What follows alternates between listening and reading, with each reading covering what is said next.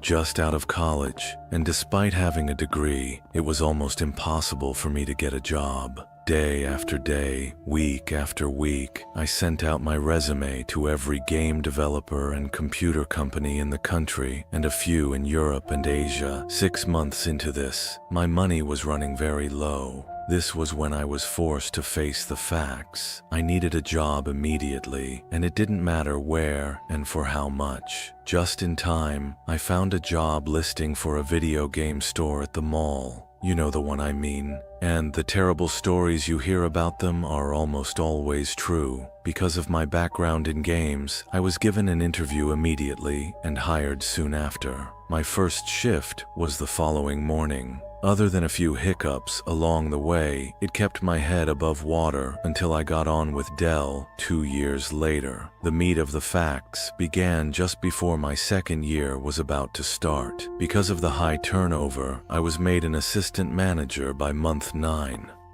None of my shifts were evenings, so I was tasked with keeping the younger employees in line. A job I never really took seriously, since I was only a few years older than they were. I didn't care how they acted, as long as they did their job. Around this time, a girl was hired that could have been my undoing. The second I saw her, I knew she would be a problem. However, it wasn't just her that was the source of trouble. Her super jealous boyfriend became a thorn in the side of every guy that worked with her, and sometimes just spoke to her. A shift of hers didn't go by without him showing up to check on her. Some nights, he would do no more than sit on a bench outside the store and watch her work. But anytime she would get too close to a guy for his liking, he'd approach them and physically intimidate the guy she was talking to. She never said a thing when this happened. I actually think she kinda liked it, but it would be what would push her away from him in the end. She'd worked at the store for a couple of weeks before someone showed her the hallways that ran along the back of every place. She took advantage of the fact he wasn't aware of them, and this turned out to be a big mistake. If any person reading this doesn't know what I'm talking about, pay attention. You're about to learn something. I'm not sure how common this is, but some indoor malls, those built in the old way, where each store inhabited an area that was leased from the mall owner, there are a network of paths or halls that run behind each business. They're used mainly by the employees. The system allows them to enter and leave their jobs without being seen by the customers, although I'm pretty sure their intended purpose was to give janitorial staff an uncluttered pathway to maintain the spaces. That being said, in all my time at that job, I only saw a member of the cleaning staff a handful of times. Most of those times, they were sneaking a cigarette rather than working. Luckily, we could still smoke inside the building back then. No one said anything to the office if they caught you, probably because they were doing the same thing on their breaks. If we are all on the same page now, I'll get to the real story. Like I said, his jealousy, no matter how it turned her on, was at the same time pushing her away. On her breaks, she'd often sneak out the back and disappear for a while. Where she went, I had no idea or really cared. The boyfriend took forever to catch on, but when he did, he was super angry. She continued this routine for a few months, and just one day she never came back to the store. I didn't attach any importance to this. It was during the holidays, and work was a nightmare. It wasn't uncommon for employees to go on break after an especially hectic rush and not return. The turnover was simply that bad. Things got a bit more interesting about 4 or 5 days later. The police showed up and had some questions about her disappearance. I was like, disappearance? What's going on here? They then informed me that she had been reported missing the day after she bailed on work by her parents. She had never made it home, and they thought we may know something. The crazy thing was that when they visited her boyfriend's place to see if she was there, in addition to him not being there, after some digging they learned that nobody had seen either of them for about a week. I was quick to make it clear that I didn't know anything, I just assumed she got sick of the place and bailed. I guess they were happy with that. Never heard from them again. Time passed, and the situation around her almost faded completely from my mind until something really big in February happened and brought it back into crystal clarity. Some workmen were renovating one of the store's spaces for an incoming client, and once they had completed emptying the space of what the previous renters had left behind, they began the undertaking of finding the source of a terrible smell. Initially, it had been inferred that the smell was emanating from some old food products left behind in the space, but even after the clearing, the stink remained. The next theory was that an animal like a rat had died in the wall. It had happened before, so before they went to the extreme of busting holes in the walls to find the source of the smell, they went next door to the adjoining space that was also empty and had been for some time. They spent close to an hour sifting through tons of old displays and leftover building materials. It turned out that the mall had been using this space for years as storage, and the place was a mess. The two guys tasked with doing this were about to say, "Forget it," when one of them stumbled upon the source of the stink, and it definitely wasn't a rat. Someone had taken a large piece of plywood and put it over a tiny little closet, thus making it invisible. The guy had caught on that the smell grew worse as he got closer to the board, so he pushed aside the heavy display rack holding the board against the wall, and as soon as he pulled back the board, he found what was causing it. The semi-mummified body of what looked like a female was lying on the floor, facing the wall. It appeared the arid and dry Arizona heat had preserved the corpse and suppressed decomposition. This had to have been why it wasn't stinking up the entire mall and managed to remain hidden for so long. Naturally, the mall was alive with talk of who the body could possibly belong to.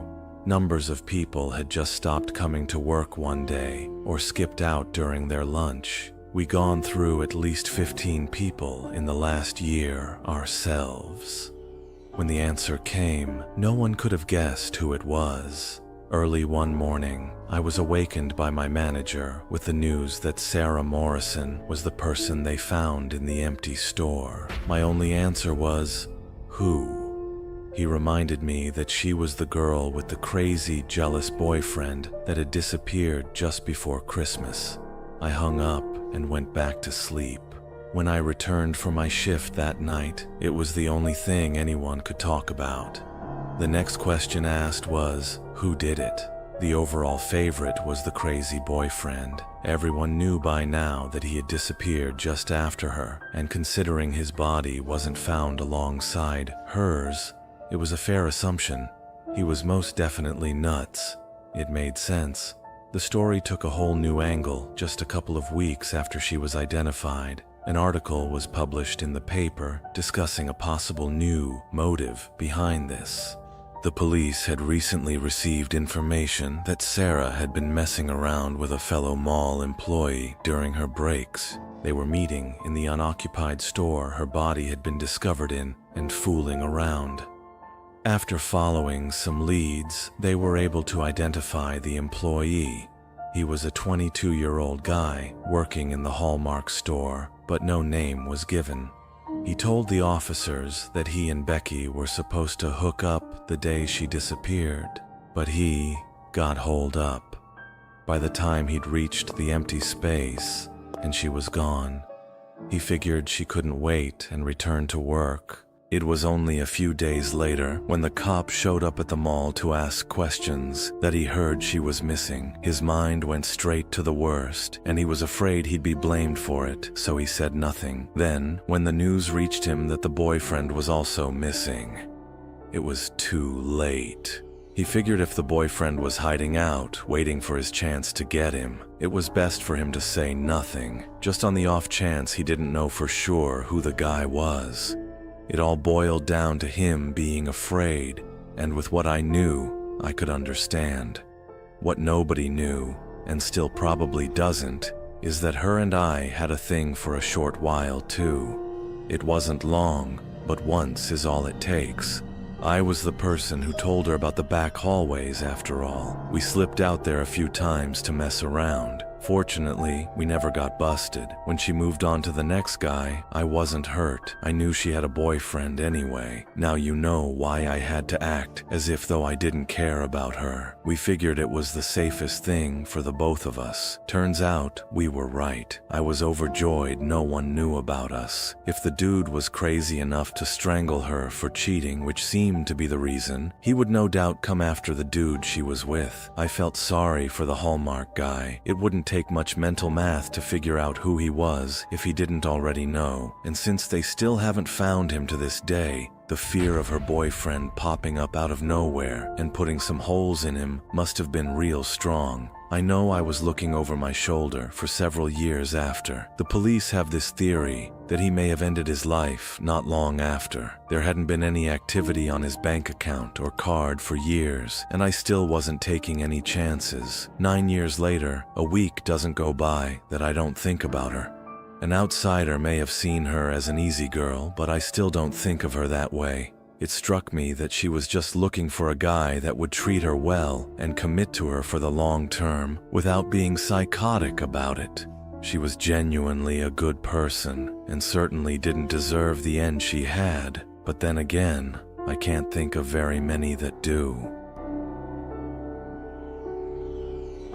I'm not sure if this is the creepiest or the most disgusting thing to ever happen to me, but here it is. I'm a 17-year-old female, and this happened about 3 months ago. Me and my friends always like to go to McDonald's after we had a good yoga session. You could call us regulars. We probably did yoga together 2 or 3 times a week, and it wasn't a class or anything. It was just me and 3 of my friends. We had another friend, Lucy, who occasionally joined us, but she was kind of flaky. If she didn't feel like doing yoga that day, we just went ahead and did it without her. We had been in this routine for a couple of weeks at this point, and we always looked forward to getting some nice junk food. There was something about McDonald's that was like the guilty pleasure of my entire existence. I normally didn't get it otherwise, but I really look forward to the couple of occasions that me and my friends went there. But this one experience was horrible. I have been there enough that I started to recognize the people that work there. I never had conversations with them, but I knew their faces well enough to spot when someone new was in the back working. That's exactly what happened this one Wednesday afternoon. I noticed this guy with really thin hair. He had a really creepy face, and I'm not sure how to describe it exactly. His eyes were humongous. They looked like the eyes of a bug. And then he had this really strange body language that always kind of freaked me out. It was jumpy or something. If he was deep frying French fries, for example, he would stand perfectly still for a second, and then really quickly submerge them in one motion, and it would splash grease all over. This was very unusual, considering I had seen enough people put down fries that there was an easier way that could have done that. He didn't have to splash it like that. I was watching him one day, and we made eye contact. It was really unusual too, because I was looking at him as my mom's credit card was processing to pay for my meal. He had his back turned toward me. I was trying to figure out if I knew who he was, and then he just spun around to look at me. It was all in one motion. It was just really freaky, so I started noticing him more and more. He was always working whenever my friends and I finished with our yoga.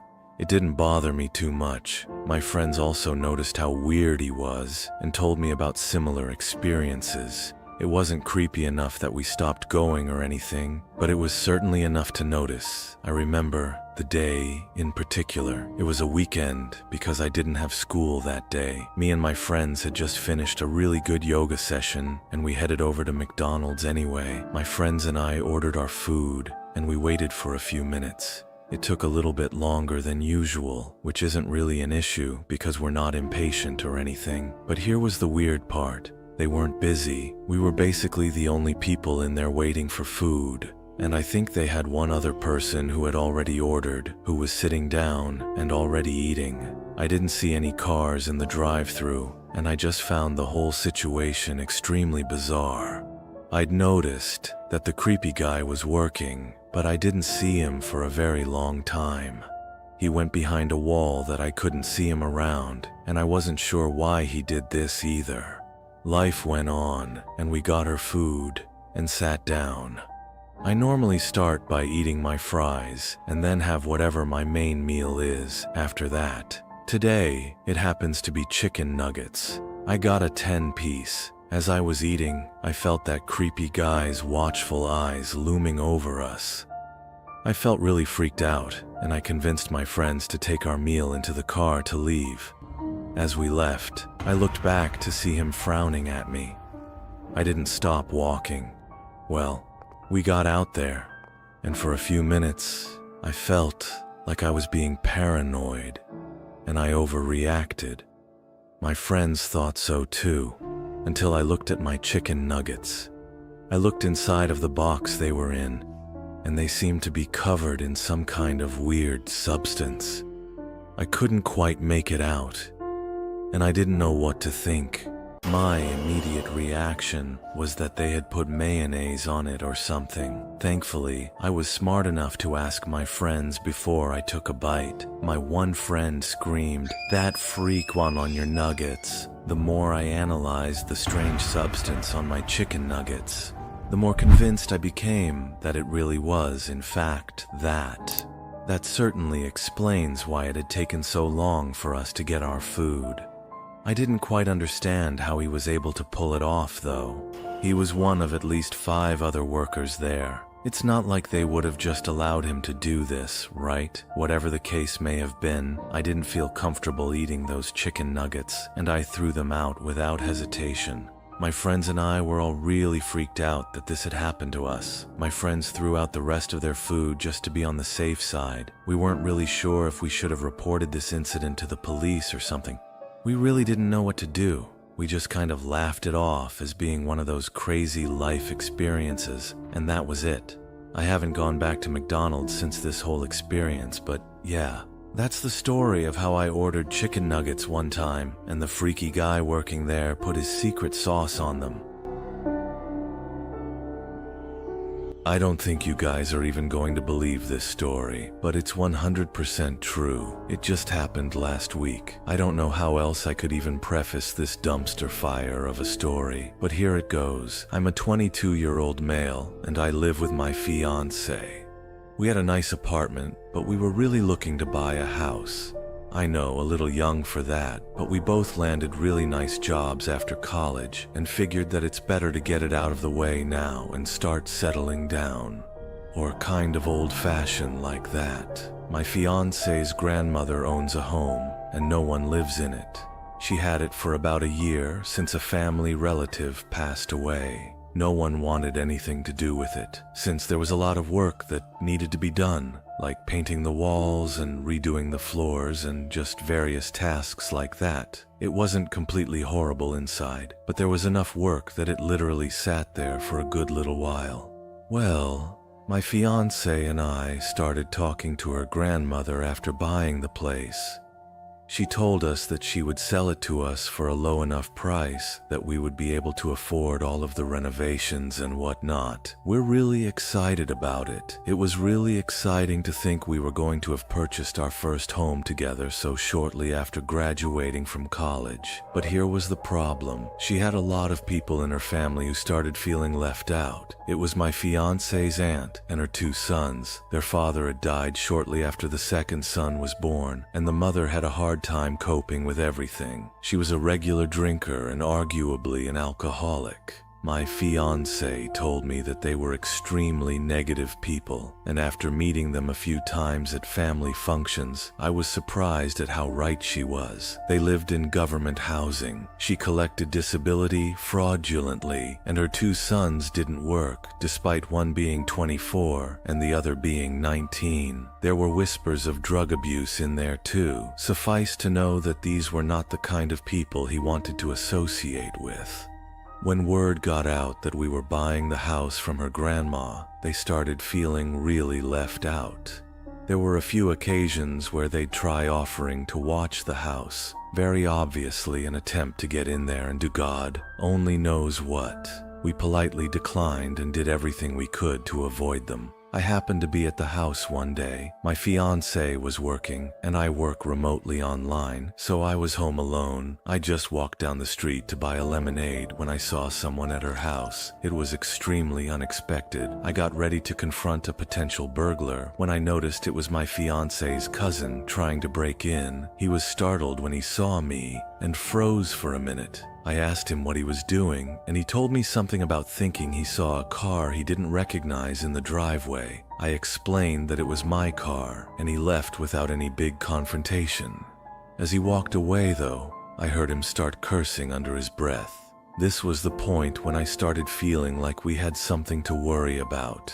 Not feeling it safe inside your own home is the worst feeling ever. Especially being two young, recent college graduates, we both worked really hard to make this happen, and the idea that it made us feel unsafe there really bothered us. I still didn't even understand what they wanted out of the whole ordeal. They didn't have enough money to afford the property tax alone, forget about utilities and anything else. About 2 weeks went by without any kind of confrontation. I had falsely convinced myself that they'd finally leave us alone.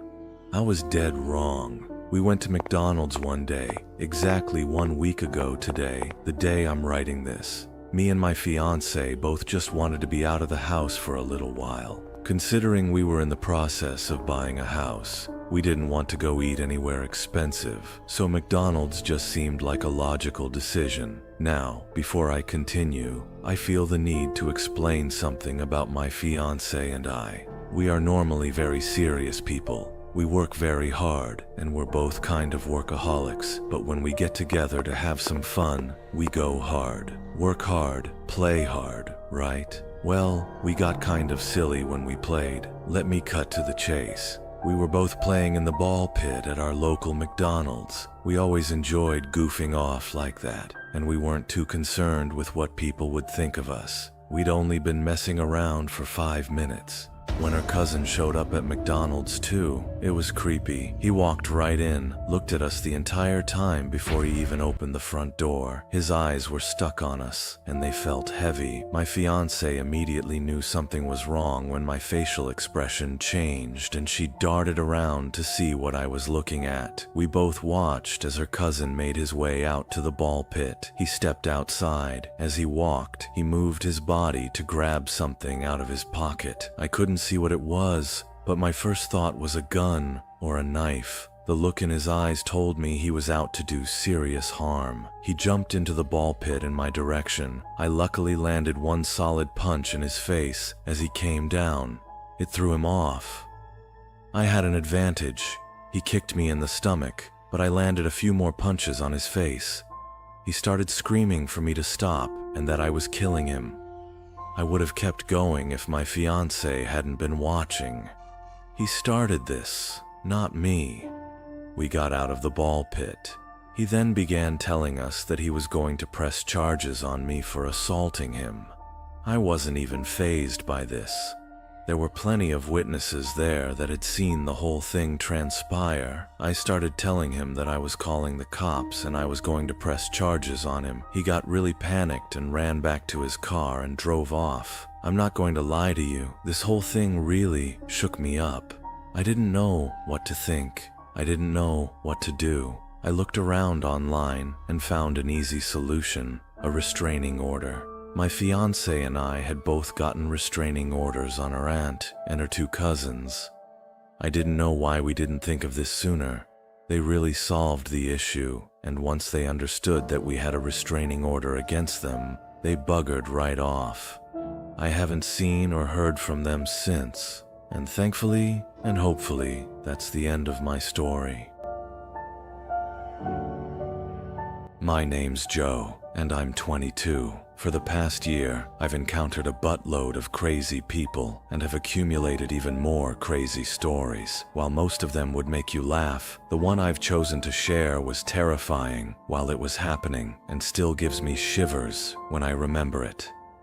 A little more than a year ago, I applied for and got a job at my favorite convenience store across the street from my house. I'd moved there my sophomore year in college and decided to stay after I left school. This little store served as a savior to me, living as young men often do. I had very little money, but I was always confident I could find something to fill my belly, regardless of how much was in my pocket at the time. So, when the time came, I was no longer able to rely on my parents for money. The corner store was the first place I went for a job. I was in luck. Only the day before, one of the employees was fired for stealing from the register. I took his place, and I've been here ever since. Like any other corner store, we sell alcohol, beer, wine, liquor, the whole boat. Naturally, this makes us a beacon for the local drunks. These folks have served as countless hours of entertainment. While most are harmless people, on one specific occasion, a horribly violent outburst occurred. It was a quiet Saturday night, about an hour before close. Most of the regulars had made their appearances, a few more than once. The two involved in this incident had been in around 7 p.m. and had just returned.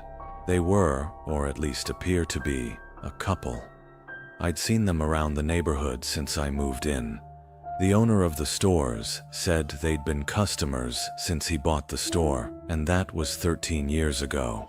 Although they were not very talkative when they came in, I never had any reason to believe either could be violent. However, that night, something had changed. Upon arriving the second time, they went straight to the cooler containing the quart and 40-ounce-sized beers.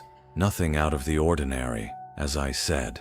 But tonight, an argument between the two started soon after their arrival. Initially, I couldn't hear what it was about, but soon I could hear everything they said across the store. I minded my own business for a while, but once the female began screaming curse words at the man, I felt like I had to at least get them to take it outside. I wasn't sure what to say, but I began my walk to the opposite side of the small store. Before I was halfway there, the man started screaming back at the woman.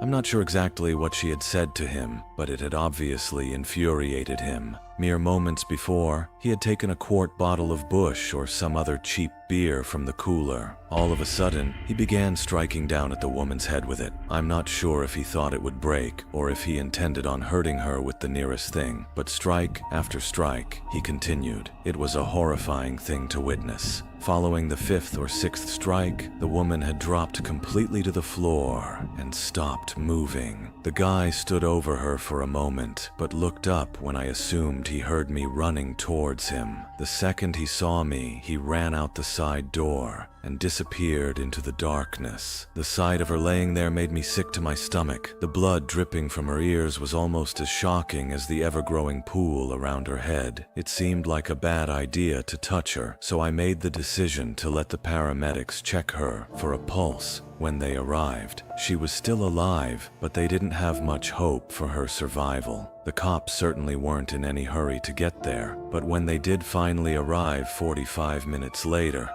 I filled them in on all I had seen. From the way they reacted, I got a strong feeling that they were very familiar with the two. While on shift a few days later, my boss called with some news. The female was brain dead, and her family had made the choice to let her pass. The cops would pick the guy up the following night. From the description my boss gave me, he didn't even seem to remember what had happened. The doctors that examined him said that it's likely he truly may not remember what he did because of the many years of alcohol abuse had possibly destroyed his brain. Sounds like he might not get the full punishment due to him under the law. I'm not really sure how I feel about that. Sometimes it seems like people really do get away with murder.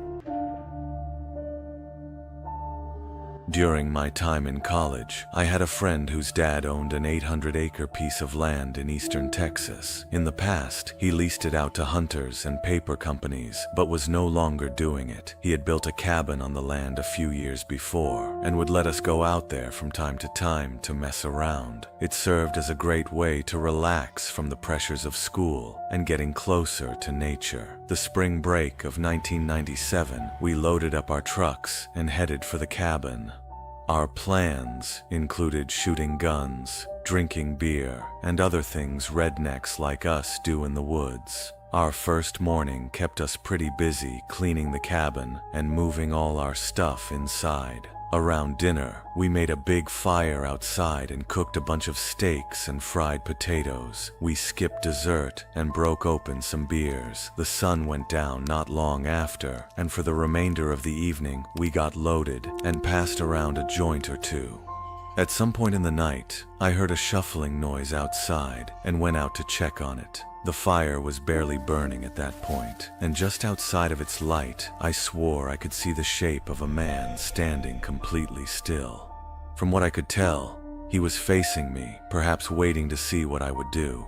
I blinked my eyes real hard to get a clear look, but my position and the lack of light made it hard to see clearly. The shape continued to stand still, so I decided I walk up a little closer in hopes of getting a better picture. The thought terrified me, but I was transfixed by the being, or perhaps I was still too intoxicated to make wise decisions. I took 2 steps forward but was distracted by a voice behind me. My friend had woken up and noticed the door was wide open, so he got out of bed and saw me walking around the fire. His voice caused me to jump a little, but I soon realized who it was speaking. I asked him if he saw the figure on the other side of the fire pit. He just laughed at me and said I must be so stoned I was seeing things. We laughed it off and returned to bed. On my way, I turned back to take one more look, but the shape was no longer there. I chuckled myself and went back to sleep. The next morning, I wrote the whole experience off as the result of too much fun and went on with my day. We spent the first half of it fishing at the big pond.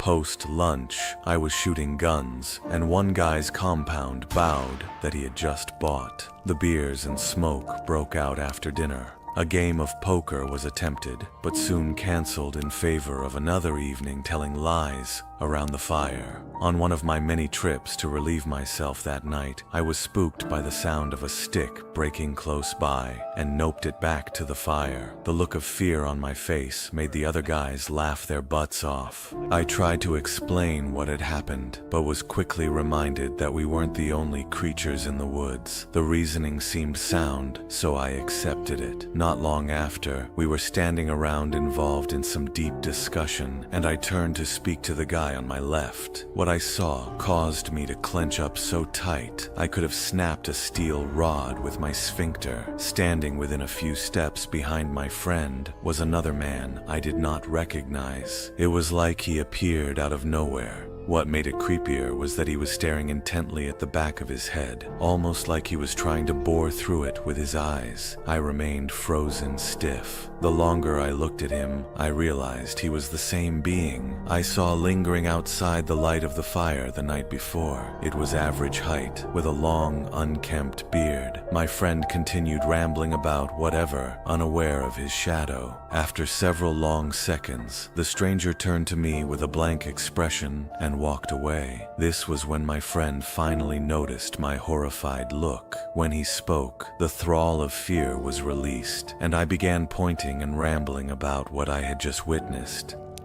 He and my other friend laughed at me again. There was no way I was seeing things this time. I described the man, and one of them suggested he was a Bigfoot. Despite my protests, no one was buying it, and I eventually cut my losses and shut up. However, I wasn't beat. Their mockery had made me even more determined to prove the stranger's existence. The next 2 days were quiet, no stranger in other words, but I kept my eyes peeled for anything out of the ordinary. By our 5th morning, I was beginning to question my sanity. I'd seen this mysterious being stalking around us twice, and now it had suddenly disappeared. I resolved to put my quest on the back burner until some new evidence arose. My friend's dad had mentioned to him that an owner of one of the surrounding properties had spotted a small group of wild hogs running through his land, so he grabbed her rifles, went on the search for them. A mile or so down one of the property's many roads, we came across some hog wallows and knew we were on the scent. We went up the road, now on foot, tracking them. Another mile on, we stumble upon 3 large hogs rooting up the ground and prepared to make bacon. Two of us chambered around as quiet as possible on our rifles and took aim. I was less than a second from saying 3 and pulling the trigger when the loud crack of another rifle filled the air, followed closely by a burst of wood and bark above my friend's head. It took a moment for it to register that we were being shot at. A few seconds later, another crack and strike,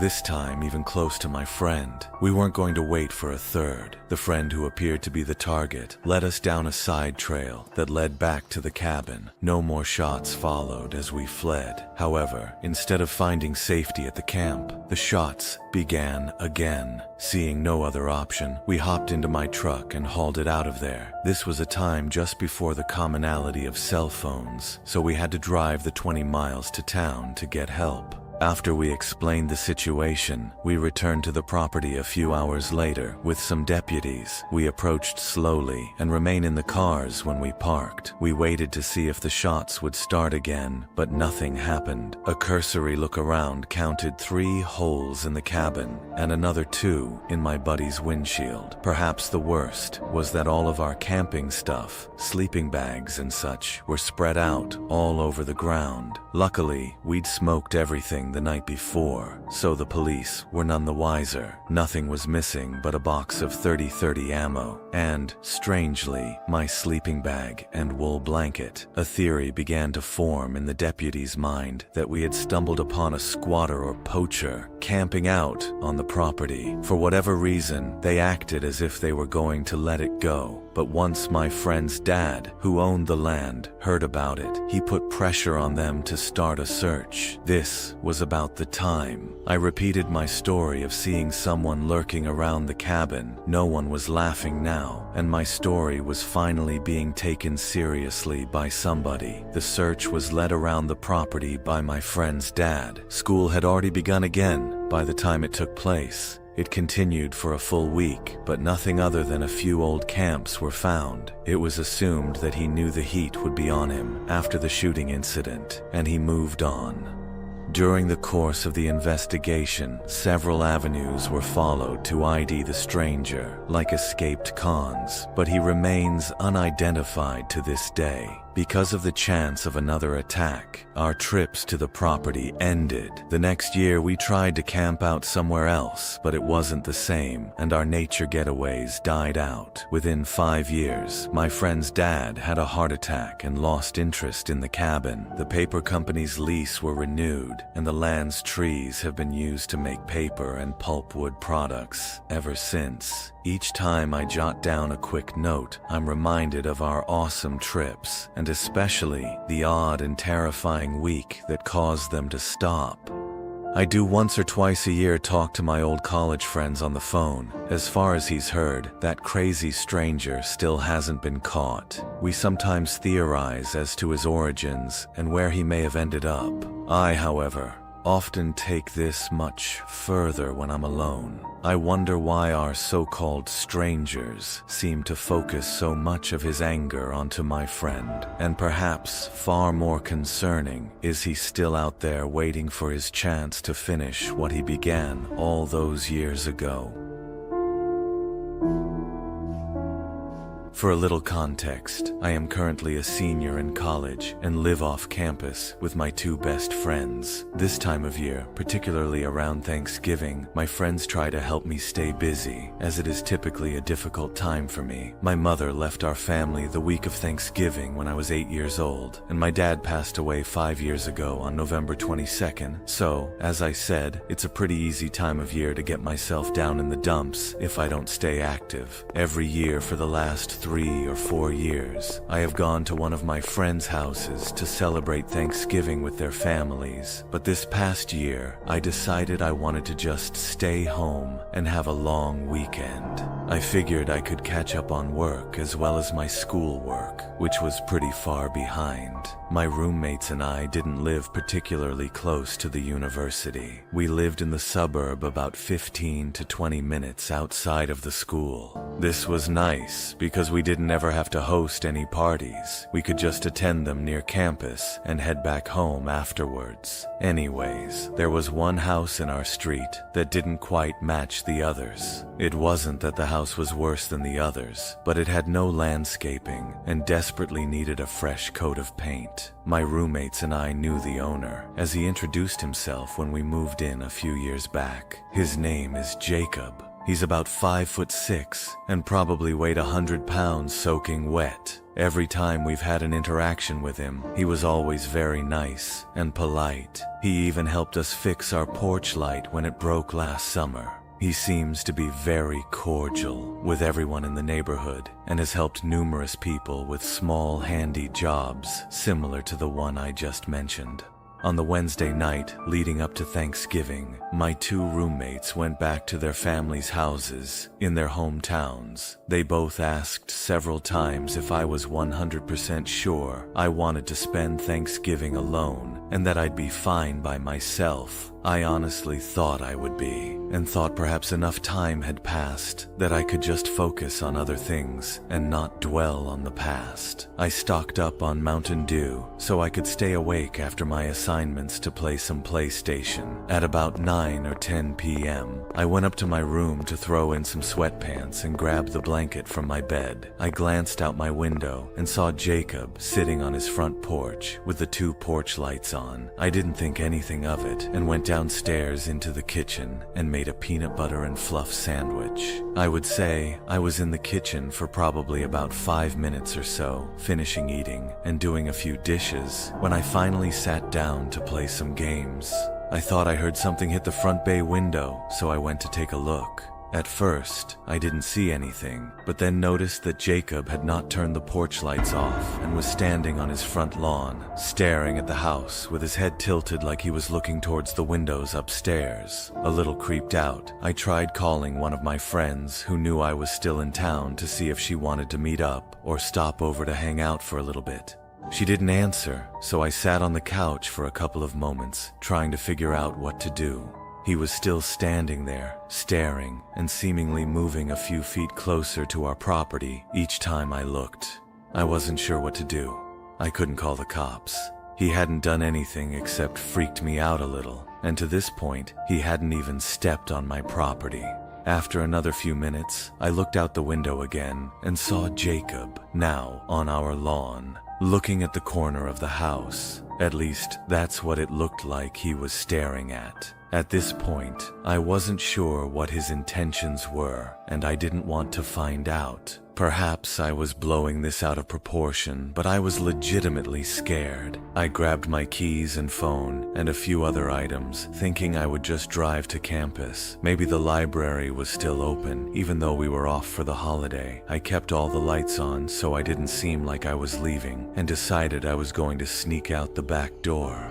As I quietly sneaked through the yard, I turned the corner to quickly get to my car, and there was Jacob standing in our driveway. I asked him what he was doing in the driveway, and he put his finger over his mouth to make a shish noise. I slapped him as hard as I could and made a run for it past my car. My instincts and adrenaline told me to just run until I found someone or someplace else. As I got about a block or two down the road, I saw a bunch of cop cars pull up towards the area of my house. Confused, I began to go back towards my house, thinking perhaps another neighbor saw Jacob stalking outside of my house and called the police. As I approached the house, one of the officers asked my name and if this was my residence. I confirmed the information, and what I heard next is still the most horrifying and disturbing information I had ever received. The officer stated that Jacob reported that he was on his porch when he saw me from across the street. He saw me walk out of my upstairs bedroom, and as I walked away out of the room, he saw a man come out of my closet. Apparently, that was why Jacob was was looking to my room when I saw him the first time, and also why he was looking at the corner of the house. He was following the intruder, who was now walking into my roommate's room. When I last saw him outside my house, before I slapped him and ran in terror, Jacob stated that the random guy in my house had made it to the downstairs. Jacob was trying not to make any noise, as not to alert the person inside, fearful he could be violent or dangerous. As soon as he saw the man in the house, Jacob called the authorities and did his best to try and defuse the situation and not bring any alarm to myself for the intruder. The person inside the house was arrested and taken away. He didn't have anything on him other than a knife, so it is unclear if he was attempting to rob the home or was planning something more sinister. Either way, I couldn't express to Jacob how much gratitude I had for what he did. He even tried apologizing for how he handled the situation, stating that there were probably things he could have done differently to make sure I was safe and aware of the situation. Unfortunately, this experience adds another mental scar to this time of year that will take a long time to get over, but one thing I can be sure of is that I will never spend a Thanksgiving holiday alone again. Before we begin, YouTube Analytics shows that only 4.9% of our viewers have subscribed to the channel. Subscribing is free and helps us a lot, so we would be incredibly grateful if you could hit that subscribe button. Thank you so much, everyone. I've had a few delivery jobs that had given me the creeps. One or two that I was pretty sure I was about to be robbed. Another was a gunfight between gang members unfolding in the street I was delivering to right as I was turning onto it. But these are just occupational hazards. Yeah, it sucks, but I guess you do get over them. Only one delivery job really truly terrified me. The only one that scares me to think about even today. So we get an order from an address that none of us drivers had ever delivered to before. This normally causes some suspicion among us, since we're always pretty wary whenever delivering to a new address. A fair few first-time deliveries have resulted in an address getting blacklisted. Sometimes they try to stiff you for money or some other scam to get free pizza. Generally speaking, the drivers take turns delivering to a new address. And this time, it just so happened to be my turn. So once the order is completed and the pizzas are boxed up, I take them out to my car and punch the address into my sat-nav. It turns out the address is right on the edge of our delivery area, pretty much in the middle of absolute nowhere. It dawns on me that this could be the oldest trick in the book. Call the pizza into some hard-to-reach location, then demand it to be free once it takes more than 45 minutes to deliver. But to my relief, I make it out onto this old dirt road with time to spare. Yet my relief doesn't last long, not when I see the state of the address I'm delivering to. The house is so run down it looks like a squat, like it's been commandeered by the homeless as a place to avoid sleeping rough. There's a musty old pickup in the driveway, its wheels all askew from years of misuse. I mean, the place was just the very definition of haunted house. Needless to say, I wasn't expecting a particularly generous tip. As I take the pieces out from the passenger seat of my car, I start hearing this faint whining noise. My ears prick up immediately, and I freeze, trying to work out just what the sound is and where it's coming from. I come to realize it's the sound of a violin being played, but more accurately, it was the sound of a violin being played very badly. These discording noises carried on as I walked up the dirt pathway toward the porch and the front door. The sound of some old violin bow being dragged across dry old strings that were way out of tune. Creepy, sure, but that's not what terrified me. When I knocked on the front door, the screaming cat violin sounds ceased instantly. A few moments of silence went by before I began to hear slow, heavy footsteps growing steadily closer. I can't be certain, but I'm almost sure I heard someone breathing on the other side, these heavy, labored breaths. As I waited for the door to open, the silence was broken by a metallic snap of the door unlocking before hurried footfalls sounded on the other side. Someone had unlocked the door, then scampered away from it, as if they were overtly skittish about visitors. Hello. I got your pizza order here, I remember asking, feeling the tension rise as silence once again engulfed the scene. Come inside, mister. A childish voice came from the other side. I wanted to just turn tail and run at this point, but returning to the pizza place without the money for the pizzas would definitely mean a verbal or written warning for my manager. I already had one for turning up late. I couldn't afford another, so reluctantly I took hold of the door handle, turned it, and walked inside. The interior of the house was bathed in darkness, only a handful of weak oil lamps to give me any sense of the layout. A figure was crouched on a nearby sofa, the old violin laying next to it. There's 15 on the table there, mister. Person sounded like a child, but they looked bigger than they should have. On the small, dusty coffee table in front of the couch, there's a pile of change in little piles. Normally, I'd have taken issue with this, but to be honest, I was desperate to get out of there at that point. I'd have taken any form of currency. As I stooped down to start sliding the little piles of coins into my cup palm, I started to hear the kid's labored breathing again, but I dared not look towards him. And even then, I could see how unnaturally long they were. This person was not a child. Sorry about the coins, mister. I saved them up. I saved them all up to afford this treat for myself. It's all I have. I told the person not to worry in the sunniest disposition I could muster. The last thing I wanted to do at this point was upset them. I pocketed the coins, barely having counted them. I'd come up with a difference myself if I needed to. Like I said, I just wanted to get out of there. But as I turned to leave, hastily thanking the person, I caught a glimpse of the person's face in the low light of the oil lamps. They were burned, horribly burned, up and down their arms and chest. The scarred flesh extended all the way up their face and head. Only the person's features were obscured by a small rubber mask. The mask didn't even cover up their entire face, only a small central portion that concealed their eyes, nose, and mouth. The only thing I could really make out was that the mask had a long wooden nose, kind of like the puppet Pinocchio, whose nose would grow whenever he told lies. The small carved eyes were blank.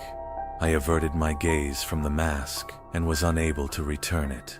It was one of the most hideously sad and scary things I'd ever laid eyes on. Just as I had reached the front door, I heard that same childlike voice emanating behind me. Want to hear me play a song, mister? Before I even had the chance to answer, to tell them I was too busy with deliveries to hang out, they had grabbed the old violin next to them and began to whine out of tune. Although the strings were almost totally out of tune, I started to make out the tune they were trying for. You know the one. If you go down in the woods today, you're sure of a big surprise. If you go down in the woods today, you better go in disguise, for every bear that ever there was will gather there.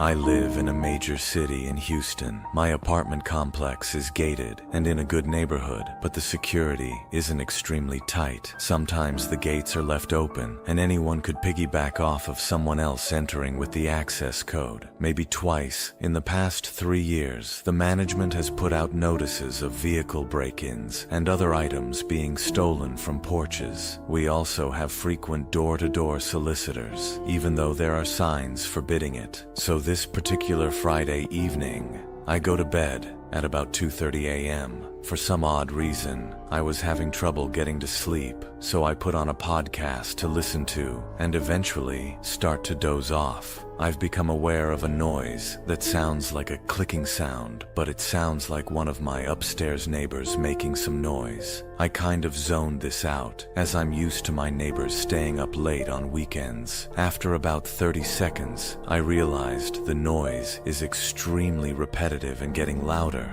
I then start focusing on it more intently, trying to isolate what it could be and where it was coming from. Suddenly, it hits me. It's coming from the entrance to my apartment. I identify the noise right away. The lock mechanism is moving back and forth rapidly, like someone is trying to unlock the front door. I can hear that an object is inserted into the lock, and the person is jimmying it back and forth with a lot of force. I instinctively turn around, head to my bedside safe, unlock it with a combination, and pull out my 357 SIG pistol, load a 14-round magazine, and chamber a hollow point round. I head back to the door, and as I exit the bedroom, I see the lock twist and unlatch. I immediately pointed my weapon straight ahead, knowing that if someone comes through, I will have to make a split-second reaction. I decide that if someone comes through my door, I will give them a momentary chance to retreat, but if they do anything other than that, or enter aggressively, I'm going to shoot and ask questions later. They don't enter, however, because I had also locked the deadbolt inside. Only when I first moved in a year prior, I remember thinking that the deadbolt was a great security feature, and I got in the habit of always keeping it locked when I'm home. In hindsight, this decision saved me from a life or death confrontation. Upon realizing that, I approached the door and looked through the keyhole. On the other side are 3 Asians, 2 men, and 1 woman. All 3 are wearing hoodies, so it's difficult to make out their faces. The men have objects in their hands, but I can't make out exactly what.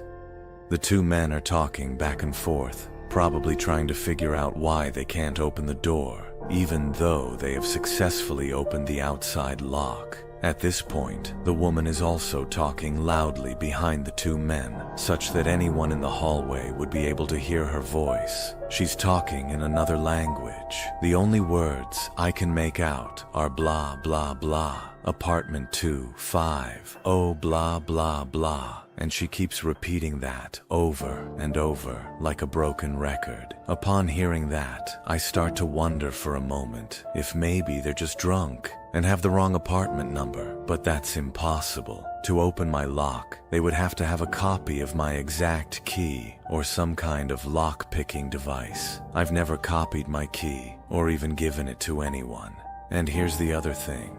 Not only is 250 not my apartment number, but as I figured out later, that apartment number doesn't exist anywhere in the complex. Standing back from the door, I take a long broom handle and jab it hard in the face of the door, letting them know that I'm on the other side. They immediately stop fiddling with the lock and take off running. I debate whether to call it until they 911. I know they'll be long gone by the time anyone gets there. It would be too risky to follow them to try and get a better description or license plate, and I don't have enough identifying info as it is to make an arrest. I filed a police report the next day and let the apartment management know. They said it was unusual, but they would alert the resource officer and ask for a police presence for a couple of nights. Nothing ever came of the report, but that's not a surprise to me. It's been 7 months since this happened, and no further incidents. Nobody else in the apartment has reported anything similar happening. I don't think they'll be back, but one precaution I took was to buy a smart lock for the deadbolt, so I can leave that deadbolt always locked from the inside, even when I'm not home. It's crazy to think that the deadbolt was the only thing between myself and an armed confrontation with intruders. They say, you don't really know what you'll do in those situations until it really happens, but I can honestly say I am proud of how I stayed calm and was mentally prepared to defend myself. If there's one good thing that came out of this, I feel confident that I responded the right way and was ready for the unthinkable.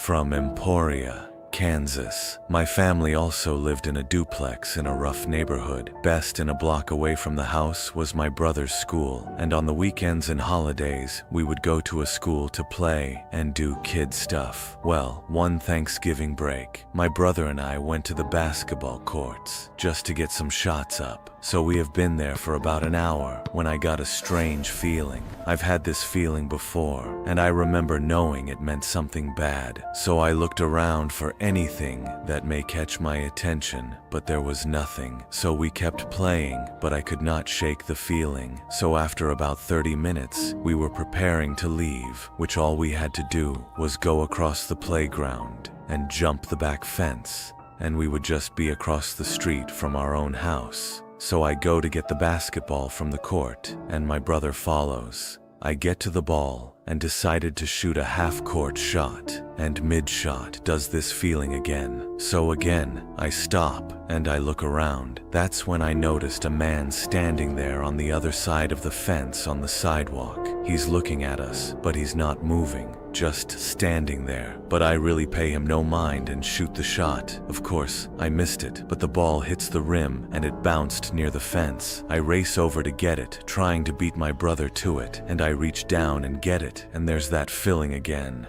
So I look over my shoulder. The guy is still there, just watching us. Now he's walking along the fence, running his hand along the fence, just staring at us. Not once did his eyes come off of us. Did not notice he's heading to the fence entrance. Now, I know that being next to the busy street, people could see us as they passed, but that feeling was so strong. And this guy, he looked so creepy. If he keeps staring at us, something in me yelled a run, and my feet started moving, and my brother was right behind me. We got to the corner of the school and stopped. We turn and look. Then he was entering the fence, and he was still watching, but now he's coming our way. I grabbed my brother and we sprinted around the back side of the school. Been a block and a half to our house. We bust open the door and ran to our mother, and we told her what happened, with tears coming on her face. She held us and told us everything will be okay and we're safe. She called the police, but nothing ever came of it. I don't ever since then. My brother and I were too afraid to go to the park by ourselves. I've been a trucker for varying companies for 10 years. Back in 2023, I was working for a warehouse company in Nebraska, doing shipments. I usually drove the semi, which is what I was behind the wheel of on January 18th. It was a cold Monday, so the week was just starting, and a lot of loads needed to be shipped, so I was trying to bang it all out quickly. I started driving at 3 p.m. and intended on getting to the destination that same night. I didn't want to have to pull off on the side of the road somewhere to sleep. I did around 5 above the speed limit after 12 o'clock, which is fast for a semi. I was starting to feel very tired, but the destination was less than an hour away, and I figured I could do it. My eyes were getting dry, and it was starting to become a chore just to keep them wide open. I splashed some water on my hand and then rubbed it on my face. It helped a little bit in waking me up. My truck was the only vehicle on this road at this hour, so besides my headlights, the road was completely dark. I remember reaching to take a sip of my water and almost spitting it out when I saw a figure approaching fast up in the distance.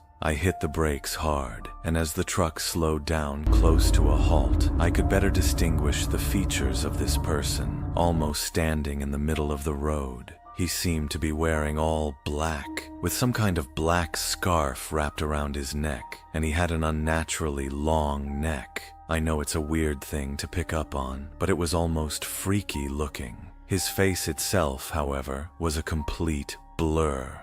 They could make out any features as my truck slowed down and got closer to this mysterious man. I was about to roll down the window to ask if he needed a ride, but he just turned to his left and darted into the woods. I didn't take an extra second to stop and think about it. I just pressed on the gas pedal again and moved on, regardless of how freaky it was. I was in a rush. In fact, it wasn't even until about 20 seconds after that my heart really started racing from the taking, and how strange it really was. Maybe 5 minutes later, I was able to get over it, but just like that, something else happened. As I was back to my cruising speed, I saw something run across the street in front of me.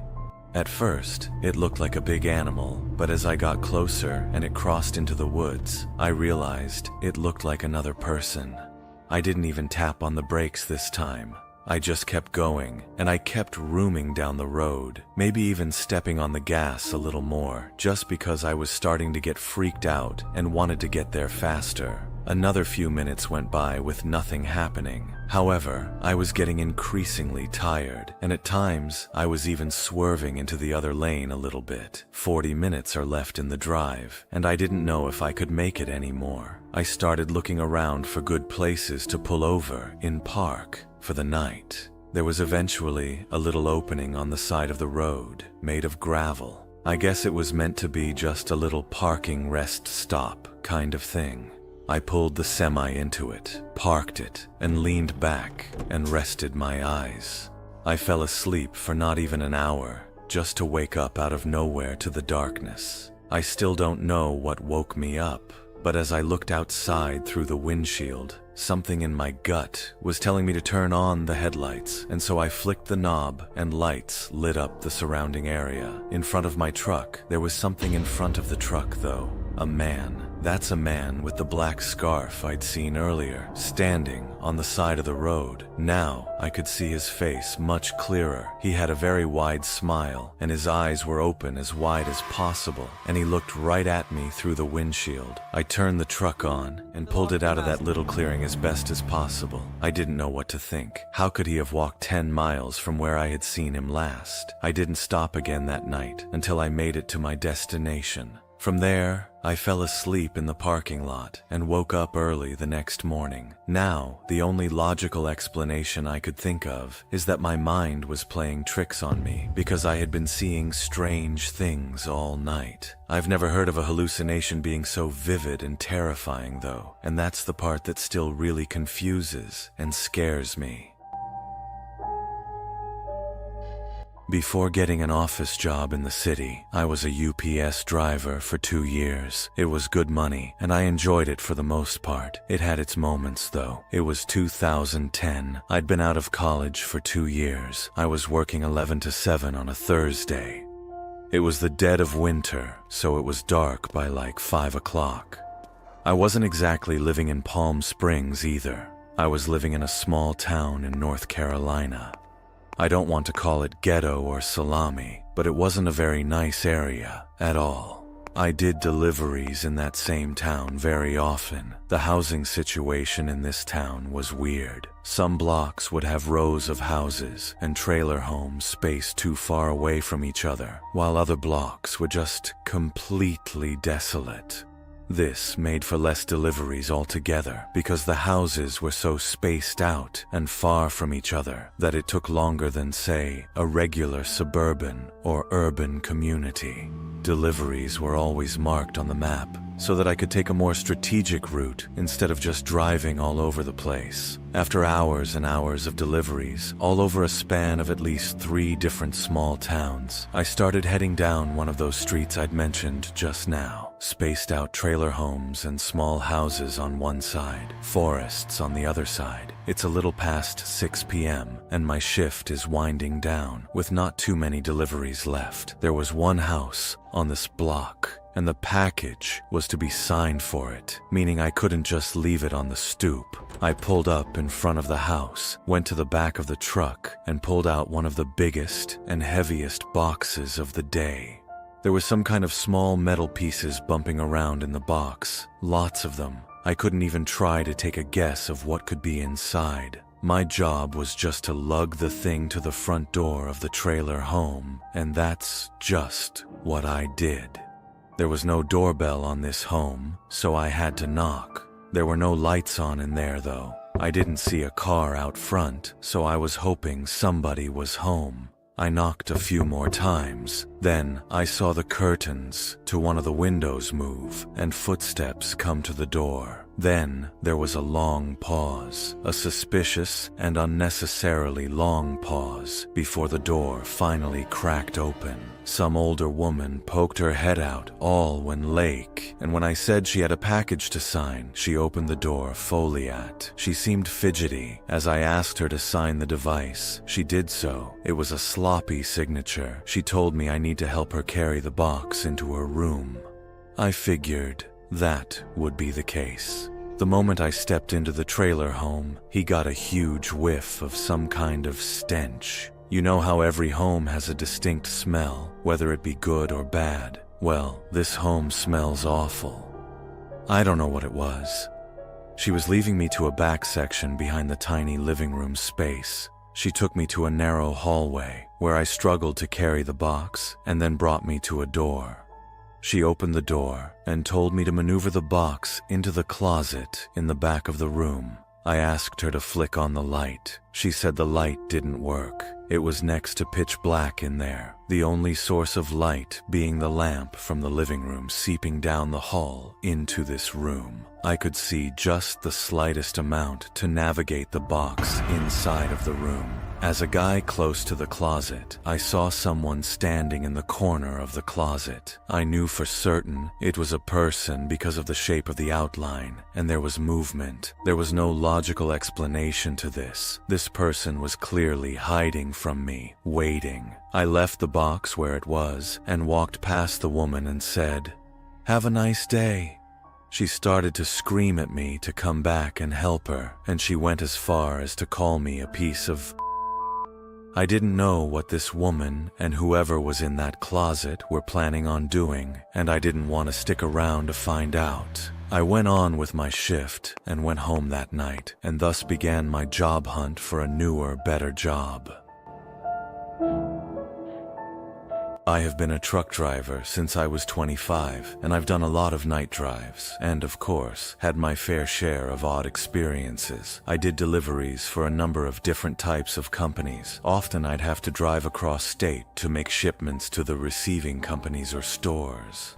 One day, I had to drive literally from one side of California to the other to deliver a trailer full of wooden furniture items. Much of the drive was through open desert roads. It was going to be many hours, and I already had a late start to the day, so I knew a majority of my drive would be in the dark. Given the nature of these desert roads at night, how straight they are, and how little traffic there is, it meant I could push the truck a little faster than I would on other roads. This meant that when I saw the flashing rear lights of a car in the horizon, I had to hit the brakes a little extra hard to bring the truck to a stop. When I finally pulled up behind the car, it was an old Chevy Impala parked on the side of the road in the desert dirt. It had its hazards on. I got out of my truck because, of course, I had to be a good Samaritan and check if they needed help.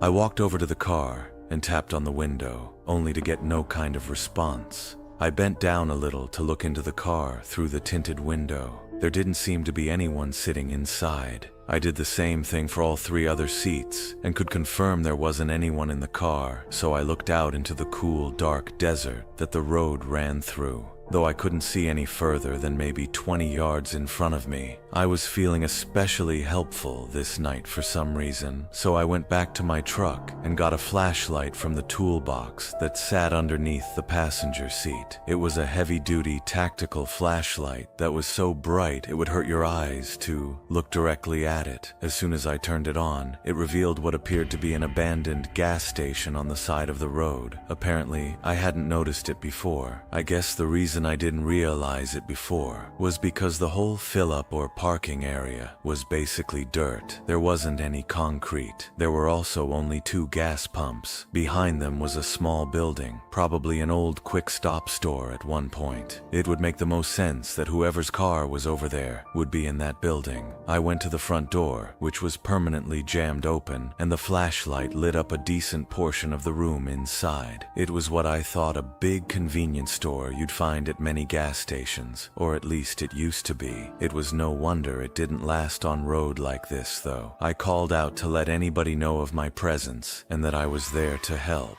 There was the slightest bit of echo in the room, which gave me chills for some reason. Then I heard something, probably a shoe scrape against the floor, on the opposite side of the room behind a few shelves that were probably once filled with snack items and drinks. I called out once again, offering my help if it was needed. Then I heard a deep, heavy whisper saying, "Get out." I understood what was said immediately, but I didn't understand why. Whoever said it would say that. I was also hearing heavy breathing in one corner of the room. It was enough to make me get the hell out of there in a hurry. On my walk back to my truck, this is what I heard, and there had to be at least 5 seconds of confusion. I didn't know if what I was hearing was real or not, if that even makes sense. I ran to my truck and called 911 because, to be honest, I was too scared to go back in that building. They asked for an exact location, and I couldn't tell them. All I could say was that I was by an abandoned gas station on some road in the desert. They asked me to stay on the line so I could describe my location better, but suddenly, the car in front of me turned on, started speeding down the desert road. I didn't even notice him getting into his car. It's so dark, and I was so distracted by the phone call. I ran back into the building to see if anybody was still in there, while, of course, keeping 911 on the line. I went to the back section where I'd heard the voice and breathing, and I was mortified to see a fresh pool of blood on the floor. I could only imagine what would happen. I explained into the phone that I believed I just stumbled into a crime scene. Eventually, they were able to send a bunch of state troopers to the scene.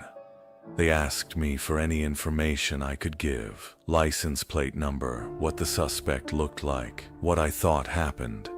All I said was, it was a black Chevy Impala, early 2000s, and I heard a man tell me to get out before hearing a woman screaming as they left the building. There was nobody left behind, but I had a few ideas of what might have happened. I'm sure the state police took some blood samples and whatnot, but I wasn't able to be of much more assistance. Shamefully, I did not have a dash cam at that point to get the license plate number, but literally, the next week, I installed the dash cam into my assigned truck. This was just one of those once-in-a-lifetime experiences that will always haunt me. Hey there, enjoying the story so far? Please do us a huge favor and subscribe to the channel and turn on bell notifications so you get notified whenever we drop more videos in the future. This greatly helps the channel out, and we really appreciate it. So this was told to me by an old family friend, Michelle, numerous times as a kid growing up, as one of those life advice stories to keep in mind through the years, and to her credit, I've never forgotten it. Whenever anything associated with hitchhiking comes up, it always springs to mind and probably always will, even makes me a bit ill whenever I think about it actually. So Michelle, who grew up at the same time as my dad, so this was about early 80s I believe. She was a young woman in her mid-20s. She's one of those real kind-hearted souls, always willing to help another out in a time of need, you know? And I can't imagine her being anything other than that when she was younger, so I totally see her doing this too. So driving into the city, which was about a 2-hour drive from town, she saw a man walking down the side of the road. As she neared, he turned and in typical hitchhiker manner, stuck out the old arm and thumb. Michelle, bless her heart, pulled over and asked him if he needed any help. She told me he was really polite, if not a bit shy, when he asked for a lift into the city. Michelle gave a smile and popped open the passenger door for the guy, who then tossed his bag into the back seat and buckled up for the ride ahead. They talked pleasantly for most of the trip about friends, the news, etc. You know, happy small talk. She felt that they were getting along very well, and even bought him dinner at the pit stop a little over halfway there. She says he seemed really flustered and awkward when she paid, but one of the things they talked about was money and how he was pretty damn strapped for cash, which was why he was hitchhiking in the first place. But he eventually relented and they went on their way. As soon as they got into the city, he thanked her profusely for the ride and the food, and has to be dropped off once they hit downtown. Before getting out, he asked for Michelle's phone number so he could contact her one day and maybe catch up, thrilled at the prospect of knowing how her new friend was faring. Michelle wrote it down for him and drove off with a warm feeling of having done a good deed. Now, I'm sorry if you were expecting something creepy to have happened by now, but I think this is what freaked me out so much as a kid. How nice everything seemed to have worked out. Michelle gets this crease in her forehead and a funny look in her eye when she tells me this next part, how a week later she got a phone call from the same man she had picked up. He didn't let her get a word in edgewise after hello and told her that she should thank God that she was raised so nice, because when he first got in the car, he was planning on raping and murdering her once they got to that pit stop. That he was going to steal that car and dump her body in a ditch further down the road and go on his merry way. But after she talked with him so kindly and even treated him to dinner with a smile on her face, he couldn't bring himself to do it. He didn't think that he could live with himself after doing that to such a nice lady. The man's final words on the phone were, "Please, Michelle, please never ever pick up another hitchhiker." Then he hung up the phone. Michelle never got a call from him again. When she tried redialing the number, she got a payphone. And so I've learned one important thing from this story, that I'm going to take that man's advice and never ever pick up a hitchhiker. I've learned one thing from my one and only experience picking up a hitchhiker. Don't pick up a hitchhiker. It was a Saturday night, probably around 1 in the morning. I was driving down the 542 in New Jersey, a road I commonly took to get into town. It was a long stretch of nothing but woods on either side, with the occasional residence. I was on my way back home from town, and, as usual at this time of night, around our quiet old town, there was not a single other car on the road. I turned on the off-road lights on my Jeep to have optimal vision on the unlit highway, which allowed me to spot somebody far down the road, just standing at the side. As I got closer, I saw him raise his arm up and stick up his thumb. He was trying to hitch a ride. My heart started racing. I had no idea if I should stop or not. I slowed down just to get a better look at the guy. First of all, he seemed like a younger man, maybe 28. He had on a light gray hoodie with a hood over his head and blue denim jeans. The time to make a decision was immediate, and with a lack of my better judgment, in the heat of the moment, I came to a stop, rolled down the window, and asked, "Where are you heading to, friend?" "Just up the road," he said in a deep, quiet tone. "Hop in," I called out the window. He opened the door to my Jeep and stepped inside slowly.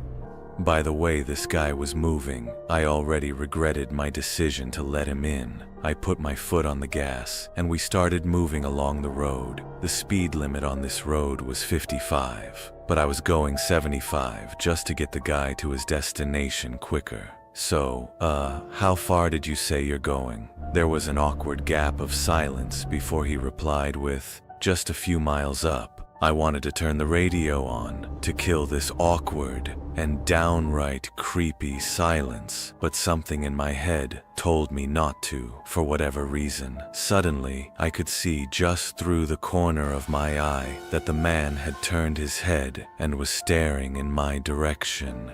At this point, I was telling myself that I needed to get this guy out of my car. For a good mile, I felt his gaze just hitting me like a brick, and all the while, I tried my best not to look back. Finally, he turned his head the other way and said, "You know, I've been wondering for the longest time if it's just worth it to end it all." I looked at him in confusion. He dug his hand into his pocket and said, "I've been carrying this knife with me for the past few weeks, wondering when the right time would come. He pulled out a big red knife from his pocket, and at that instant, I felt like my stomach had dropped out of my body. I told him to put the knife away immediately. He told me, in a calm, emotionless voice, "Pull over next to that sign." I did what he said, coming to a stop next to a speed limit sign, and what followed still haunts me. He began to slit his forearm next to 3 other scars from previous assumed self-inflicted cuts and let out a disturbing moan.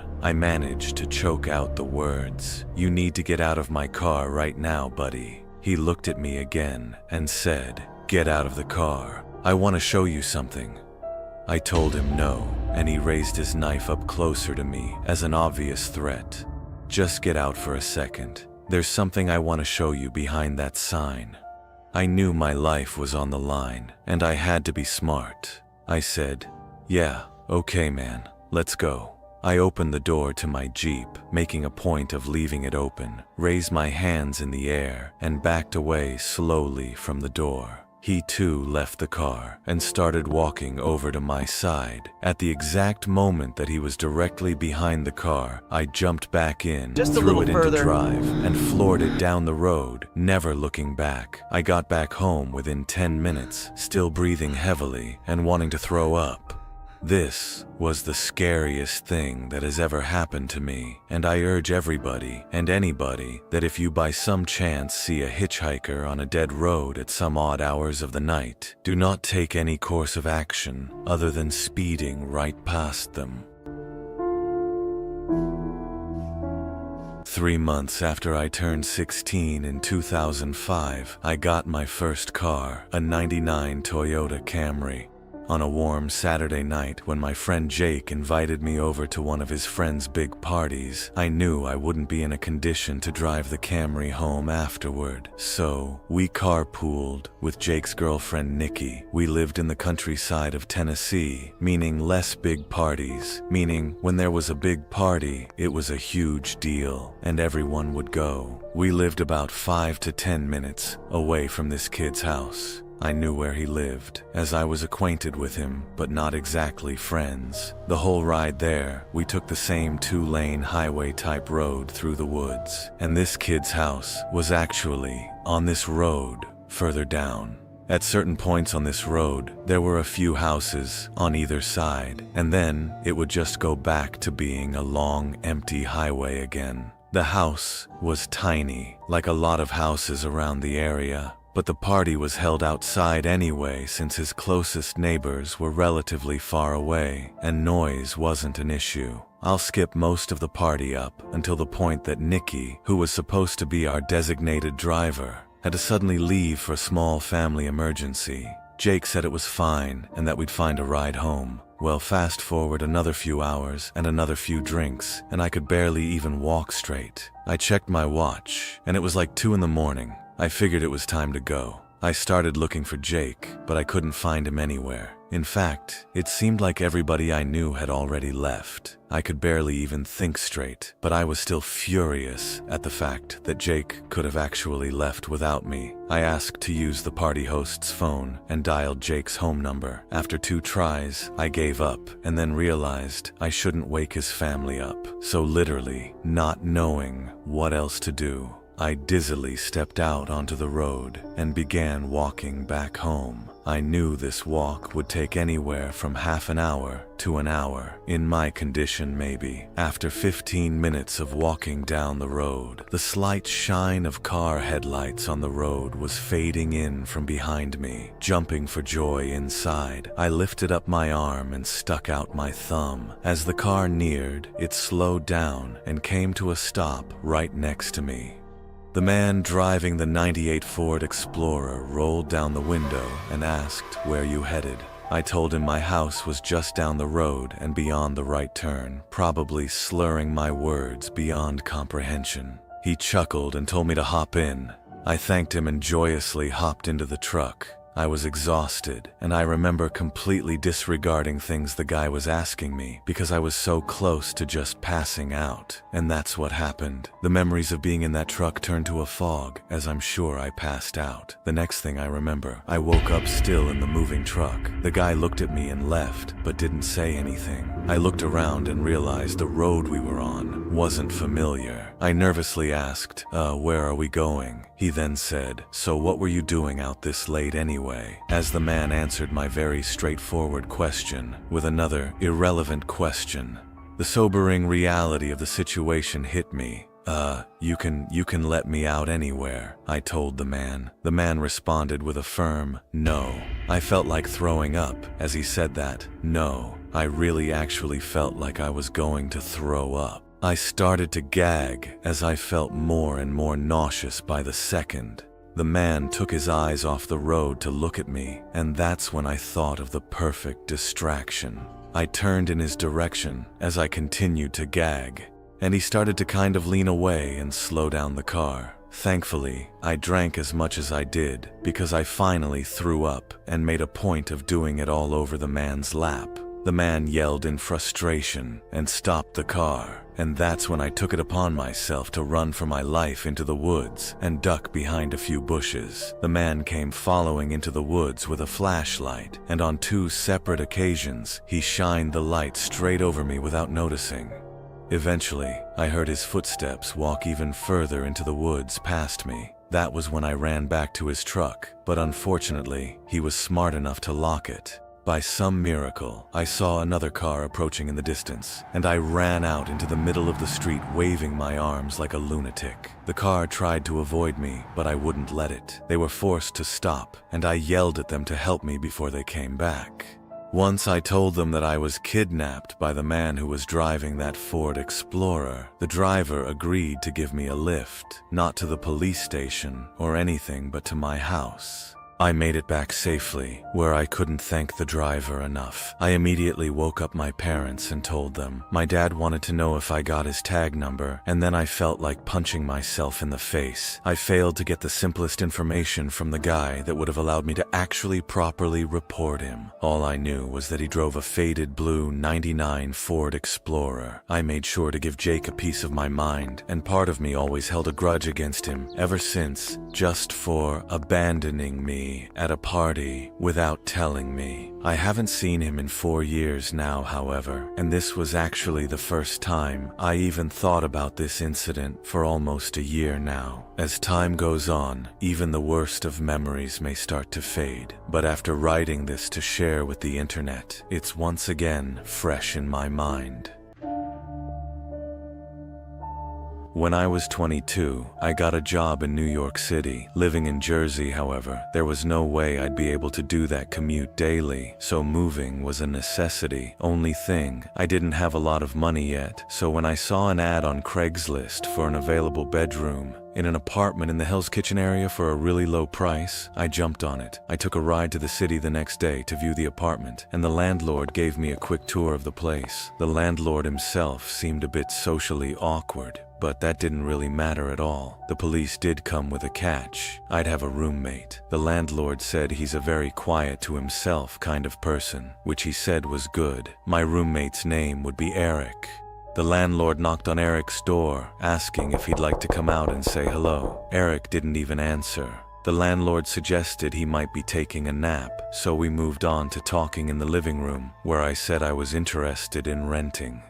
I signed an application, and the next day the landlord called and offered me the room, so I moved in the next week. My dad helped me unload all my furniture into my little room. Something odd to note was that never once did this Eric character come out during all this commotion to at least say hi. He was definitely home. We heard him moving around in his room. I came to the early realization that he probably wasn't going to be friendly at all.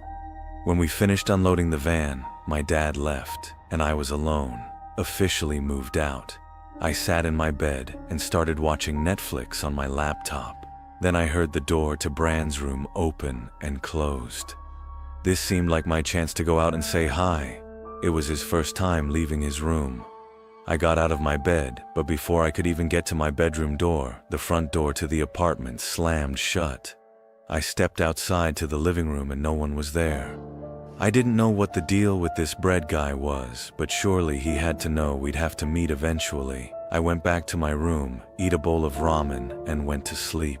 I woke up when I heard the front door to the apartment closed again. Then footsteps followed. The footsteps on the creaky wood floor made their way to the outside of my door, then stopped. I sat up and looked at the crack below the door. The outlines of feet could be seen through the light creeping in under the door. Why was he just standing out there like a creep? Of course, I didn't say anything. I just waited for him to walk away. I didn't have my door locks. I was low-key terrified of him entering my room, but thankfully, he walked away from my door and back to his room, and I heard him shut his door. I tried to go to sleep, but all night, all I heard were thumps coming from his room. I had no idea what he could possibly be doing. I was tempted to go knock on his door and tell him to keep it down, but I hadn't even met the guy yet, so I had to deal with it. Eventually, I fell asleep, and when I woke up in the morning, it seemed Eric was out already, maybe at work. I didn't know at the time. I spent most of that day shopping for groceries and basic apartment necessities. When I got back, I dropped all the bags on the couch in the living room to give myself a rest. I cooked dinner, watched some Netflix on the couch, all the while Eric never came home, and did a quick run to the nearby 7-Eleven to get toothpaste. And when I got back, I noticed Eric's door was cracked open and the light was on, so I figured this was it, the moment for me to say hello. I went to his door, knocked slightly twice, and pushed the door open. What I found in there was shocking, or maybe I should say, what I didn't find him there. The room was completely empty, not a single piece of furniture except for a single chair sitting in the corner of the room, the kind of chair you'd find in a high school classroom. My heart suddenly started racing and I started to shake. I turned off the light in that room and shut the door. This brand person have been in the process of moving out. I went to my room, locked the door, and sat on my bed, suddenly getting a really bad headache. I took out my phone and decided to call the landlord to ask him what the hell was going on. After dialing his number, I put the phone to my ear and suddenly heard a loud ringing sound coming from my closet. I felt like my heart, which was already racing, was now in my stomach. The phone rang twice, then went to voicemail. I got out from the bed, ready to open the closet, but I stopped and realized that, given that the phone rang twice, that means he had his phone and he declined the call. I had the sick realization that the landlord was likely in my closet and there never even was a Eric. I ran to the bathroom, locked myself in, and called the cops. They got to the apartment shortly and searched the whole apartment with me. Sure enough, we found the landlord hiding under my bed. I tried pressing charges for trespassing, trying to get myself out of the lease, but it turned out there never even was a lease. But dude wasn't even an actual landlord. He didn't even own the apartment. I didn't get the rest of the story, like how he got the keys in the first place. I had my dad come the next day to help me move all my stuff back home. I found another apartment the next week. It was a huge hassle going through the whole moving process again. I knew from the start the so-called landlord gave off bad vibes, but who would have ever imagined the events that were about to take place?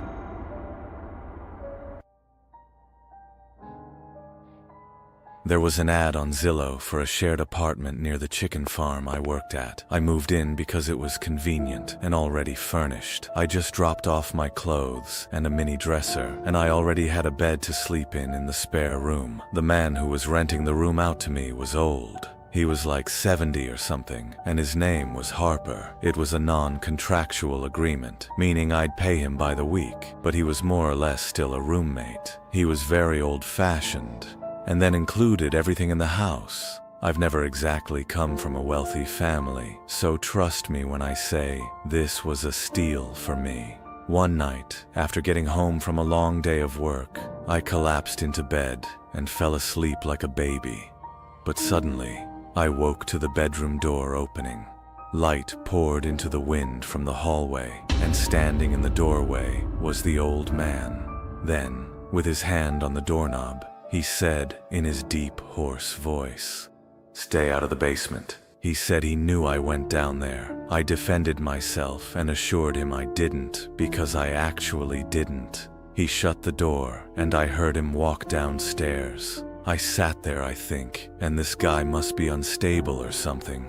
The next day I was off from work, then took his old jalopy down the road, I'm guessing to the store. Well, I was alone. I stared at the basement door. I knew it was the basement door because I'd seen him go down there before. I went to open it just to peek downstairs, but obviously it was pitch black down there. I would have never been compelled to go down there if it weren't for his bizarre remark about not going down there. But I figured he wasn't going to be home anytime soon, so I continued down. I found the light switch at the bottom step. For some reason, it was for the most part a normal basement so far, but there was a door in the corner. Behind that door was something unimaginable. The door was very hard to open because there was some rubber concealer under the door. I'm guessing to keep that awful smell out of the rest of the basement and house. The inside of this little room was a nightmare. Blood stains on the concrete floor. Black bags stacked in the corner of the room stretched long enough to be carrying bodies or body parts. And the smell of rotting life. I had to refrain from puking right there. I noticed the camera hung in the top right corner of the room, aimed down at some work harperch. I took a quick picture of the room and hurried out of there. I went up to the spare bedroom, packed all of my clothes in a garbage bag, and heard the front door slam shut downstairs. He was back. I played it cool and greeted him from the upstairs hallway. He didn't respond. I heard him open the basement door and stomp downstairs. I saw that as my cue to sprint to my car. I made it to my car and without looking back, drove away from there. I drove 15 miles back to my brother's farm and showed in the picture. He said I was an idiot for not calling the sheriff sooner. So I called 911 and told them to bring a search warrant to Harper's address and check the basement before he could clear it out. I made it clear I was simply his temporary roommate or tenant living with him and came across it. A few hours later, someone from the sheriff's department came to my brother's farm asking for my ID and some other information. I complied with them. They gave me the relieving news that Harper had been arrested. He was in the process of clearing any evidence from his basement, but he wasn't quick enough. The deputies didn't go into much detail about what exactly they found in those bags or anything else, but I don't think they were allowed to. They thanked me and went on their way. My brother let me stay with him for a few weeks till I was ready to get back out there and find another apartment. When I moved out from home, my dad's friend Kathy was subletting her apartment with 2 bedrooms. She said she'd give me a good deal. However, I'd have to share it with some older woman she found. She was tight on money, so I understood. Kathy introduced the woman and I the day I moved in. Her name was Margaret. She was like 60 years old. It felt weird knowing I'd have a roommate who could almost be my grandma. Since Kathy was subletting the apartment, it already had furniture.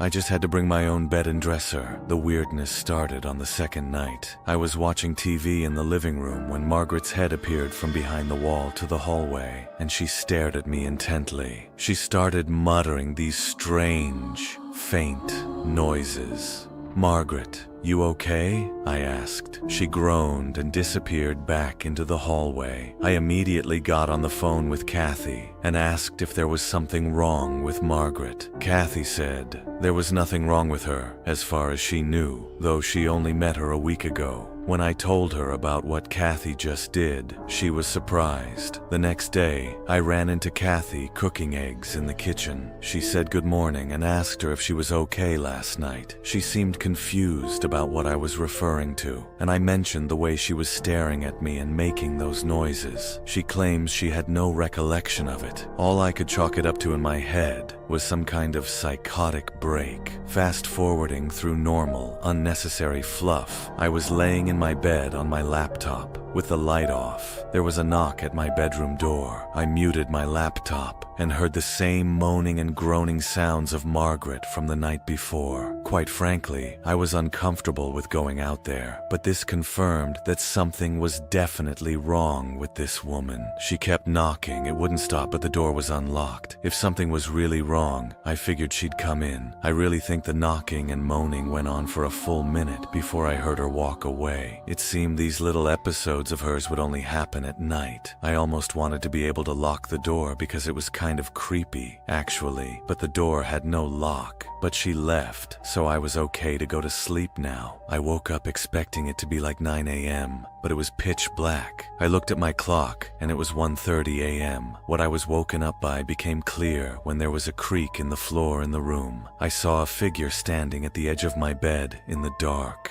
"Margaret," I said. I heard the familiar groaning sounds again. I flipped on the lamp next to my bed, and there she was. The 60-something-year-old woman with her long graying hair, all disheveled, looking like a half-awake psycho. But really, the first thing I noticed was the large knife in her hand. I screamed a horrific scream as I carled Doopy in the corner of my bed, expecting her to attack or do something, but she just kept making strange sounds. Then, she left the room. I ran to shut the door and block it with the dresser. I tried calling Kathy, but she was obviously asleep. I had to make it through the night. It was a long 6 hours before the sun came up. I called Kathy at 8 o'clock and explained everything, and then I told her she needed to evict Margaret immediately. She couldn't believe it, but she still apologized and said she'd be over that day. Kathy came to speak to Margaret. She couldn't just evict her right away without a notice, though, and the eviction process takes months, so Kathy told me it was best if I just left the apartment and found somewhere else to live while she dealt with Margaret. Margaret apologized and said she had no recollection of any of the stuff happening. After Kathy and I did some research, we determined Margaret most likely had a severe case of sundowning syndrome, which causes people to become confused or aggressive late in the day when the sun goes down. It's really terrifying knowing, and whatever confused state of mind she was in, she likely had the intention of coming into my room and stabbing me for whatever reason.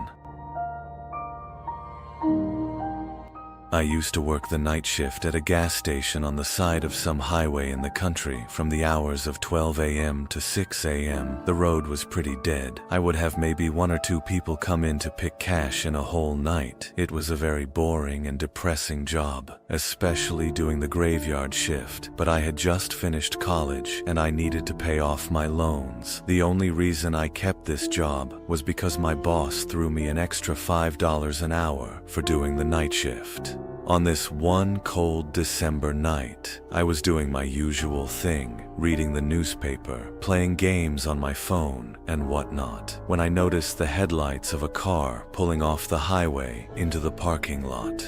It was a red pickup truck. Somebody stepped out and shut the door. I went back to reading the paper as I saw that he was standing by the gas pump. I assumed he wasn't paying cash. I looked up a few moments later and saw that he was still standing in the same position, staring at the gas pump. I almost felt obligated to go out and help him. He was obviously confused. I felt a cold chill run up my spine as I saw the 6-foot-something tall man slowly turn his head to face me. I couldn't make out any features of his face, but I knew he was staring at me. I tried to pretend I didn't notice by going back to reading the paper. Of course, I wasn't really reading now. I was a bit shaken by the guy out there. I just wanted him to pay debit or credit and leave. I looked up and gasped as the man was now much closer to the front door of the building. It wouldn't have been so disturbing if it weren't for the fact that he wasn't moving. He was just standing still as before, still looking in my direction. I walked over to the door to get a closer look. All I could see in his face was still blackness. I locked the door and flipped the open sign to close down the door. I didn't care if this would possibly get me in trouble. I was not taking a chance because, quite frankly, I was scared shitless. I walked back behind the counter and sat down on one of the containers on the floor, just so I couldn't see the man outside anymore. I stayed in that position for a good 5 minutes, texting every friend I have to see who was awake. I was desperate to tell somebody about this. When I finally got up to check that he was gone, I let out a full scream, as the man was now right outside the door. I picked up the phone on the counter and called the police. The operator was reluctant to send somebody over because of the way I described the situation, but I persuaded them. I hid behind the counter, bowled up like a child. I began to hear heavy thumps at the door, not innocent knocks to catch my attention. I mean thuds and thumps, trying to break down the door. And then eventually, it finally stopped. I heard the sound of a car starting outside and then driving off. I looked outside and he was gone. A patrol cop, along with a state trooper, pulled into the parking lot. I reported the red pickup truck and told them which direction I thought he went in. I couldn't describe his face, as all I saw was blackness. Of course, there wasn't much the police could do, as the man didn't really do anything. I left that job a few months later to a job in the city. It was 3 years ago. I was called in to do the night shift, 10 p.m. to 4 a.m. at 7-Eleven since somebody called out. The store was located on a busy road in a rather quiet and rural area. During the night shift, you could expect anywhere from 10 to 20 people come in to buy a beer or something else. This one particular night, there was this one guy, mid-20s, that came in. He started making weird noises, like loud yelling noises. I assumed he had some kind of mental disability. In fact, my brother has a mental disability, so I immediately felt sympathy for the guy. He walked up to the counter without any items, with his head facing me, but his eyes were looking up at the ceiling. I felt uncomfortable. I honestly didn't know how to deal with it. I tried speaking with him, but he only responded in loud noises. I kept checking if he was with someone outside, but he was alone. There weren't any cars in the parking lot, so I assumed he walked. He stood there for so long, looking up at the ceiling and making noises, that I tried to get him out by handing him a bag of chips and telling him he can go. I tried finding some kind of number to call for someone to help him. Then, out of nowhere, he finally turned around and walked out of the store. I felt so horrible for the men, but at the same time, I felt a bit creeped out. About an hour later, the phone on the counter rang. I picked up to hear the familiar yelling sounds of the man from earlier. It caught me off guard. I didn't know what to think, other than this has to be some kind of prank. I hung up on them and was now becoming paranoid of my surroundings, constantly checking the outside through the windows. Come 4 o'clock, the person working after me came in, finally allowing for me to go home. It wasn't my problem anymore. I got home and threw all my stuff on the table, ready to get to sleep, but my phone rang within a minute after entering the door. I felt a chill run down my spine. Why would someone be calling at 4 a.m.? I could only imagine it was bad news. I braced myself and picked up the phone to hear the man again. I felt sick to my stomach as I listened to the loud noises he made. All night, I felt like I was being watched, even with all the blinds shut, and I could swear I heard strange noises coming from all over my house. I refused to get any sleep until the sun came up. Weeks passed, and I had forgotten about the incident until one day, when going into the basement for the first time in a while, I found that papers had been scattered all over the floor. And when I went into the basement closet, I found writing on the walls. 711 had been written in Sharpie on the wall, along with the address to the 7-Eleven I worked at, and my house address. The most disturbing part, I also found various kitchen knives, along with a large pocket knife sitting in the closet, which started out as seemingly just an innocent person, turning into something of a prank, ultimately turned into something much more horrifying. He had been living down there for God knows how long, and I'm just grateful that for whatever reason he changed his mind and left, because I haven't seen or heard from him since. All I can say is that man is dangerously ill. I was working the night shift at my local Walmart. Back when it used to be open 24 hours a day, there would normally be less than 10 customers throughout my shift, but I wouldn't get to sit around and do nothing though. They wanted me to work on stock when I wasn't helping a customer. It was a bigger Walmart, so oftentimes there may have been one other person in the building, whether it be someone working on stock or someone cleaning. This night, I was the only one working. I was stocking in the cereal aisle when I heard something fall over in the next aisle. I would always hear the door to the store sliding open. It was the loudest thing ever, so it kinda caught me off guard that there might have been a customer in the building. Of course, it wasn't weird yet, not until I looked to my left and saw a man standing by the edge of the aisle, shooting me a blank stare. "Do you need something, sir?" I asked him. No. Could you just point me to the eggs?" he said. He wasn't normal looking. His face looked weird, not exactly ugly, just unusual, like his upper lip kind of came out too far, or almost like a Simpsons character. I was a bit uncomfortable that I had to deal with ringing him up. I hurried to finish the cereal aisle, and when I was done, I began to bring the Ubo cart to the back room.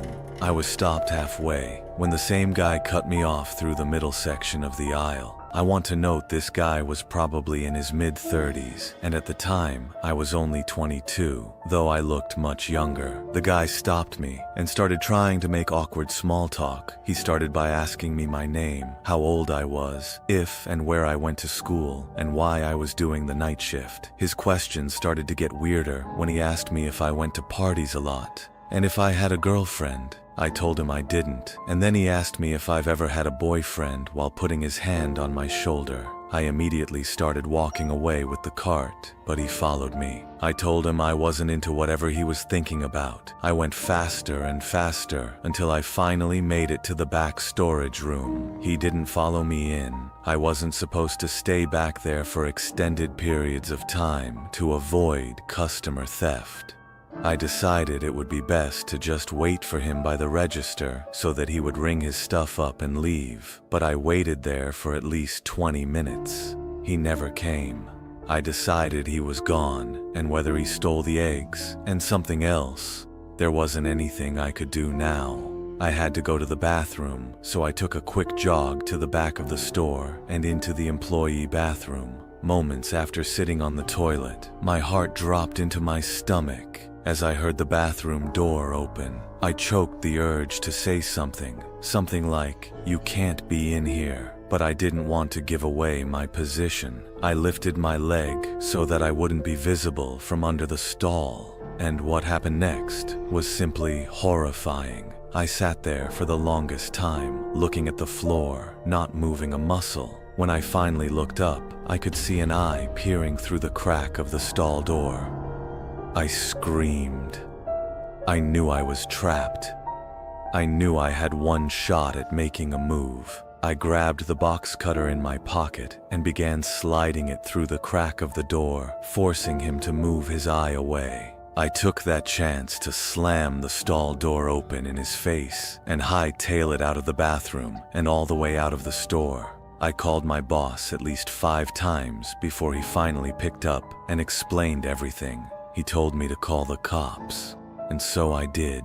Of course, the man wasn't in the store anymore by the time the cops showed up. I only did the night shift twice after that, and luckily didn't see the man again. I've been working at McDonald's now for over 5 years, and this is still my creepiest experience there. This happened 2 years ago when I was 18, and I had been working my first overnight shift on front counter. I usually work in the kitchen on overnights, so I had no interactions with any of the customers until then. I was working from 10 p.m. until 6 a.m., which is a usual overnight shift for us. Around 3 a.m., I was making some fries when I noticed a man standing there and trying to take pictures with his cell phone of me and my other female co-worker, Lauren. I pointed it out to her, and she just rolled her eyes in annoyance and went to take an order and drive-through, telling me it happened a lot. I was instantly uncomfortable. I wanted to tell the manager, but he was in the office doing his manager stuff, and I didn't want to bother him. I went over with what I felt was a nervous smile and quickly did my usual greeting. "Hello, what can I get for you?" He just kind of looked at me and stayed quiet. He was about 5'8", white, early 20s, medium build with dark hair and brown eyes. An average man, I would say. But something about his piercing glare made me feel super uncomfortable. Then he smiled, a smile that sent shivers down my spine. "Fine, I'll just have a coffee, black, sweetie," he said, and I could instantly smell alcohol on his breath. I nodded and told him the price before he pulled out a $5 bill and went to hand it to me, making sure our hands touched. I avoided his gaze and went to hand back his change when he winked at me and went to go wait for his coffee. I went to go make it as fast as I could, but just my luck, we were out of coffee on both the front counter and the drive-thru, as we don't sell much through the night. I turned around and kept as little eye contact as I possibly could. "I'm sorry, I'm gonna have to bring you a fresh pot. Should only take about 3 minutes." "Don't worry, I don't mind. I have quite the view while I wait," he replied, shooting me a wink. I just smiled awkwardly and looked away. I had to make sure I didn't fall behind on my shift, so I began to set up the muffins on the display so we had them all ready for breakfast, which starts at 4 o'clock. I am in Canada, so Susan I heard behind me. Realizing it was the guy, I instantly tensed, wondering how he knew my name, before I noticed I had my name tag on and quietly cursed to myself. I turned around and looked at him, and he said, "What time are you stuck here until tonight?" "Beautiful." I instantly panicked, as I didn't do well in these situations. "7, I said nervously, which then the guy gave me a huge grin. "Oh, so you still have time before you're off, eh?" I nodded and noticed the coffee was done pouring, so I went over and made his coffee as he watched me with an intense stare. I handed it to him before saying, "Have a nice night," earning me another wink. He then waved and said as he turned around, "I'll see you later, Susan." I watched as he walked out the door and tried to calm myself down. He doesn't actually know when I'm off, so I'm okay, I thought to myself. 6 a.m. rolled around, and it was finally time to go. I still felt a little paranoid about the guy, but I knew it was now in the past. My co-worker, Evan, was going to drop me off at home as we carpooled, so we got our stuff together and left. As we were heading to his car, I noticed a parked car with someone in it, and of course, it was the guy. I panicked and quickly told Evan that was the guy, as I had told him what happened not long ago. He instantly brought me into his coat and did his best to keep me hidden. As we walked quickly to his car, he made sure no one followed the car, dropped me off, and watched as I went inside, telling me to stay safe. I thanked him before going into my house and going to bed. The next day, I went into work and got asked by my manager how I got home. I told them Evan gave me a ride. My manager looked confused and said something that made my blood run cold. "Well, that's strange, because some guy was here looking for you just before 7 o'clock. He said he was here to pick you up." I thought before that the man's intentions weren't good, just the way he looked at me and spoke to me like I was prey, and this pretty much confirmed it. Since then, I have refused to work front counter overnight shift, and we no longer wear our name tags overnight. I don't go on many trips out of town, so this was one of the few times I've had to stay somewhere other than a friend or family's house. The area I needed to stay in was small, and most of the hotels didn't look very nice. But to my surprise, there was a single home listed on Airbnb. It was my first time using the site, but the house looked like a decent place, much better than the hotels. I requested the dates, and in a few minutes, the place was booked. The following week, I started the drive. When I got to the town, which was about 14 hours from my city, it was well into the night. The town almost looked deserted compared to where I was used to living. All the houses' lights were off, and all the stores were closed. No people or cars were out. Of course, it was the middle of the night, so I didn't expect this small town to be lit up and active at this time. But it was still eerie, considering I hadn't seen it during the day. I only came in with this as the first impression. The street that took me to the Airbnb was dark as well, leading through a winding forested neighborhood until I eventually ended up at the house.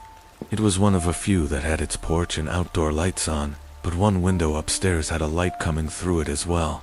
I figured the last customer had just made the mistake of leaving it on, so I thought nothing of it and started getting my stuff up to the front door. I got the key code from my email and opened the door, getting inside and locking the door behind me.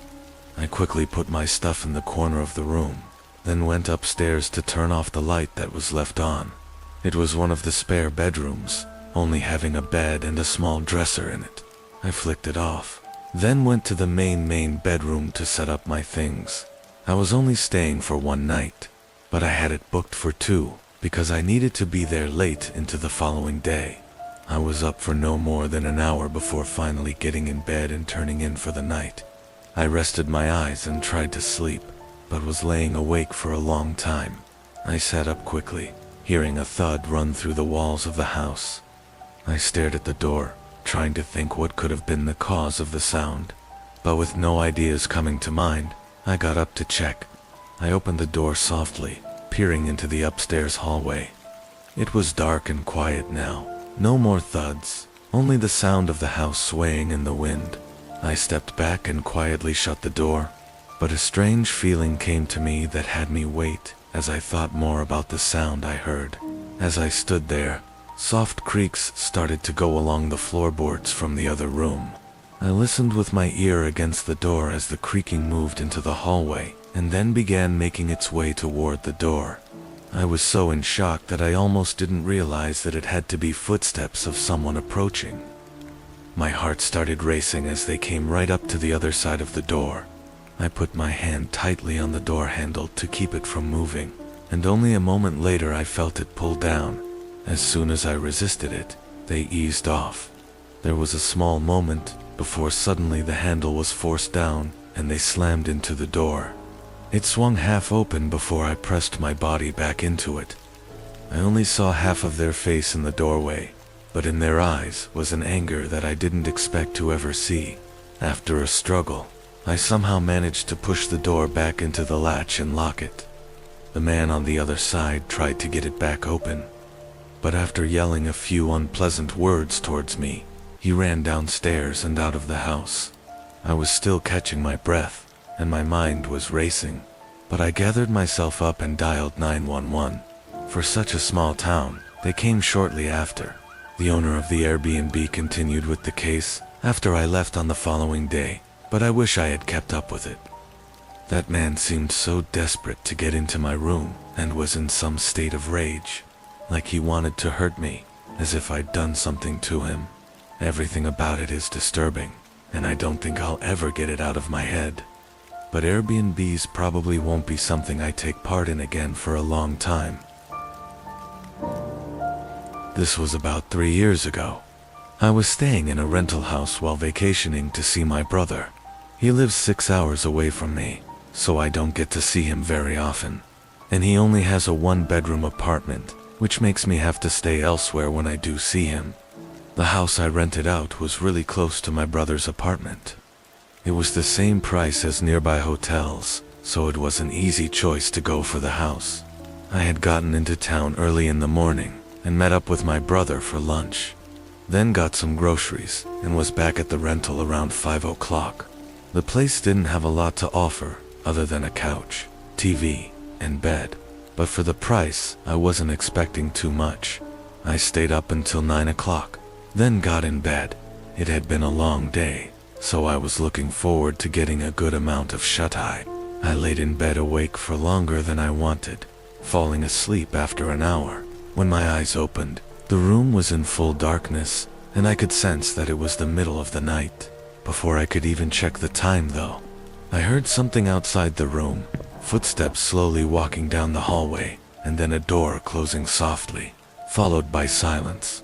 It was like my whole body had frozen, laying in the bed still and staring through the dark room. After a minute passed of no more sounds, I got up and looked into the hallway.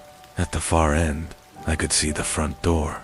which I knew was the door I'd heard them close, but I didn't know if they were still in the house or if they had left. I quietly walked through the other rooms, not seeing anyone. Actually, the only sign of them having been here was the front door being unlocked.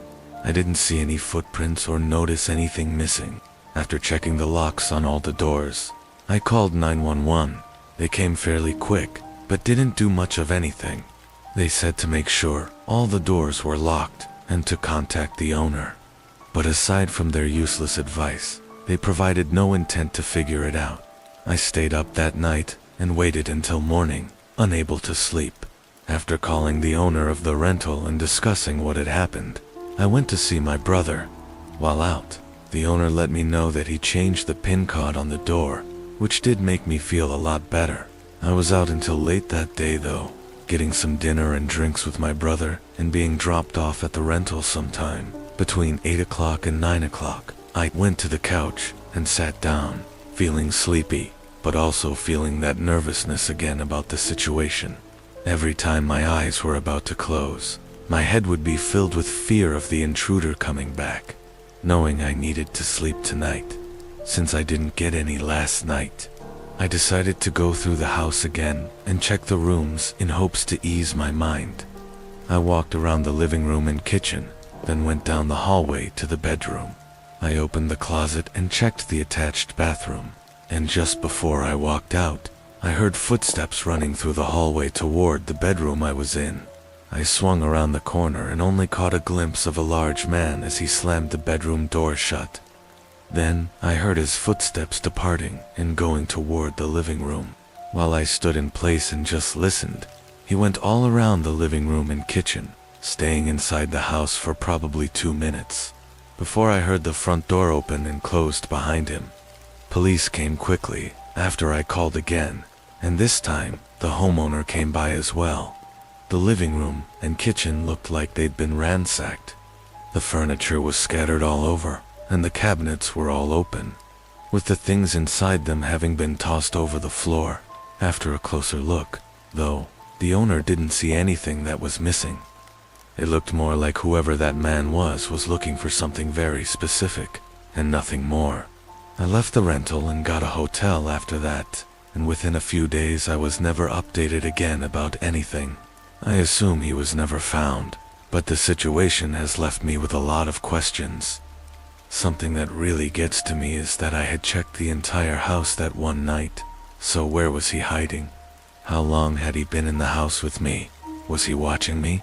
And what would have happened if I had fallen asleep on the couch? I was 18 at the time, and it was the beginning of summer, so I was off from school, and I didn't have any job. The majority of my time was spent inside the house playing video games, watching YouTube or TV, or just relaxing. When this happened, my parents were out of town for a few days, leaving me with the house. This was a common thing, and was never a big deal. Sometimes I'd invite friends over or whatever, but this night I was just enjoying the time to myself. I was watching a rerun of one of my favorite shows on Netflix while also scrolling through my phone. It was late. I don't know the exact time, but I think maybe 11 or 12, when there was a knock at the front door. I paused the TV and went to see who it was. It almost didn't even register in my mind that it was so late, but thankfully it did before I carelessly would have opened the door. I looked in the peephole and saw 2 men, both wearing similar clothes and just waiting for me to answer. I stood there and thought for a second whether or not to let them know I was home by asking what they wanted. He ended up staying quiet and just watching to wait for them to leave. But a few seconds later, they called out, "Hello, we're here looking to speak with Mr. and Mrs. Ian." That was my parents they were referring to, though I changed the name for privacy. Confused, I still remained quiet, knowing it was far too late for any sort of visit, even if it was important. After a minute, the men looked at each other and said something quietly, then walked off the porch. The outdoor lights were off, so I couldn't see where they went, but I never saw any headlights or cars show up, which had me wondering if they'd walked here, which would only make things weirder. I went back to the TV, but left it on pause for a while, so I could hear if they came back. It only took a few minutes until I heard a pair of footsteps outside the house. They went up to the porch, but instead of knocking like they did before, they started making their way around to the side of the house. I got up and ran to the back window. As they got to the backyard, I saw them open the fence and enter, and I hid away from the window so I wouldn't be seen. But I could hear them go up to the back door. They started talking, then began messing with the door. I took this as my chance to get my phone and hide inside the garage. I called the police, explaining the possible break-in that was taking place. And after less than a minute, a loud pop sound vibrated through the house, and the back door slid open. Their footsteps went through the house and straight to the stairs going up to the bedrooms. A door opened. They entered and closed it behind them, but after that there were no more sounds. I waited for a horrifying and slow 10 minutes in silence before the police pulled up to the house. When they did, there was a few quick footsteps upstairs. Then the two men started arguing. A few officers came in through the back door and ran upstairs, while another came to the garage and helped me outside. The men didn't resist the rest, but they also didn't speak a word on why they were there. Despite weeks going by and it being somewhat obvious that they weren't simply robbing the house, the only thing they could charge them with was breaking and entering. It scares me though, that they seem to be looking for my parents, and it almost felt like they were going to wait upstairs for them until they came back from their trip. I think back to whether or not I should have shown myself, and if that would have stopped the break-in, but something about their behavior tells me that they still would have broken in and would have done to me whatever was necessary. When I was growing up, I lived with my mom in a small house during my middle school and high school years. She took up an overnight job, so most nights of the week I was alone between 8 p.m. and 4 a.m. This happened a few months before I graduated high school. On a regular night at 7:30, I said goodbye to my mom like usual. Then I played some video games for a few hours. It was a school night, so I couldn't stay up super late, but I still stayed up later than I should have. Around 11:30, I shut everything off and went up to my room to get in bed, but I was on my phone for probably another hour before falling asleep. When I woke up, I thought I heard a door closing downstairs. I looked over at the clock next to my bed and saw it was 3:30, so I assumed my mom had just gotten home from work early. I turned over and tried to go back to sleep as I listened to footsteps walking around downstairs. After a minute though, I started listening more intently.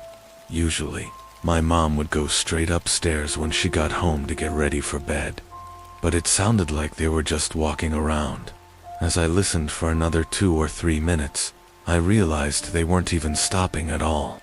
They were going through each room, walking slowly, as if they were taking a tour of the house. I started to get a little nervous that it might not be my mom and could be someone else. I got up and turned on the light in my room, and almost right away the footsteps stopped. I listened from the other side of my door and still heard nothing carefully. I opened it and looked out into the hallway. I was expecting to see some light coming from downstairs, but the whole house was dark. Whoever was walking around down there hadn't turned on any of the lights, which frightened me more than I already was. I made sure not to make any sounds and stepped further down the hallway until I was at the top of the stairs. Then I knelt down and looked through the railing to see into the living room. Nobody was there, and even in the dark, I could tell that nothing had been moved at all. My PlayStation was still there, and in my head that was a telltale sign that there was nobody else in the house except for maybe my mom. I mean, if someone was here to rob us and had walked through the whole house, they definitely would have taken the most expensive thing in the room. At that point, I just wanted to know if it was my mom who was walking around or if I was having some weird auditory hallucinations. I walked down the steps to the bottom and called out, "Mom, you home?" There was no response or signs of movement in the whole house, so I walked through the hallway into the kitchen. Right away, I saw a shoe print on the tile floors, and when I looked up, My eyes locked on a figure across the room. A man was sitting at the dining table with a dark mask on. His clothing was all black, which made it difficult to fully make out any features of him. He was looking at me, but he didn't say anything or even move. He stared at me with an emotionless look. I ran straight back upstairs and locked myself in my room as I called 911. The operator kept me updated on the police's estimated arrival, but after a minute, I heard the man slowly walk across the downstairs and over to the bottom of the staircase. I was whispering to the operator in a panic until I heard the front door open and the man walking away from the house. Not even 30 seconds later, I saw headlights shining through the window. My mom pulled into the driveway, and I ran outside to meet her and tell her what was going on. When police got there, they did a thorough search and found nothing incriminating that would help us find the man. But from what it seems, the man wasn't there to rob us. He also didn't seem to have any interest in me either, which means that he was most likely trying to hurt or abduct my mom. It would then make sense why he broke in only minutes before my mom usually gets home. It makes me think about what could have happened if I hadn't gone downstairs to see who was there, or if my mom had gotten home just a minute earlier and gone inside, unknowing of the man that was waiting for her. I live on the outskirts of a mid-sized town in Wyoming. The whole reason I live here is because owning a huge plot of land isn't as impossible of a task as it can be in most other states. My house is small, but it was cozy enough for living alone. This happened 4 years ago, in 2019. It was spring, and we were going through a month of pouring rain almost every single day. It was a Sunday, and I was home from work, spending the day watching TV and resting. Sometime around 6 o'clock or 7, I got an unexpected knock at my door. I barely heard it through the rain, and when I entered the door, I was even more surprised to see it was some random guy, not a mailman or anything of the sorts. Someone coming all the way out onto my property without notice was very unusual, being that it was far out of the way. "How can I help you?" I said. The guy, looking some in his late 20s, said he'd been camping out in the woods nearby and had gotten into some trouble and needed a place to stay for the night. With the location of my house, if he wasn't lying, then showing up at my doorstep would make sense because I was the closest place within the woods by at least 5 or 6 miles. It was also pouring out, which made me feel even worse for him. But it still didn't take away from the possible danger of letting a stranger into my home. I offered him a phone call to get a ride into town, but the guy denied my offer. After bluntly saying he couldn't stay here, the guy walked off. I watched him go down the dirt road a little ways, then he veered off and walked into the woods. As odd as that was, I didn't have it on my mind for more than a few minutes before I was back to watching TV. I didn't check the time very often, but it had to be at least 2 hours later and well into the night when I saw an orange glare coming from the window by my backyard. I got up and moved the curtain.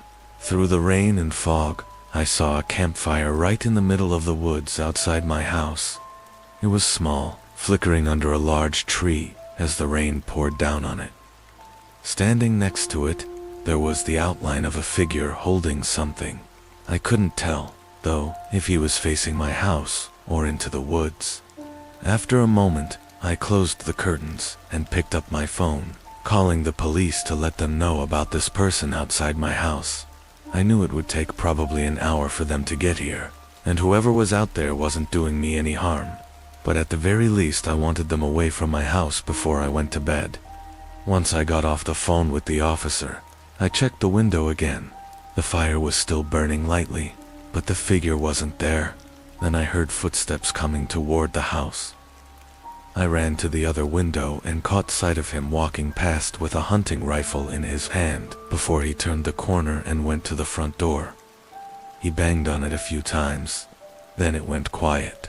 I grabbed my self-defense handgun from the hallway closet and hid around the wall, still trying to process the situation I was in. He hit the door again. This time, I could tell it was with the stock of his rifle, nearly breaking a panel out of the door. In this moment, I could only think that I had to try to deter him immediately before it becomes life or death for one of us. I shot around toward the edge of the door frame, deafening myself for a second as the shot rang through the house. When my hearing came back, all I heard was the rain pouring down, no footsteps, banging, or yelling. I gathered up courage after 5 minutes of no sounds and looked out the peephole. Seeing an empty porch, and outside in the yard were clear footprints going away from the house. He must have run right after the shot. During the couple seconds I couldn't hear. Police did a thorough search and found some strange details out by where the campfire was. They found the duffel bag with evidence of it having been buried nearby and likely dug up just hours before the attack. What they told me is that it was most likely a burglary kit or possibly even a murder kit that was planted in advance, with the intent to be dug up and used later on. This means whoever attacked me had planned it and had been right outside my house at least once before that night. Why he attacked me specifically is not known, and who and where he is currently is still no closer to being figured out than it was 4 years ago. I still live in the same house and worry every day that he might come back. I'm 32 and live alone in a rural house. I have a few neighbors half a mile down that I talk to sometimes, but I mostly keep to myself and only go into town when I need to. I'm half retired, so I spend most of my time at home, but a few months out of the year I do some contracting work. At the time, it was late fall, and on this day I was getting all of my equipment out in the yard and storing it in the shed to prepare for the winter season. It was just a bunch of tools and lawnmowers and stuff like that that I'd left out anyway. While I was outside, I saw something unusual. A man was walking along the road that connected to my driveway. He had nothing on him, no backpack or camping gear. For context, this road he was on was entirely empty aside from the few houses like mine, and the town was a 4-hour walk away. I watched him until he disappeared far down the road. After he was gone, I looked down in both directions and saw no cars on the side of the road in either direction. It was really odd, but after a while I stopped thinking about it and finished up with my yard. I was back inside before dark and made dinner while I cooled off. As I sat there, a sudden thud from outside startled me up from the table. It was a wooden thump, like it had come from where the shed was. I looked through the window out into the yard, and the door to the shed was wide open. It was old, but the door had never unlatched on its own like that before. Still unsure of exactly what was going on, I knew I had to check on it and close the door, at the very least. I got my rifle, just in case, but I was confident it wasn't going to be anything dangerous. Walking out to the shed, I listened carefully and heard nothing other than the quietness of the night. I looked around the field as well and saw no sign of wildlife or people. When I got to the open shed door, I turned on my flashlight and shined it inside. Nothing looked out of place. I stepped in and did a more thorough search for any animals hiding, but still, there wasn't anything. I closed the door to the shed and made sure it was secure, then started walking back. As I made my way through the field toward my house, an eerie feeling grew inside me. I didn't know what it was, but it continued to grow. As I reached the front door, I stepped in and locked the door behind me. As I walked into the hallway, I saw a shoe print right on the floor. I flicked on the light, and going across the hallway was a line of dirty shoe prints leading up to the spare bare bedroom. My heart started beating faster as I held my rifle up and took a deep breath, then carefully walked up to the door. I leaned my head against the wood and listened, hearing what sounded like someone breathing right on the other side. Before I could even think on what to do next, the handle twisted from my grip and the door swung open. I jumped back and held the rifle up as a man looked like he was about to charge at me, holding a huge metal shovel up. I think my gun stopped him in his tracks, though. He stood in the doorway, holding the shovel like a weapon and having a face full of rage.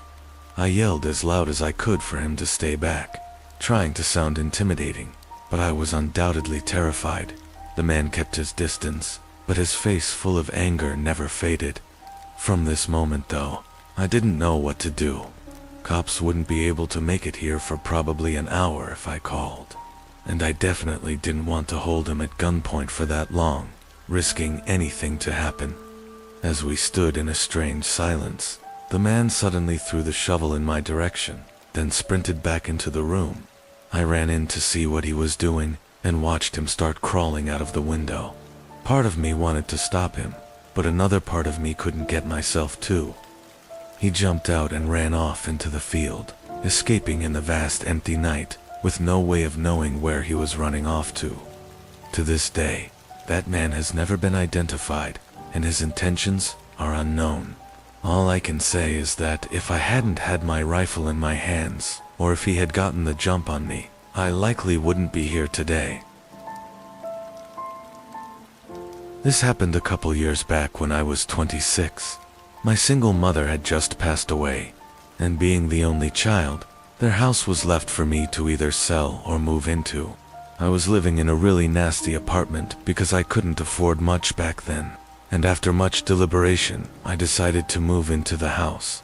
It was already paid off, so I was saving a considerable amount of money by moving in. My goal was to hopefully save up for a few years and get back on my feet, then sell it and buy the house that I wanted. Once my lease was up at the apartment, I moved across town to the house. It was part of a community of farmland owners. But in recent years, most of that land had stopped being used for farming and was left as just empty fields. That's what happened with my mom's land as well. It was pretty much just an old barn-style home in the middle of a huge field, with only a small overgrown path leading to it.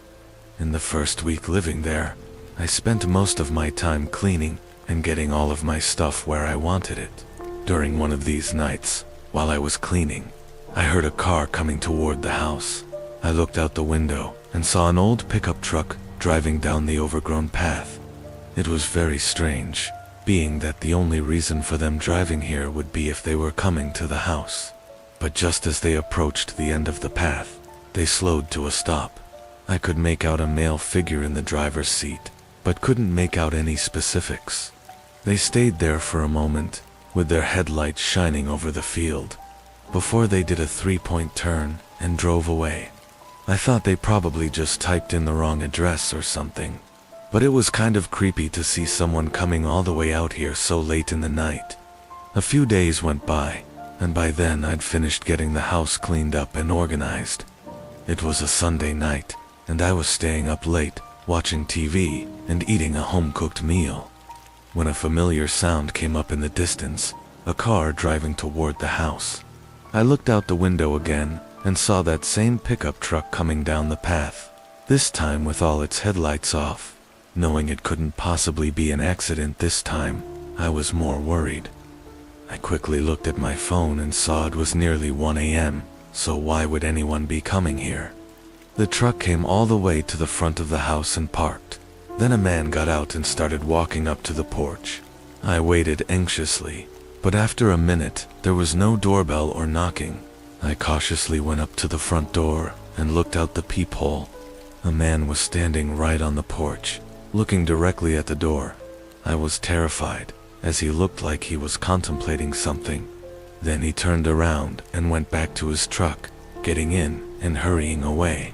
I was really creeped out, so I called the police and reported it, but there was nothing else to be done. I went to bed that night with a really bad feeling about everything. Apparently, I was right, because I woke up to what I thought was the sound of a knock at the door. It was just a single knock. I got up right away and looked out the window, but the truck that I thought I'd see wasn't anywhere outside the house.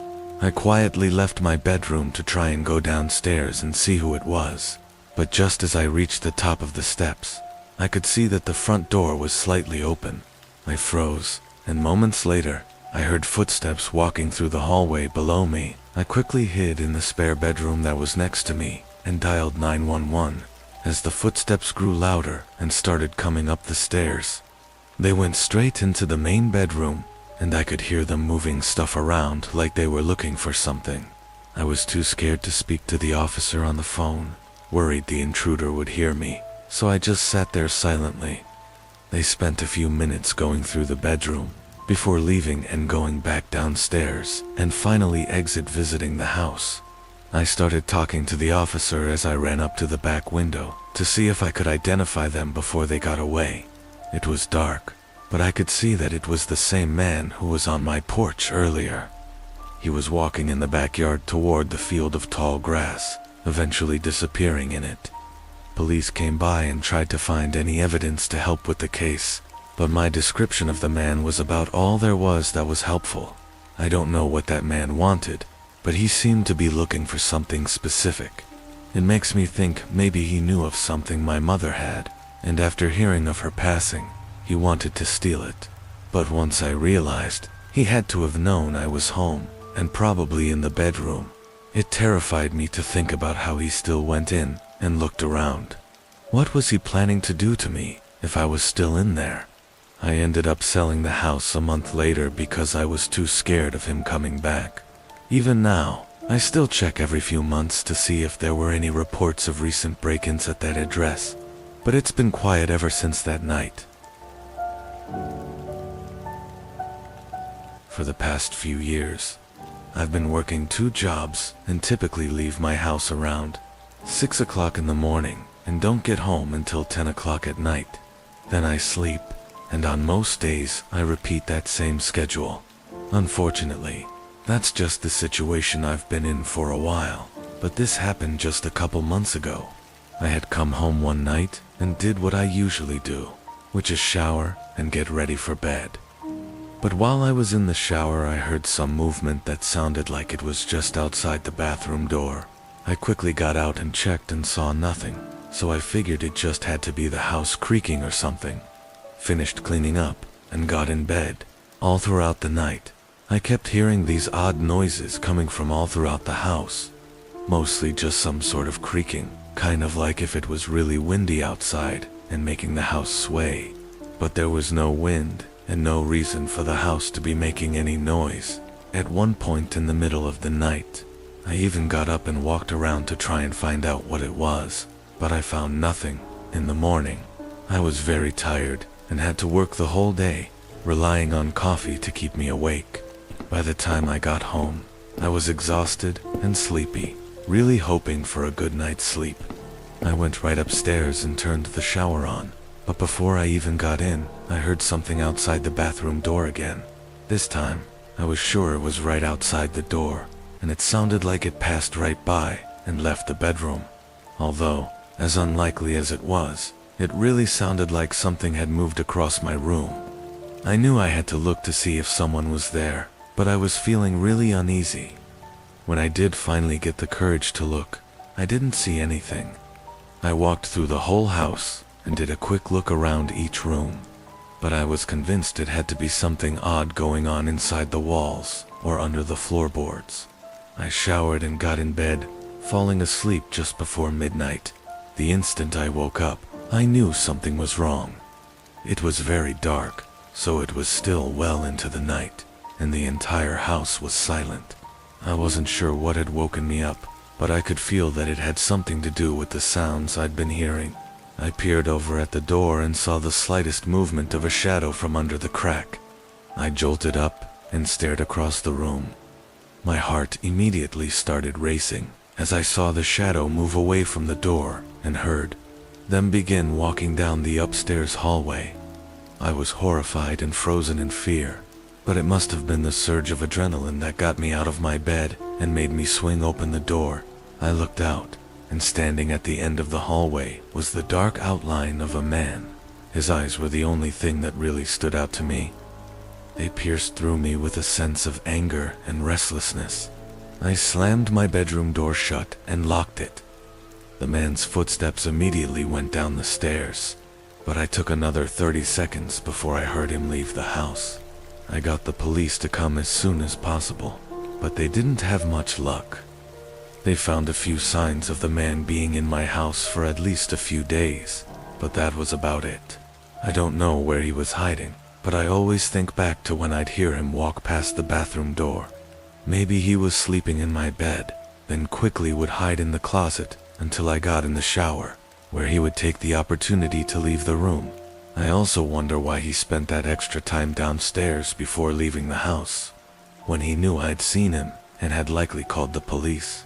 Everything is just speculation at this point, but knowing that some random man was hiding in my house while I was sleeping is a horrifying thing to think about.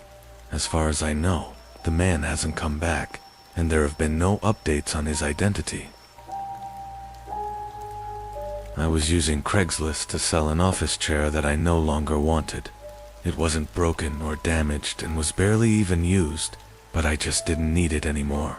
It took a few days, but eventually I got a message from a man who was interested in buying the chair.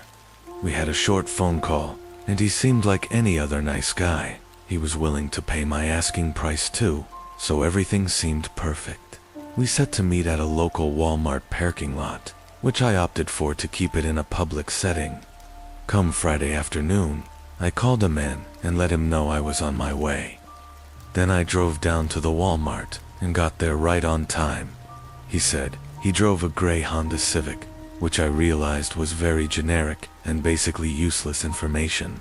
He knew which car I drove to, so I was hoping he'd see me at least and come over. But time ticked away and there was no sign of him. I sent a text, and a few minutes later I called, but now he wasn't picking up. I stayed in the lot for nearly an hour, waiting for him to show. But as the sun was going down, I decided to just go home. For most of the drive, I was just annoyed and upset that I'd had to waste my time for absolutely no reason. But about halfway back, I realized that the car had been behind me for a while. I got nervous about it, but once I pulled into my street, they turned away. After going inside and tossing my phone and stuff on the counter, I went back out to bring the chair inside. As I walked down my driveway, a car pulled up along the road and parked right in front of my house. I couldn't tell for sure, but it looked very similar to the car that was behind me earlier. It was a dark red sedan, looking to be at least 15 years old. I quickly got my chair out of my car and went inside, closing the garage and locking all the doors. I peeked out the windows and watched as the car just sat right in front of my house, still running and everything. I checked my phone to see if the man had ever responded, and he still hadn't, and that's when it all really started making me nervous. After another minute, I heard a car door open and close. I looked out the window again and saw a figure in dark clothing standing beside the car, but he was facing the house as if he was inspecting it. Once I saw that, I closed the blinds and dialed 911, explaining to the operator that a creepy man was outside my house and that I think he followed me home. They sent an officer on their way, and I thanked them, then hung up. I pushed the blind up slightly and checked out the window one more time. His car was still there, but the man was gone. I could feel my heartbeat getting faster as I went around to each window and looked. But it wasn't until I got to my back door that I saw the man again. He was standing inside my fenced backyard and was looking up at my house. I didn't know what he was doing, but it was really creeping me out. And all I could think was that at any moment, he was going to try to break in. After a second, the man started walking to the side of my house. I went back to the front window to see if he was going back to his car, but he didn't reappear. Then I went around to every window again, trying to find him, but a few minutes later, the police showed up. The car was still left outside my house, and the man was nowhere to be found. What's worse is that the car was completely empty, not having a single piece of paper or even a fingerprint anywhere inside or outside of it. It was apparently bought from a junkyard years ago, but that was the earliest record they had of it. The police were just as weirded out as I was, especially since the man just disappeared, leaving his car behind and showing no effort to break in. One thing we can say almost for certain is that it was likely the same man from the Craigslist who had used an untraceable email and account and followed me from the Walmart parking lot to my house. It's been a couple months since all of this, but I still worry. Because why else would he have taken the time to inspect my house on all sides if he wasn't planning on coming back any day now to finish whatever it was he came to do? When I was 21, I made the poor decision to move out of my parents' house before I could afford a place on my own. It was something I'd actually planned out for months, searching for cheap apartments, roommates, and anything that could help me move out. For some reason, I just prioritized moving out on my own over everything else. After months of searching, I found a post on Facebook about a room for rent in my area. It was a 2-bedroom house, and the owner was renting out the 2nd bedroom. I sent him a message on Facebook and got a reply in minutes.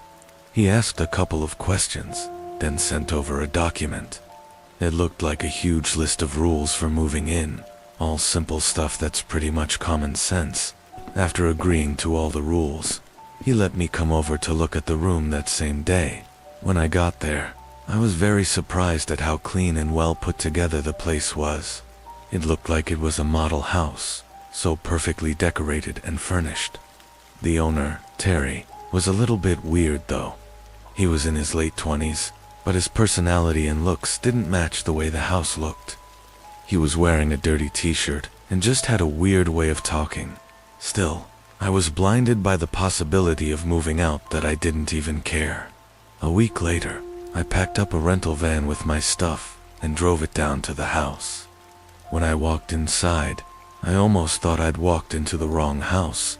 It was so empty, no decorations or furniture except for an old couch in the living room. It was a completely different looking place than the one I'd seen the first time. Terry was standing there and acted like nothing was different, talking my ear off about how excited he was to have a roommate. I asked about all the furniture and everything, but he basically ignored my question and just went straight to moving my stuff into the house. Being a little weirded out, I still moved in.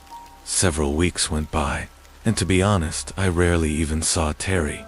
He was always working and didn't get home until late at night. But about a month in, I started realizing that Terry had stopped coming home most nights. It was maybe once a week. I'd hear him get home around 2 or 3 a.m. He'd hang around downstairs for a while, then leave, and wouldn't show up for another week or so. Part of me didn't care because I was happy to have the house to myself, but another part of me was curious about what he was up to. I mean, he wanted me to move in so bad, but now he's never here. Then one night at 2 a.m., weeks since I'd last seen Terry, I was woken up to him banging on my bedroom door and yelling my name. I got up and rushed over.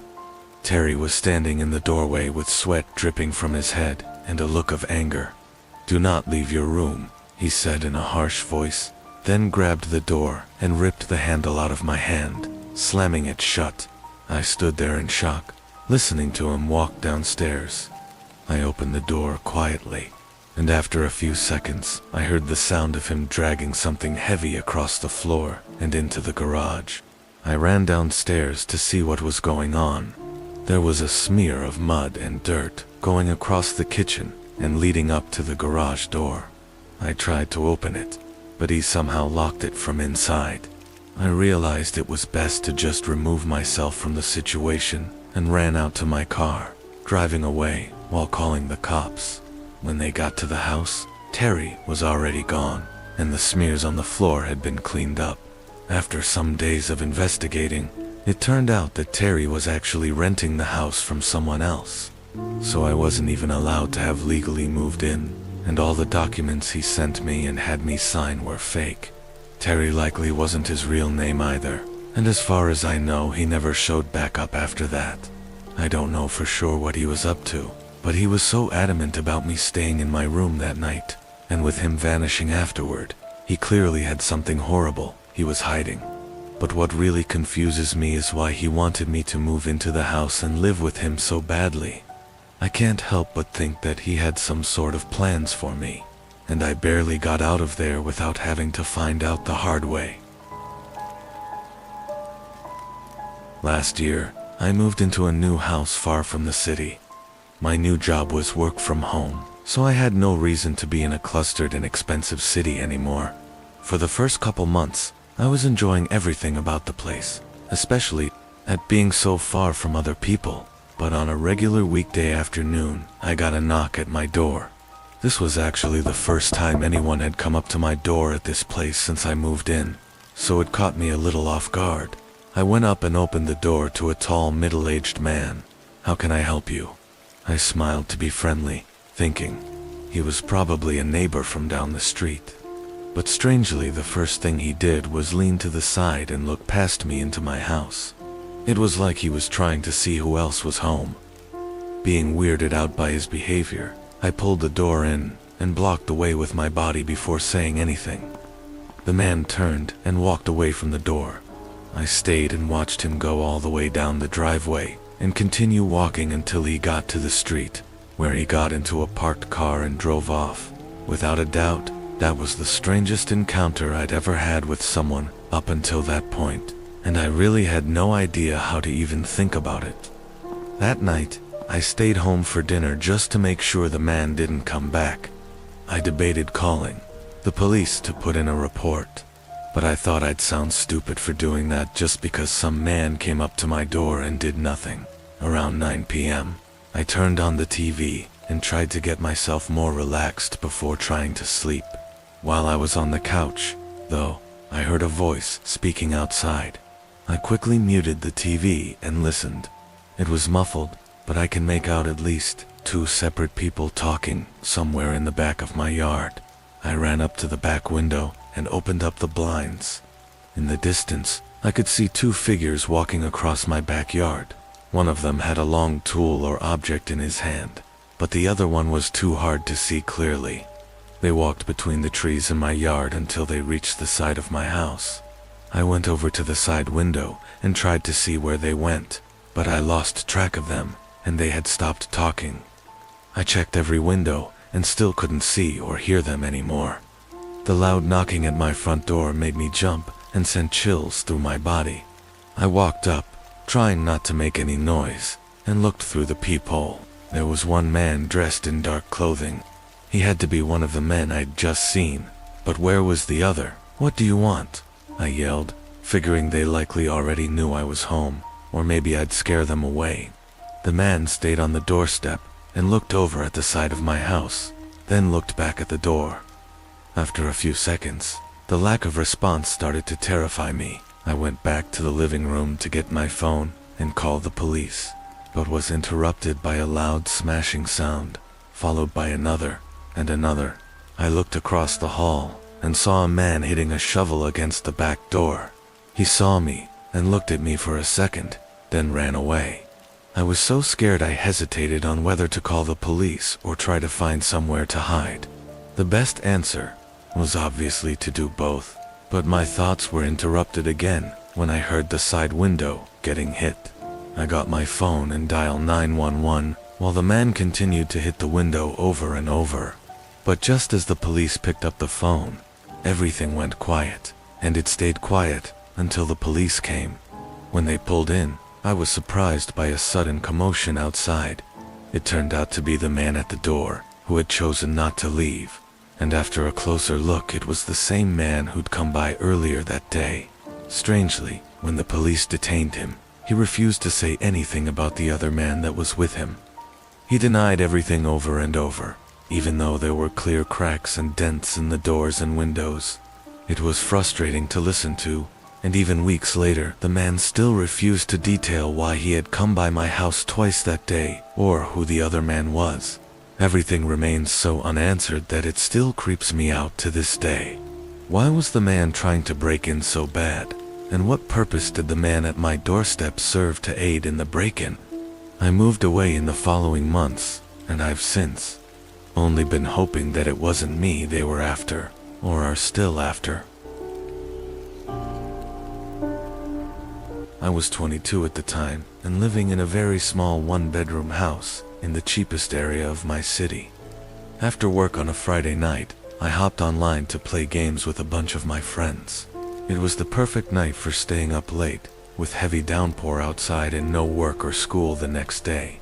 We played for probably 2 hours before a sudden sound had me put everything on pause for a minute. It was a thump, sounding like it was upstairs. My initial concern was a possible leak in the roof caused by the rainfall, so I went up to look.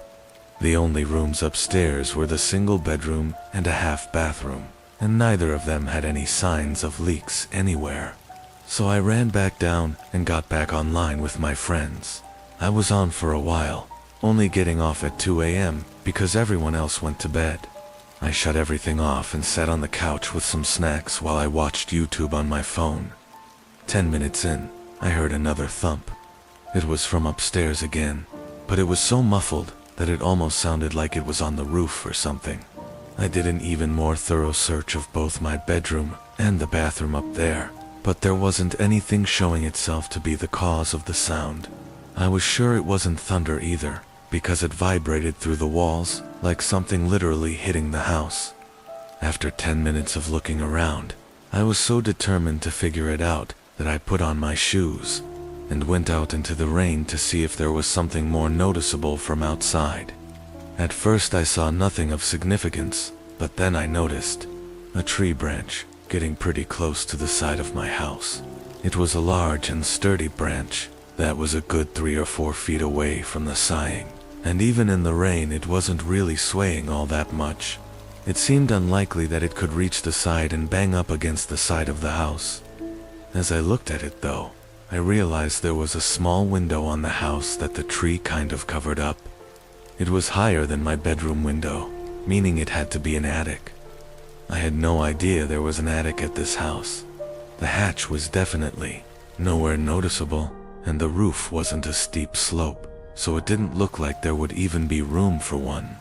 This hidden window was the first I'd ever seen to indicate there being an attic. I went inside even more curious than I was before and started searching for this hatch that I had to have somewhere. It took a minute, but I found it inside my bedroom closet. It was small and perfectly smooth, with the ceiling basically blending in, aside from the tiny gaps from where it opens. I stood up on a box and pulled it down, releasing a rusty ladder from the opening. Immediately, I was hit with a rotten smell, followed by another thump sound from below. I could tell the attic was extremely short, maybe 2 feet tall at most. I climbed up carefully and looked into this tiny space, basically a wide dark tunnel. And at the end by the window I could make out a figure ducked down on all fours and looking straight at me. I almost fell off the ladder trying to jump down and run away. I heard them shuffling around as I got my phone and left the house, calling 911 in my driveway. The cops got there and detained the man, who was just some homeless person. Apparently, he climbed the tree up to the window and made his way in, staying up there for at least a week without me having noticed. The absurdity of it all was almost unbelievable. I moved out very soon after that. In every house since, I've always checked the attics. But the one thing that has stayed with me is the image of that man at the end of the attic, on his hands and knees, staring at me with eyes resembling both fear and anger. 3 years ago, I moved down a few states on the East Coast to a new city. Due to work of money, I couldn't make the trip to see the place before making the move. But I was only renting, so there wasn't too much risk in it. It was mid-September when the movers came and loaded everything up, then dropped it off at the house. The landlord was nice enough to let the movers in for me to unload, because I wasn't actually arriving there until the following week. It was a Monday evening when I finally arrived and saw the house in person for the first time. It was a mess, with boxers everywhere and furniture laying all around.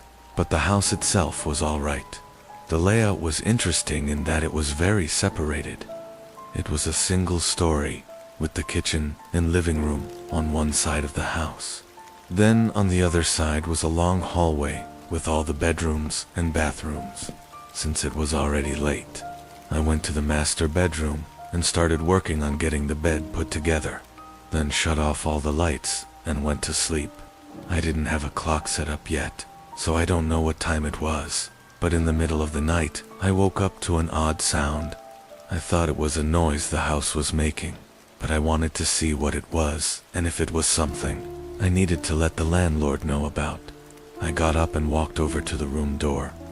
As I got closer though, I realized it was coming from somewhere down the hallway. I opened the door, and it stopped almost instantly.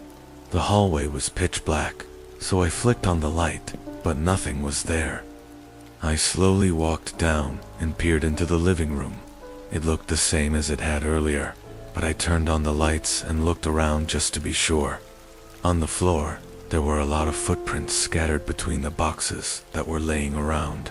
I knew it was likely from the movers, and with no other signs of anything, I went back to the bedroom. It took a while for me to fall asleep again, because I kept thinking about how the sound stopped as soon as I opened the door. I tried to come up with any possible way this could be the house making noises, but nothing came to mind. When I drifted back asleep, it felt like I only stayed asleep for a minute before I was woken up by a sudden thump, followed by footsteps running down the hallway. My eyes shot open, and I looked over at my bedroom door. The door was wide open, and on the ground were clear footprints coming right up to my bed. I got up and hurried to see who was there, but by then they were long gone. All that was left were scuffed prints from them running away. I got my phone and called the police, locking myself in the bathroom until they arrived. When they did, they oddly found no signs of a break-in, aside from the footprints. I convinced myself that they must have gained access during the week before I arrived at the house. But something still didn't sit right with me. After unpacking and checking each box, nothing seemed to be missing. It obviously makes me wonder what they were even doing in the house. But the biggest mystery is, why did they walk up to my bed? And what was that thump sound that I heard just before they ran away? The landlord was eager to allow me to break the contract and move out, so long as I didn't say anything about the break-in publicly.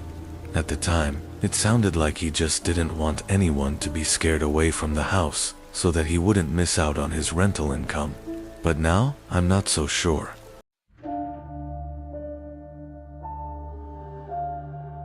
This happened long ago when I was renting a small house in the town that I got my first real big girl job at.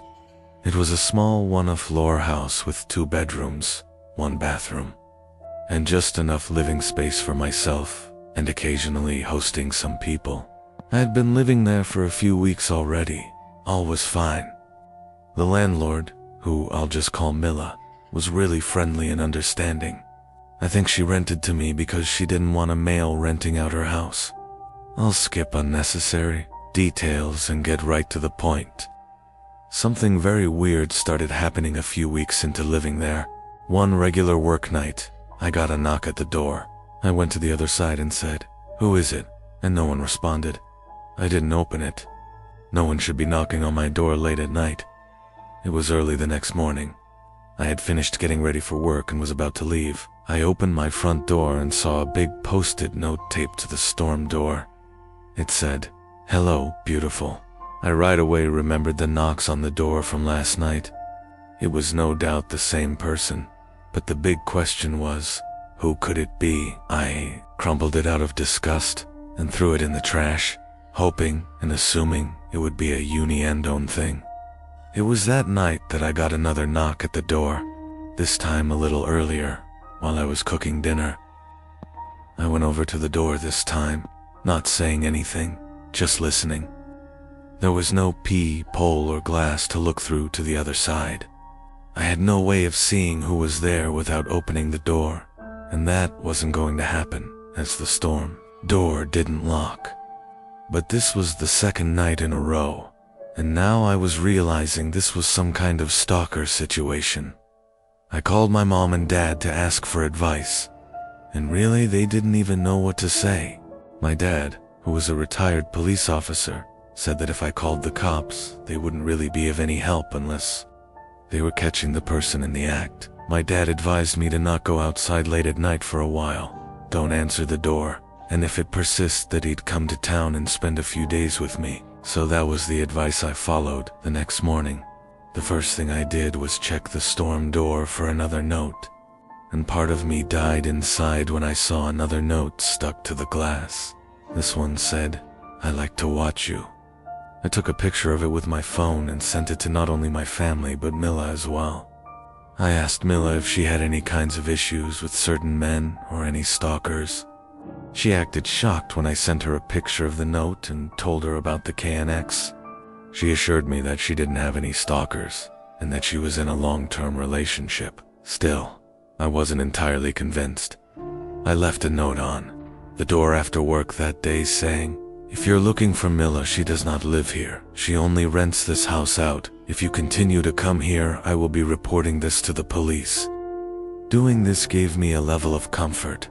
Actually, I thought this would end things. That night, every waking minute was me with anxiety, worrying about hearing knocks at the door again. To my relief, there were none tonight. I went to sleep in relative peace, thinking my note worked. The next morning, I opened the door and removed my note from the glass, but then realized it wasn't my note. It was a new note, and it said, "I'm not looking for Mila, I'm looking for you." And then it said my name, followed with, "I like watching you," like it said in the previous note. I sent it to my dad right away. I felt seriously ill. My dad packed a bag and drove up first thing. He was at my house by the time I got home from work. And work that day was rough because I couldn't think of anything except for this horrific situation. I even wondered if someone in my office could have been doing this, like this creepy guy Fernando. My dad and I waited to call the police together until later in the night, when we figured whoever was doing this may be hiding out there already. We wanted them to see the police presence. We spoke with an officer outside. My dad said it must have been a busy night since they only sent one. My dad, being a retired police officer, obviously didn't hurt in this whole situation. After the officer left with his report, my dad stayed out on the front stoop for hours, even after I went to sleep. Obviously, the person didn't return that night, and I moved out once I was able to pack all my things. Mila was completely understanding, thankfully. Whoever was stalking me at that house didn't follow me to my new place, likely eliminating the possibility that I was a coworker. So, though I will likely never know who it was. When I was 23 years old, I would be home alone at my parents' house a lot. We lived on a little pond, which was directly in our backyard. Our neighbors were a bit spaced out. It was a pretty upscale, expensive block compared to the rest of the town, so the properties were big. I'm fully moved out now, but this was back when I was in college. My parents make a lot of money and we have multiple homes, so often I was home alone. It was a random night in the summertime. I was off from school, so I can't remember if it was the weekend or a weekday, but odds are since I was home it was a random weekday. I was in the back sunroom watching a show. That was my favorite room in the house in the summer because it was the most cozy and had the best breeze with all the windows open. I was right on the corner of the couch closest to the corner window when I heard splashing from outside, like in the pond.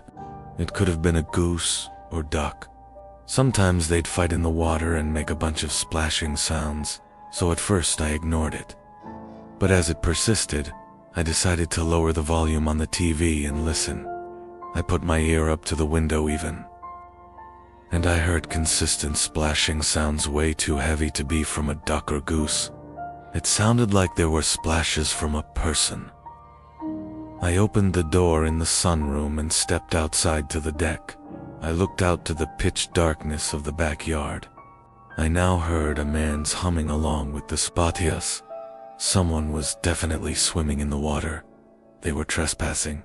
Each house on the pond owned a specific chunk of the pond. I stepped inside for a second to flick on the lights to the backyard deck. As I did this, just a bit of the pond was exposed, and the splashes and humming stopped. Whoever it was clearly saw me. I wondered if it was one of the neighbors going for a swim or something, which also just seemed weird because no one really swam in the pond ever. But honestly, whether it was or wasn't a neighbor, I wasn't going to confront whoever it was. I stepped back inside and turned off the lights, of course locking the door as well. I texted my brother, who was away at college, about it. He didn't answer right away. I was trying not to creep myself out over it, but watching TV after this was kind of hard. I couldn't focus on the show. I looked out the window, but all I could see outside was darkness. I still had the TV on in the background, not realizing how revealing the light from the TV would be outside, and then I thought I heard something on the deck. I hurried to find the remote and turn off the TV, and as the room went black and silent, Kay took me a few seconds to adjust and realized that there was the sound of someone's heavy breathing right outside one of the many windows in the room. I instantly laid down flat on the couch to try and hide myself, and after a short moment of silence, a deep voice from outside the window said, "I see you." My heart dropped into my stomach. I couldn't decide at the moment whether to speak or keep hiding, so I just blurted out, "Alex, is that you?" Alex was the name of one of our neighbors. I said this, clinging on to the hope that maybe it was him and he was just messing with me. But the man outside didn't respond to this. I just heard footsteps walking away as the barefoot-sounding footsteps faded to silence. I still laid flat on the couch, too afraid to move. I laid for a few minutes before the thought to go check that all the doors were locked came to mind. I exploded off the couch and ran straight for the front door. It was locked, as was the side entrance door. After a little while longer, and texting my entire family about what was going on, my dad told me to turn the backyard lights on and check if anyone was still out there. He basically told me to be the man of the house and protect it, so I listened and checked the back deck through the window. It was clear. I brought a big knife outside with me onto the deck, and I looked down. There were wet footprints that had half dried by then, but I could tell that they were barefoot footprints. I followed the trail footprints around to the side part of the deck, and what I saw was nightmare fuel. The top part of someone's head, namely their eyes and forehead, was peering just over the edge of the deck from the ground below, looking at me as if he heard me coming and was waiting. As we made eye contact, he turned away, and by now, I was ready to call 911. I did so before even telling my parents. I locked myself inside, waiting for them, and when they came, I felt instantly better. They asked if our family had any enemies, or people who don't like us, or if we have any problem with neighbors, questions like this. They did a quick sweep of the property and then left. I decided to shut every window that night and run the air conditioning just for added safety.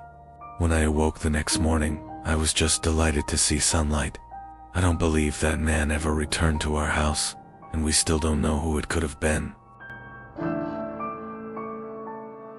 I have a dog who I take for a walk 3 times a day, first in the morning, then in the afternoon, and finally at night. I take him on the same route every time, which is through our driveway exit, which leads to a cul-de-sac parking lot for the condominium complex we live in. This will make sense soon as to why I'm telling you this. On the night walk, I always go somewhat late. I'm not sure why, but it's been a habit ever since I've had him, and it's never been a problem for us until one night. I begin our final walk of the day and go our usual route. I have a flashlight with me, as there are no lights at the parking lot, and I'm listening to music with only one AirPod, as I feel it would be for the best, just in case I heard something unusual. As I'm approaching the parking lot, I was hearing something, a voice of some kind that was up ahead of me. But I was completely zoned out in my own world of music as it was happening. But then my mind finally caught up and I stopped. I took the AirPod out and stood still to listen, just to see if I was only hearing things, and then it happened again. A voice that spoke ahead of me, but I couldn't see anyone. So I did the stupid thing and continued to carefully walk forward, because I thought it was all in my head, but something didn't feel right about it. I stopped again after a few feet, right next to where all the cars were parked, and I had my flashlight pointed everywhere in front of me.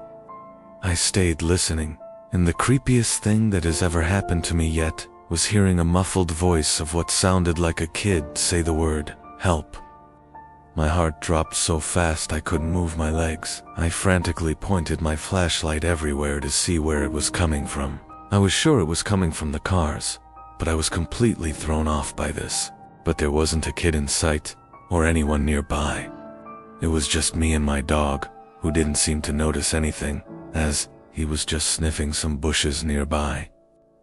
And then I heard it again. The word help was spoken 3 more times, and it was coming from my left side where the cars were parked. It made me panic even more. I didn't know what to think of it, and I knew I wasn't imagining this when I saw. My dog's ears perked up and he was looking in the same direction I was facing after it happened. And that's when it hit me about how incredibly eerie all this was. After hearing it multiple times, I realized the kid's voice didn't sound entirely like a kid? I don't know how to explain it, but it was like the mix of an adult and a child at the same time.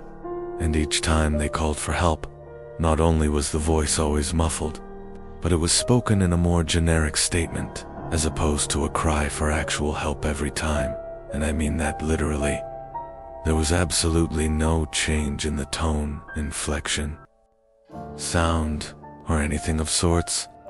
My dog and I ran straight home afterwards, and I tried to explain to my mom what happened.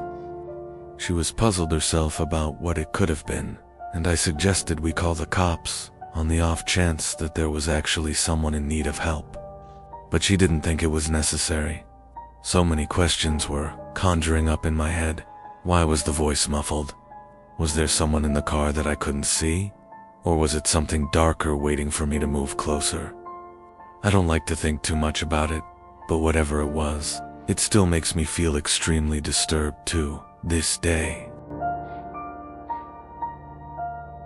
I've been smoking cigarettes every day for years. Before you judge me, let me just say that I recently started seeing a therapist for my nicotine addiction. Unfortunately, it hasn't helped much. The only thing worse than my nicotine addiction is my sleep schedule. I don't know what it is. I find myself staying up out hours past midnight and rarely get out of bed before noon. While I'm trying to fix these parts of my life, they're extremely relevant to what I'm about to tell you. It began a few months ago. I was standing on my balcony like I do most nights, smoking a cigarette. I live in a really secluded neighborhood. It's not like the houses around here are right next to each other. Despite this, I have a neighbor whose fence I can see over if I'm standing on my balcony. I'm not nosy or anything, but this particular night, I was looking into his yard. I had never met the guy, but I assumed he lived alone since there was only ever a navy blue BMW parked in his driveway. But not this night, though. There was a black van I'd never seen before sitting in front of his house. I didn't make anything of it, just noting the coincidence to myself. The next night, though, I made it a point to pay attention to his yard, and the same black van was parked there again. I didn't assume something sinister was going on. I was more intrigued than anything. The following morning, I went up to my balcony and looked into his yard. The van was gone. For the remainder of the week, I made a game out of observing the van at night, theorizing its purpose. I said I wasn't nosy, but I sure am obsessive. It's actually the main reason most of my friends drifted out of my life. I wasn't going to do more than observe, though. It wasn't my business or place to poke around further. That is, until one night when I saw something that completely changed my perspective of the situation. I was up later than usual. It was maybe 5 in the morning. The van was there, as it had been the past several nights.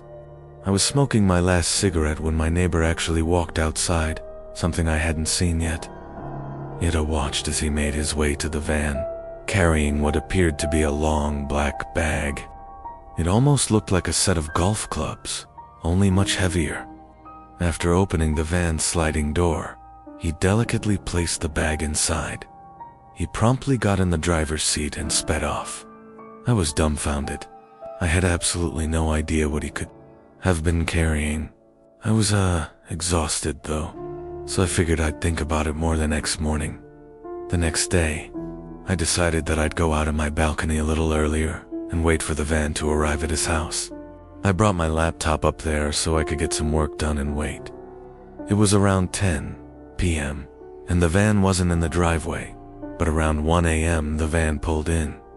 I quickly shut my laptop and watched.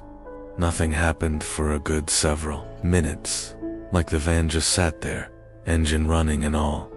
After about 5 minutes, the driver door opened, and there he was.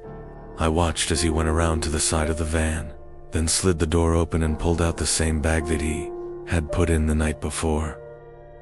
He seemed to be struggling this time around, visibly trying not to crack under the weight of whatever was in there.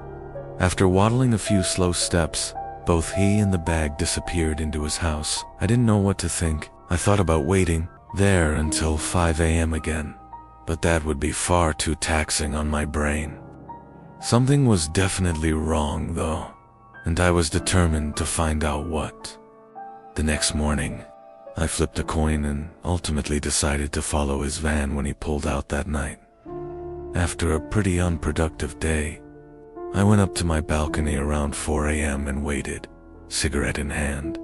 As soon as I saw movement in his driveway, I rushed downstairs, grabbed my keys, and got in my car. I turned my headlights off and waited for the van to turn onto the main road. Once it did, I began tailing it. After 20 minutes of driving, he pulled onto a dirt path that looked like it led into the woods. It did. I followed, and the woods actually started thinning up a bit.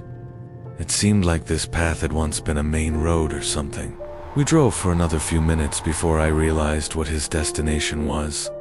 There was a deserted gas station literally tucked away in some clearing in the woods, and right in front of it was the BMW ID always seen parked in his driveway. I feared I was getting too close, so I turned my car around and parked across the street from the dirt road. I must have waited there an hour.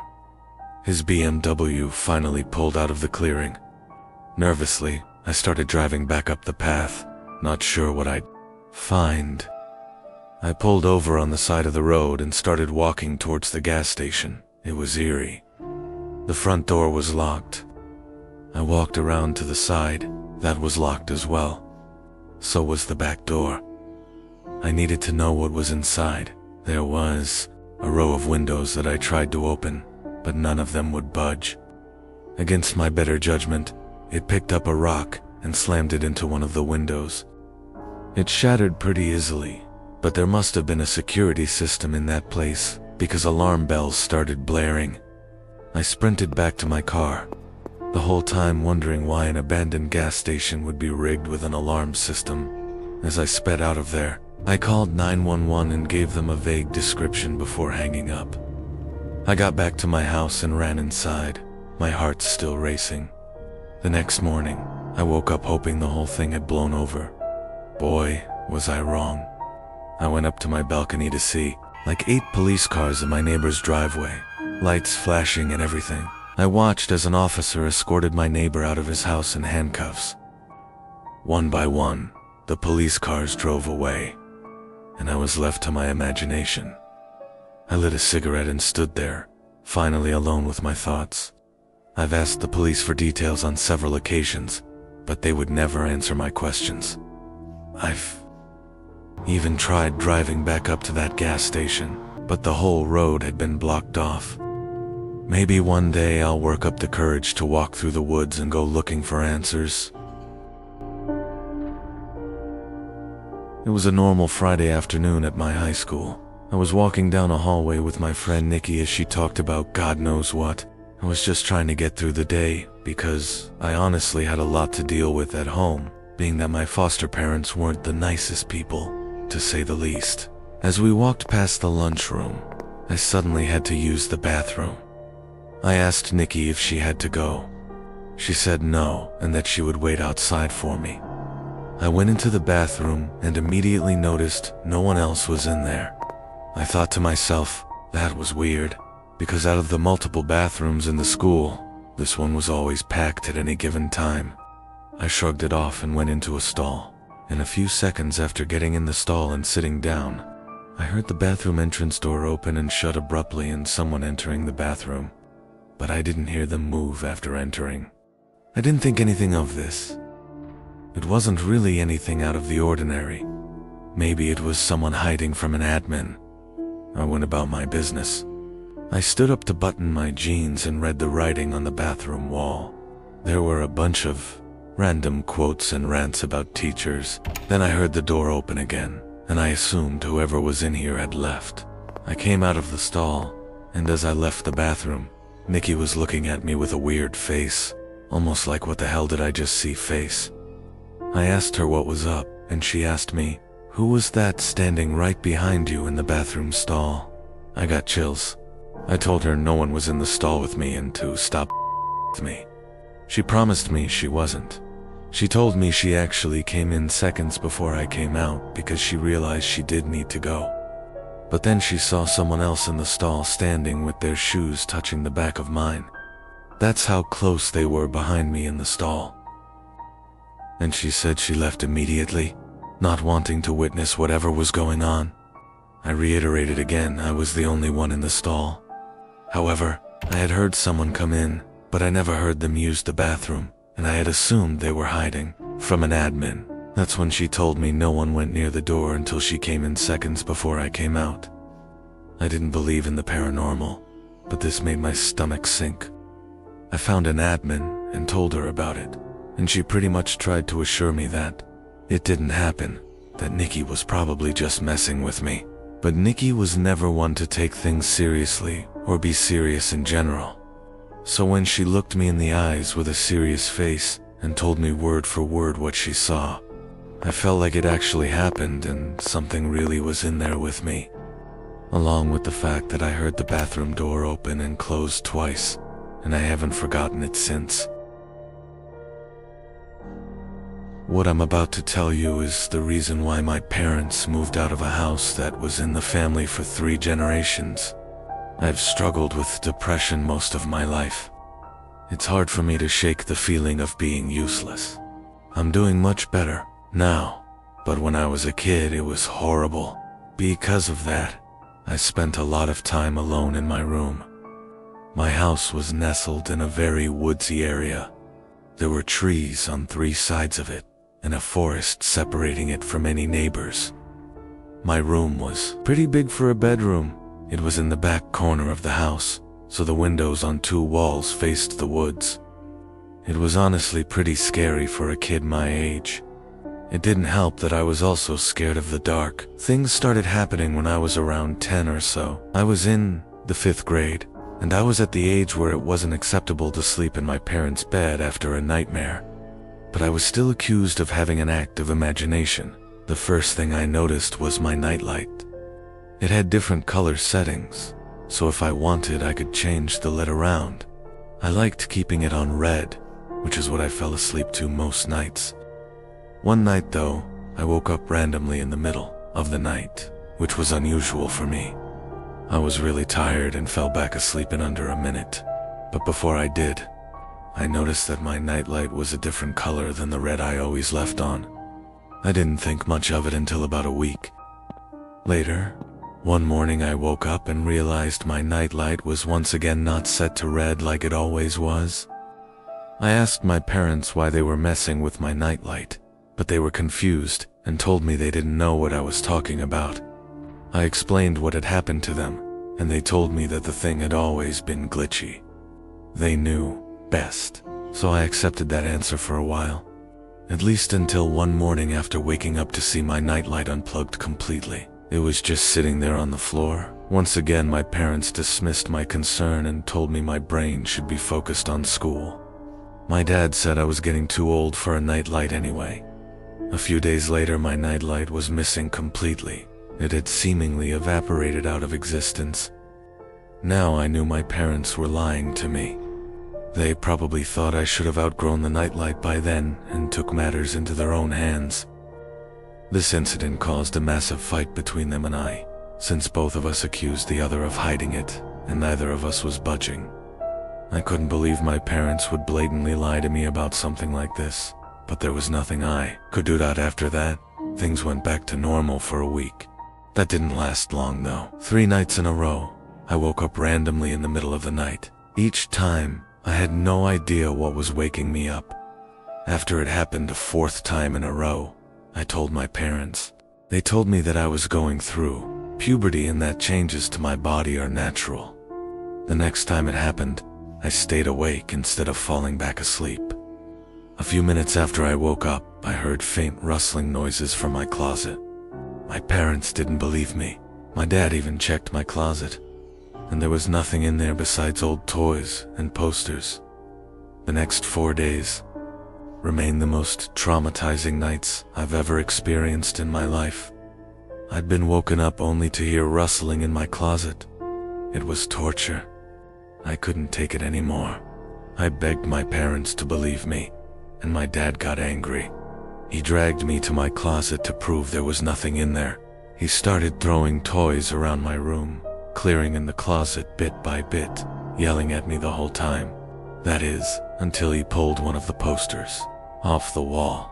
My mother and father stared in horror at the massive hole in the wall the posters had concealed. My mom started screaming, and my dad pulled out a flashlight. The hole was way too deep to see where it led, so my dad ran outside and began inspecting the outside of the house. There was a tiny hole in the dirt at the base of the house, and a little digging revealed that it was more than a divot. There was literally a passageway from the woods to my room. My mom and I were out of the house that night at my aunt's house. We moved out shortly after this. I stayed at my aunt's house until we did. I don't like thinking about this experience, but I'm going to have to face it eventually. My parents also refused to talk about this incident, and I think it's partly because they feel some blame for not taking me seriously. It's chilling to think that there was a stranger in my room every night for over a month. I have no idea what they wanted and will probably never know. If your kids come to you with something that sounds abnormal, believe them. My name is Leo. To be completely honest with you, I'm a little lost in life right now. I won't get into it too much, but all you need to know is that my family's situation is horrible. And for the past 3 years, I've tried to stay as far away from home as possible. My close friends from high school have been changing in ways I don't like, and I feel like my hometown has nothing to offer me anymore. I'm about to be a senior in college, and to be completely honest, I have absolutely no idea what I'm going to do with my life after that. Enough with the sad story though. I was in Paris last year for whatever reason, probably searching for a sense of place or trying to find a direction in life. I remember the name of the bar I was in, Rouge. I was there alone, nothing I'm not used to. I was getting ready to leave when I felt around my pocket and realized my apartment keys were missing. Just my luck. I stumbled out of the bar and began walking toward my apartment anyway. The whole thing was locked up. There was no way I was getting in there, and it was way too late at night to get a replacement set. I'm not sure what most people would do in a situation like this, but my first thought was to start looking for a place to sleep. As if my luck wasn't bad enough, it started raining. Eventually, I decided to sleep under a nearby bridge. I didn't even know where I was, but I was out of the rain and safe, so I was happy. As I was drifting off, I began picking up on some faint voices coming from across the river. I sat back up and saw what looked like 5 men standing on the opposite side of the river, along with a little boat that was tied off. They didn't seem to notice me. It took me less than a minute to realize what I was watching. There was an honest-to-God drug deal or something going down right in front of me. My French isn't great, so I wasn't really able to make out what they were saying, but several briefcases and duffel bags were exchanging hands, so I filled in the blanks myself. I thought about finding a new spot, but I didn't want to draw attention to myself by moving. I figured I'd just wait for this to be over, then leave. All of a sudden, one of the men yelled something aggressively in French and pointed a gun at one of the other men. There was a brief moment of silence before the other guy put his hands up and began talking really quickly. It looked like he was being set up. The other men stripped the man at gunpoint of his clothing and started confiscating his belongings. I didn't feel safe there anymore and got up slowly to move. As I did, I heard one of the men shout what roughly translates to, "There's someone there." I started running, not even turning to look at them. They shouted more things at me, but the only words I was able to understand were, "Don't shoot." I ran until I threw up and nearly passed out due to drunken exhaustion.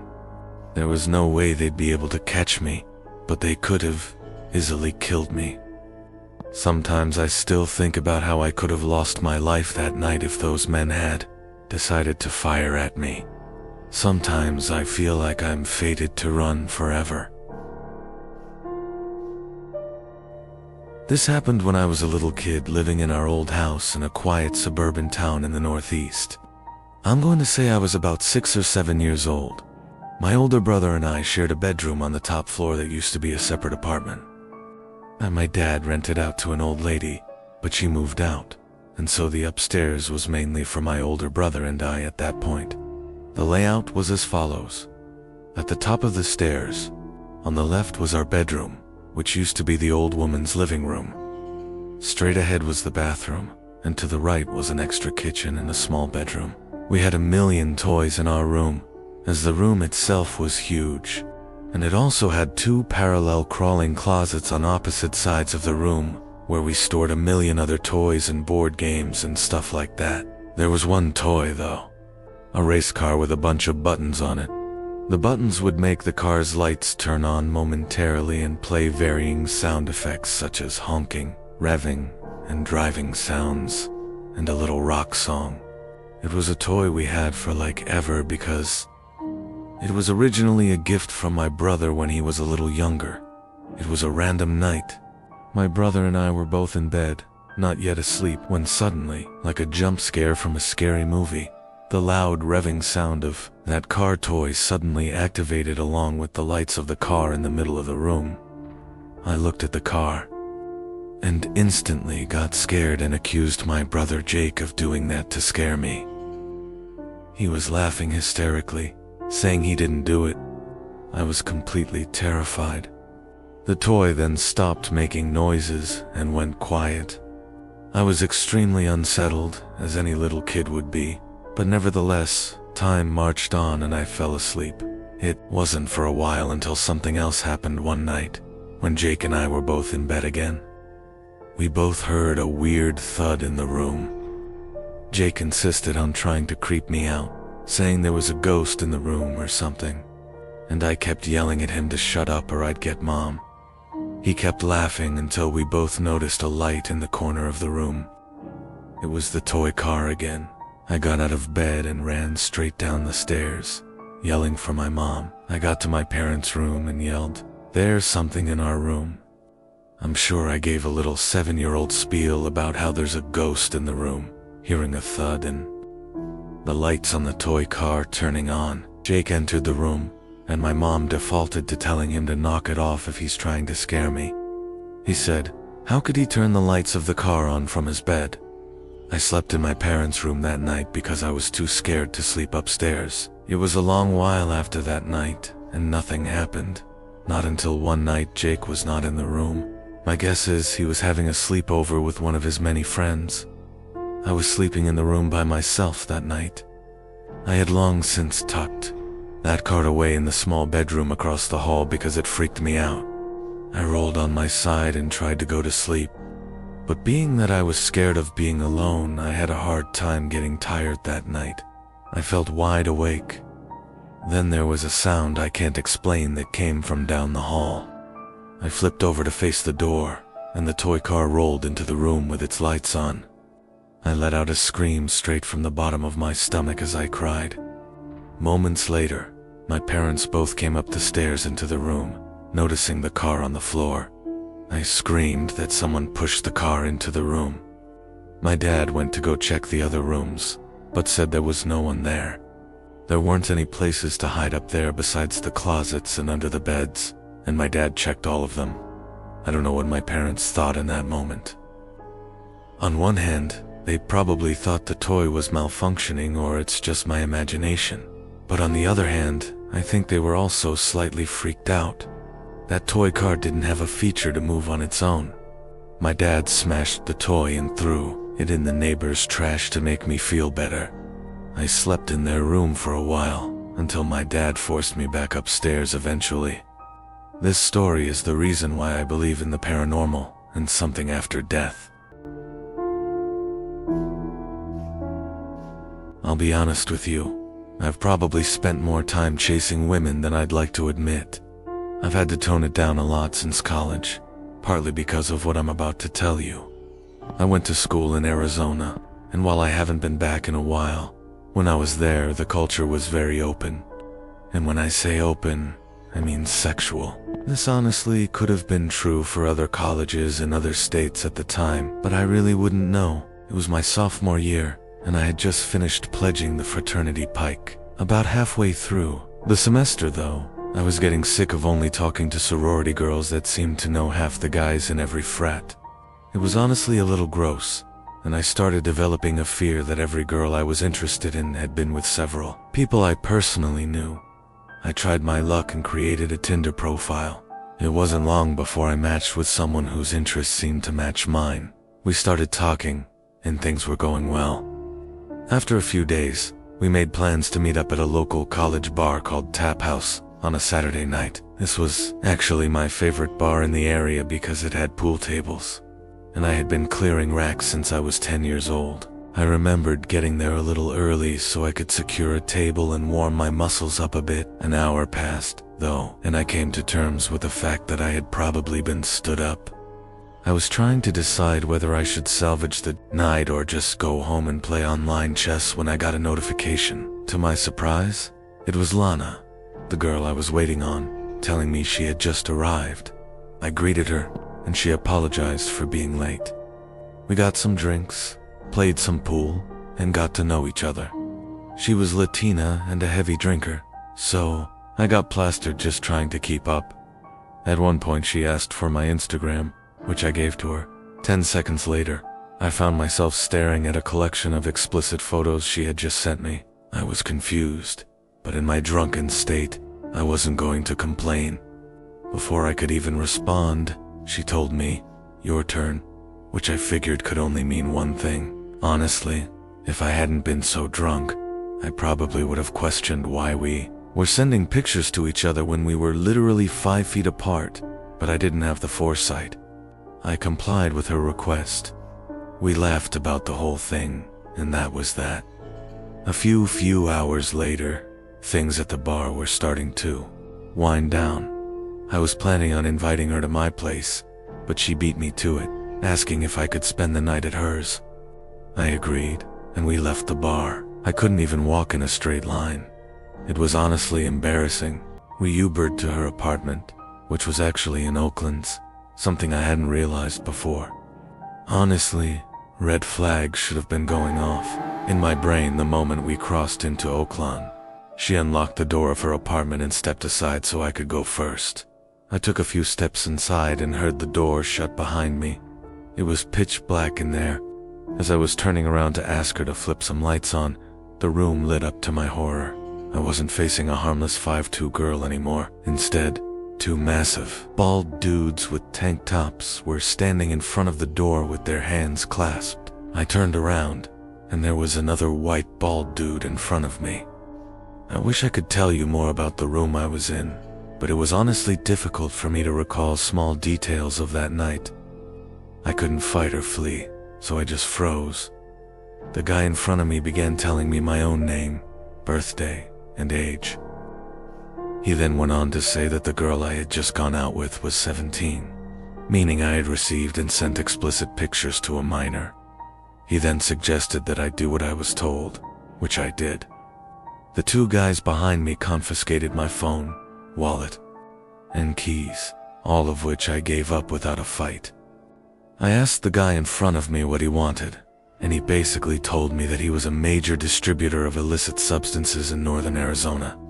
He told me that I'd be outed as a file if I didn't distribute his product to my fraternity and university.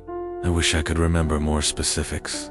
The two men behind me then gave me a piece of paper and told me to write down my address, followed by a list of names and numbers for as many students as I knew. I told them that I'd need my phone to complete the list, so one of them held it firmly in front of me and let me scroll through. All three of them were hovering over me now, knowing I was basically checkmated. I don't know what compelled me to do it, but the literal second I saw a chance I ran. I was too drunk to think about the consequences of those pictures on my phone. I narrowly escaped out the door I had entered from and ran as fast as I possibly could. It's not like I was safe, though. I was still smack dab in one of the most dangerous places in America. Eventually, I found a nice-looking house and begged them to open up. I pleaded with them to let me use their phone and call 911, and then I told the police everything. But of course, I didn't remember the address of that girl's apartment. An officer picked me up and took down a report before asking me if I would be okay leading them back to that apartment.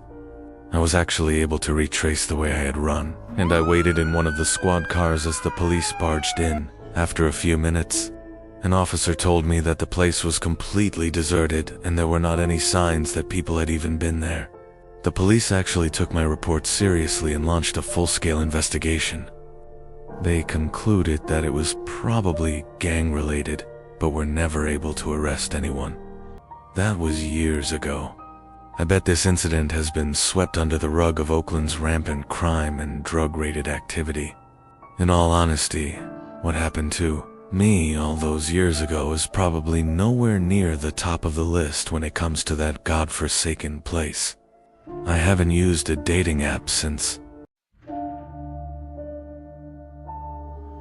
I have never been a huge believer in the supernatural, but I'm not closed-minded either. It's just I have never had an experience of my own. That is, until one night in early December of 2017. I was 17 at the time, was doing what I love best. That is hunting with my father and grandfather. I have been an avid hunter since my dad brought me my first hunting license when I was just a mere age of 7. Throughout my life, I have hunted all kinds of game, from pheasants and turkeys, bears and foxes, to deer and elk. So it's safe to say I am very familiar with the wildlife all over the United States.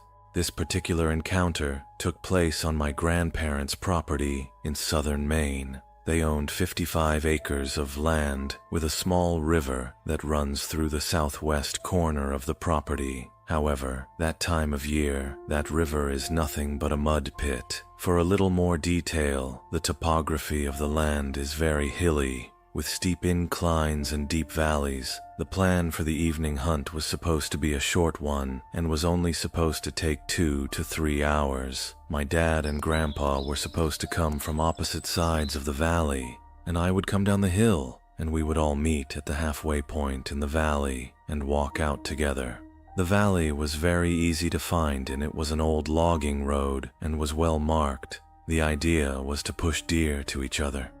We had a late start, so there were only 2.5 hours or so of daylight left by the time I started my solo trek down into the valley. Before I started my hunt, I pulled out my phone and looked at the map of the property.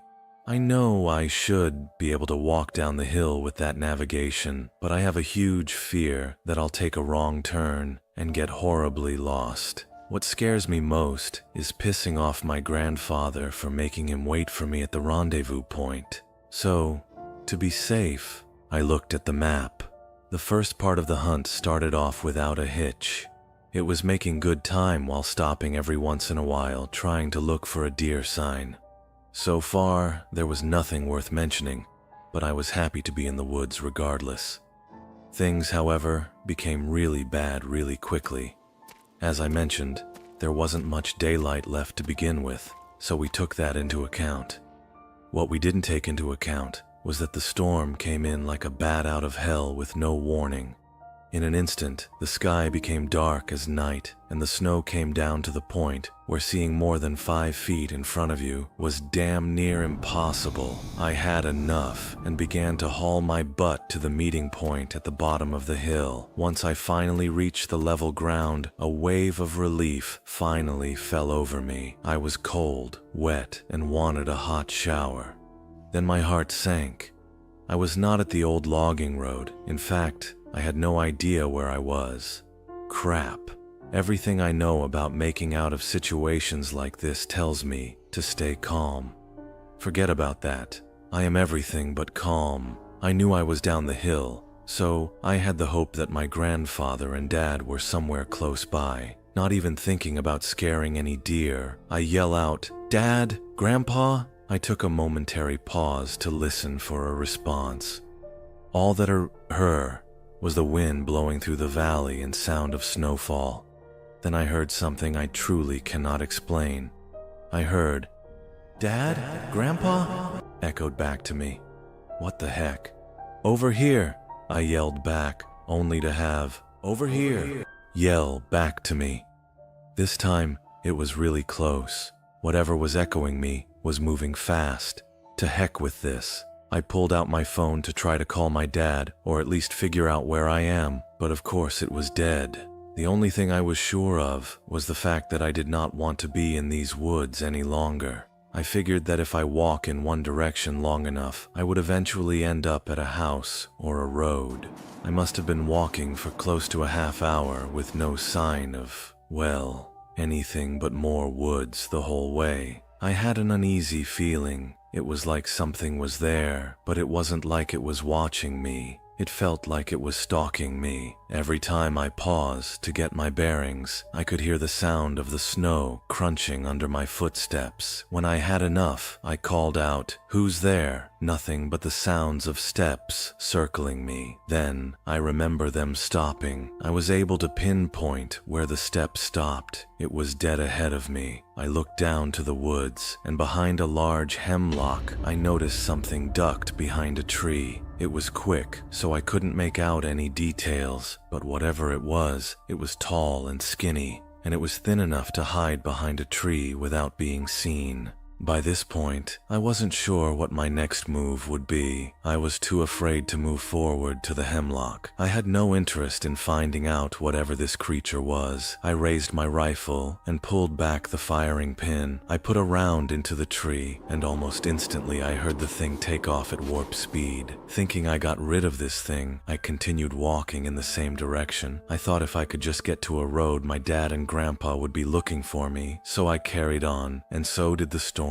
After another hour or so, with no other issues, I finally stumbled to a paved street. Now, I had to figure out how to contact my dad so they could come pick me up. That is when I heard it again. "Dad, Grandpa, over here."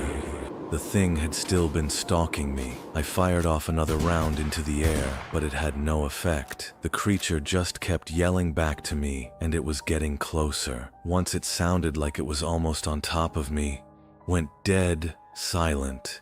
I looked around and heard a welcome sound.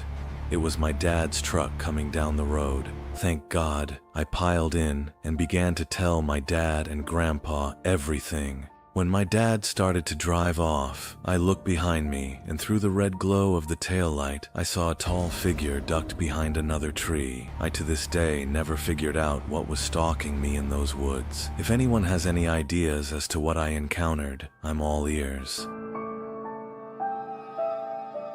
So, I've been watching a YouTube series about deep web exploration. I won't name this series or the channel it belongs to. I mean, I'm not getting paid for advertisements anyway. I looked up a video on how to access said deep web. I did it fast and dirty. Not much research on what not to do. Big mistake, let me tell you right now. Using Windows on the deep web is a bad idea. That much I did know. Easy to get hacked that way since it's the most prominent OS. I know you can boot up a live USB on a Linux clone OS. I mean, a simple Google search can tell you how to do that. It's not as difficult as it sounds, but I figured if my laptop gets hacked, I'm screwed. I can't exactly afford to just buy a new one right now. So I thought I'd be smart and use my Android tablet. What a genius, right?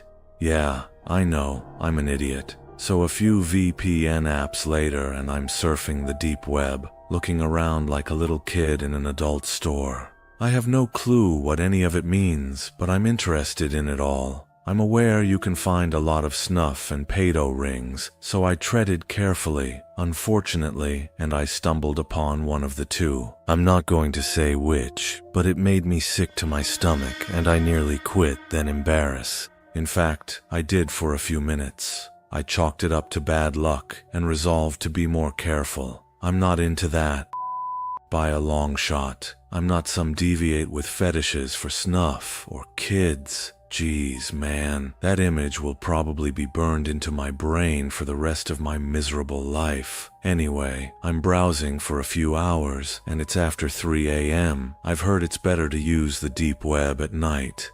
Less traffic that way. I found a few interesting sites. There's tons of religious stuff on there. You'd be surprised how often you find Satanists, or at least people who claim to be Satanists. Most of the time, it's likely to be some edgy teenagers rebelling against their religious families. I won't get into my religious views, don't worry. It even has several of its own social networks and email services. No thank you.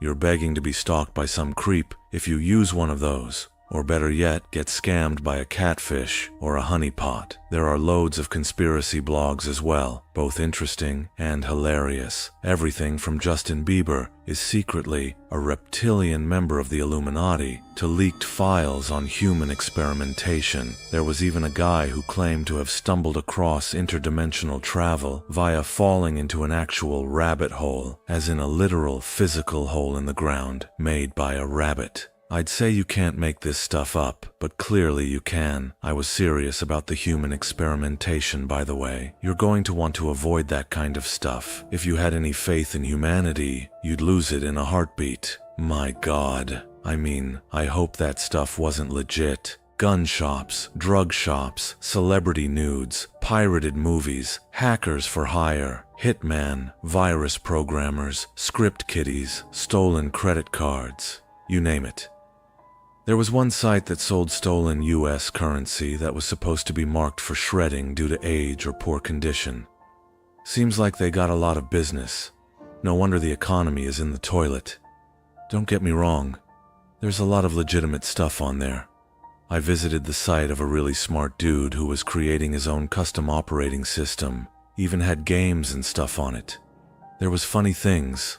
A mock cult made for people named Dan was among my favorites. The people that weren't maniacs seemed to be open-minded, if a little paranoid. Then I came across a site that supposedly gives you access to the webcams of people's personal laptops. I was curious. I shouldn't have been. I know. I'm not expecting to see some cam girls here.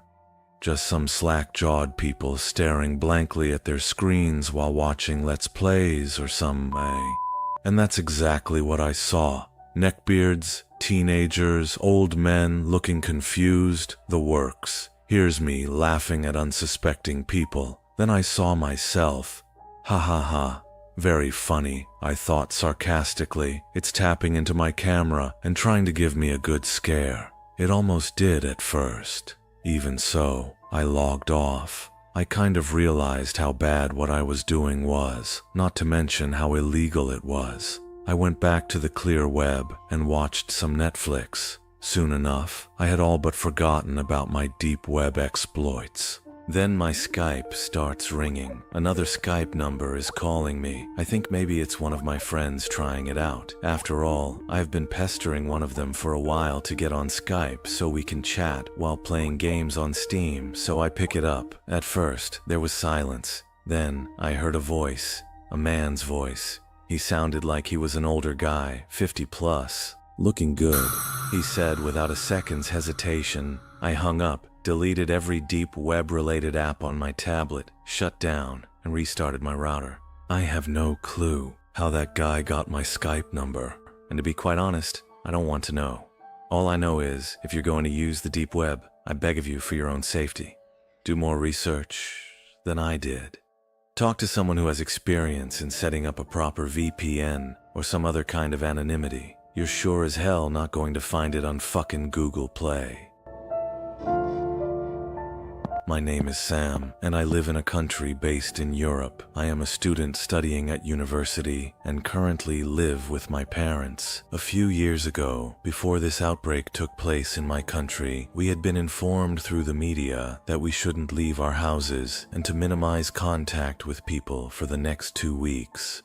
The government had closed down all schools and certain businesses. This also included events within my own country. It was a Friday evening. I was trying to kill some time by playing computer games when me and my parents heard our doorbell ring. I was confused because we weren't expecting anyone. It would be really irresponsible to visit during the outbreak. I thought to myself that it could be one of my aunts or my cousins who needed help or supply, so I immediately went to answer the front door. I was just surprised that they didn't inform us about this visit earlier. Before I could even touch the door handle, I looked through the blinds to see who it was. It wasn't any of our relatives, but two men in dirty yellow overalls, which looked like hazmat suits. I couldn't even make out their faces. They look so creepy. My heart started to beat faster. I thought that my father or mother had rescinded us, and they called the hospital for doctors or some medical professional. Maybe they didn't tell me so as to not make me so worried or panic about them, but when I checked the living room, neither of them seemed to be ill. They were surprised too. Something doesn't feel right. The doorbell rang once again. I hesitated, but I finally pulled the door open. The men introduced themselves as a disinfection team sent by the city council. They told us that every house in the area would be disinfected and we will need to leave for an hour. They even showed us papers that seemed legit. We had many doubts, but they convinced us. Looking back, it was the dumbest thing we did, but they inspired trust in us, and we were already distracted by the stress of the situation. Me and my parents looked at each other. We shrugged our shoulders and decided to take a walk. They gave us a copy of a warrant, plus we thought we were leaving our house in safe hands. After a few minutes of walking, I remembered that I forgot to turn off the oven. I said to my parents about this, and they decided to wait for me. I sprinted back to my house. As I got to the house, I heard some weird noises behind the closed door. Why did they close the door? I said to myself. Fortunately, I had an extra key, and I opened the door. The view inside the house horrified me. I saw a huge mess. All the cabinets were left open, furniture was turned over on the floor, and all of the food we gathered as supplies were thrown out. I froze from fear. Millions of thoughts were flying through my head at that moment. I immediately knew we had become victims of a robbery. How come he had been so stupid? I thought to myself. I turned around and wanted to run out of the house and call the cops, but I stumbled upon one of the robbers standing at the front door, holding a big knife. "I can't let you leave, boy. You see too much," he said to me in a really evil way. Then he started to run towards me without hesitation. I ran to the bathroom and locked the door behind me, and he was screaming and pounding on the door. "If you open the door, I won't hurt you. I promise," he said. Of course, I didn't believe him and hid busts inside the bathtub. He started to stab the wooden door. I was so scared I can't even blink, and my heart was pounding so hard it felt as if I was trying to escape my chest. I started to pray, because I thought that was literally the last moments of my life. Tears started to stream down my face. I cried more than I had ever cried in my entire life. Finally, the pounding on the door stopped. He was gone. I heard police sirens, and I opened the door. My parents ran up to me and hugged me. I felt like the luckiest person alive. I was so happy.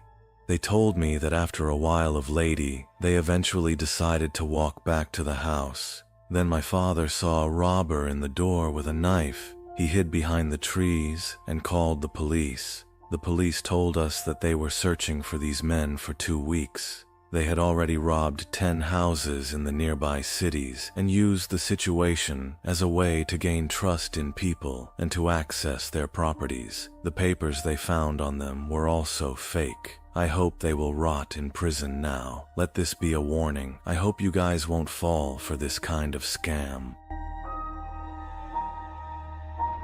My name is Brian, and this happened to me in the late 1970s. I grew up in the poor neighborhood in Toronto, Ontario. Like most kids, I had a number of friends from school in my neighborhood. I was 13 at the time, and this was right at the very beginning of the personal home computer revolution. You would hear about personal computers on the news all the time. However, no one actually owned a home computer. It was almost like a story of science fiction to actually see one.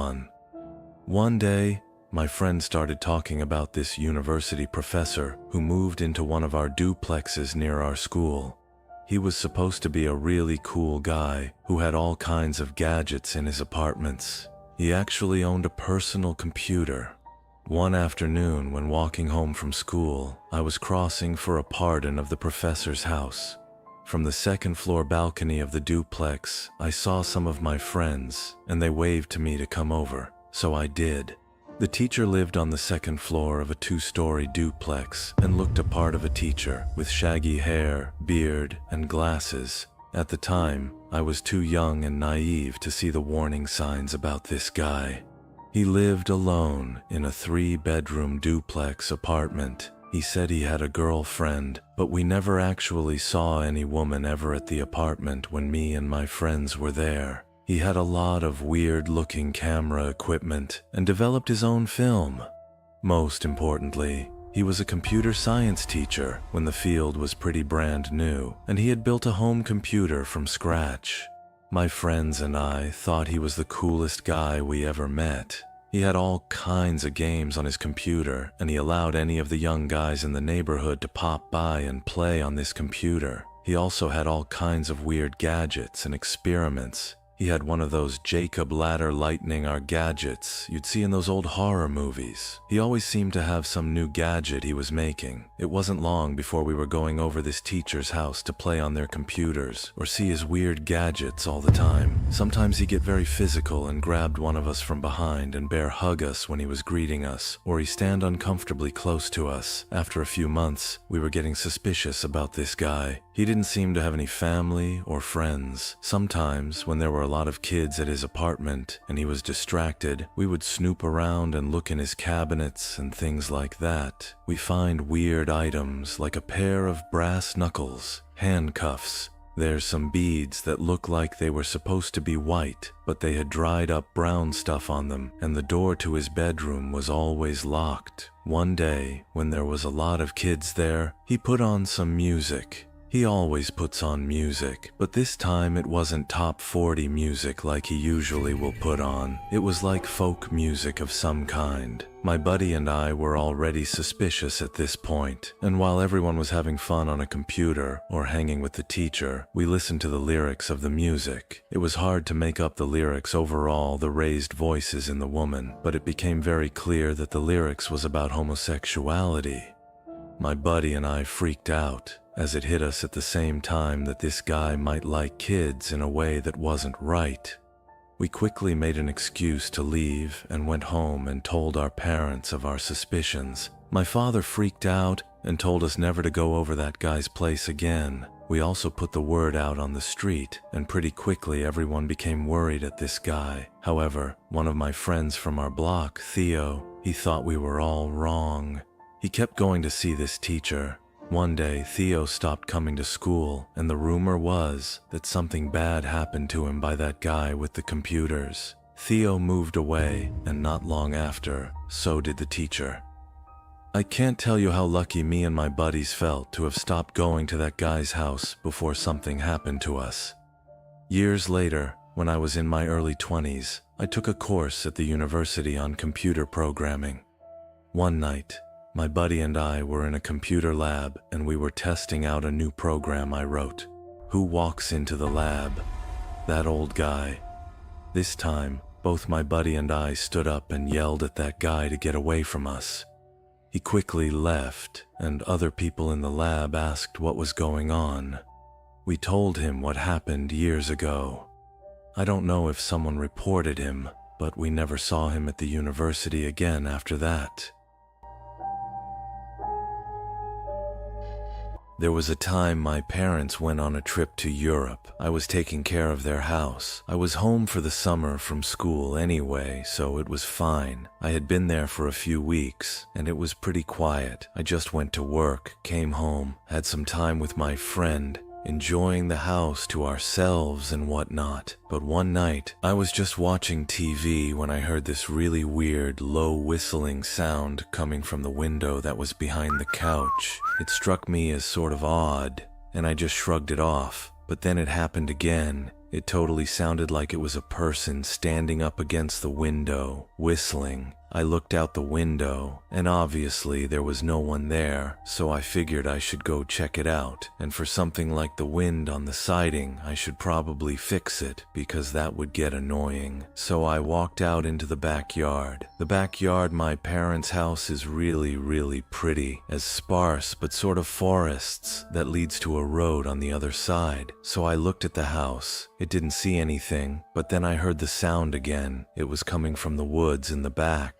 I was pretty creeped out at this point, and of course, I couldn't see anything in the woods, so I hurried back through the door, and I locked it behind me. I never really heard that sound again for the next few days, until one night I was asleep in my room, and I could have sworn I was awakened by the whistling sound against my second-floor window. I listened hard, and it was dead silent, so I decided I should go ahead and look out the window. I did that whole thing where I crept super slowly towards it and just sort of peeked through it. Outside my window there was a man just standing there. I was really sleepy, so I can't know how much of this I'm misremembering, but he was just sitting there staring at me. I was completely frozen, and slowly the man pursed his lips, and I could hear that whistle again. It was crystal clear. It made me feel like crying. I tore myself away from the window, and I hid under my covers. The next night, I insisted that my friend stay with me. He did, and of course nothing happened. He figured that I was just tired and delirious, and maybe I was right. It gets kind of anticlimactic here, but I didn't hear for another week or so.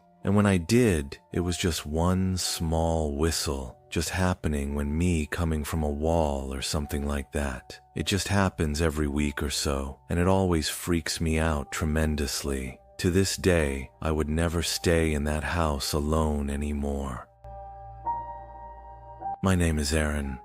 I'm 17 years old, and this story happened about 4 years ago. The school I went to was in a very rural area in my village. My friend Mark went to the same school, but I live further away. His mom would always drop him off near my house, and we would always walk to school together. On our way to school, we would always pass some farms, and one of them had this really old, creepy house that was abandoned for years. One day, me and Mark said we should check it out and see what's in there. Basically, we couldn't go after school because, like I said, Mark lived further away, and his mom needed to get him home. This was also during the winter, so they got dark sooner. So, myself and Mark, we came up with the plan that Mark would have a sleepover around my house, and when my parents were asleep, we would sneak out and explore the abandoned farmhouse. It was Friday, and the past few days have been snowing. After school, Mark came in my house. We spent the evening playing video games and looking up creepy videos on their internet, anxiously waiting to sneak out. When AM rolled around and we put our coats on and snuck out my bedroom window, which is ground level. We had one flashlight between the both of us, which Mark managed to sneak out of his dad's garage. We walked through the farm fields and made it to the house. Naturally, the first thing we did was try to open the front door, but it was lots. We looked around at a few of the windows, and one of them was smashed open, so we used this as our entrance. Surprisingly, the place seemed rather untouched for how long it had been rumored to be abandoned. It was just covered, and Dustin had a really strong smell. Not bad necessarily, but it did smell odd. I shined my flashlight to the top of the stairs. I couldn't see anything, but seemed really eerie up there. And then I heard wood creaking. It kind of sounded like slow footsteps, but I wasn't certain. Mark then said we should check upstairs. I told him I'm not going. There's probably some maniac up there waiting to kill us. The next thing that happened was the phone ring. One of those really old phones made myself and Mark jump out of our skin. At that time, I didn't think about it, but I thought it was weird of how someone was calling this house, and it was abandoned. I picked it up, and I said in a nervous voice, "Hello." For a second there wasn't any response, and then a man spoke on the other end saying, "I'm not a maniac. Why don't you come upstairs and see for yourself?" At that point, load-heavy footsteps ran across the upstairs room and toward the top of the stairs. Mark and I ran out the farmhouse as fast we could. We ran out down to the farm. I glanced back to see if there was someone chasing us, but there wasn't. So I told Mark to slow down so we could catch our breath for a second.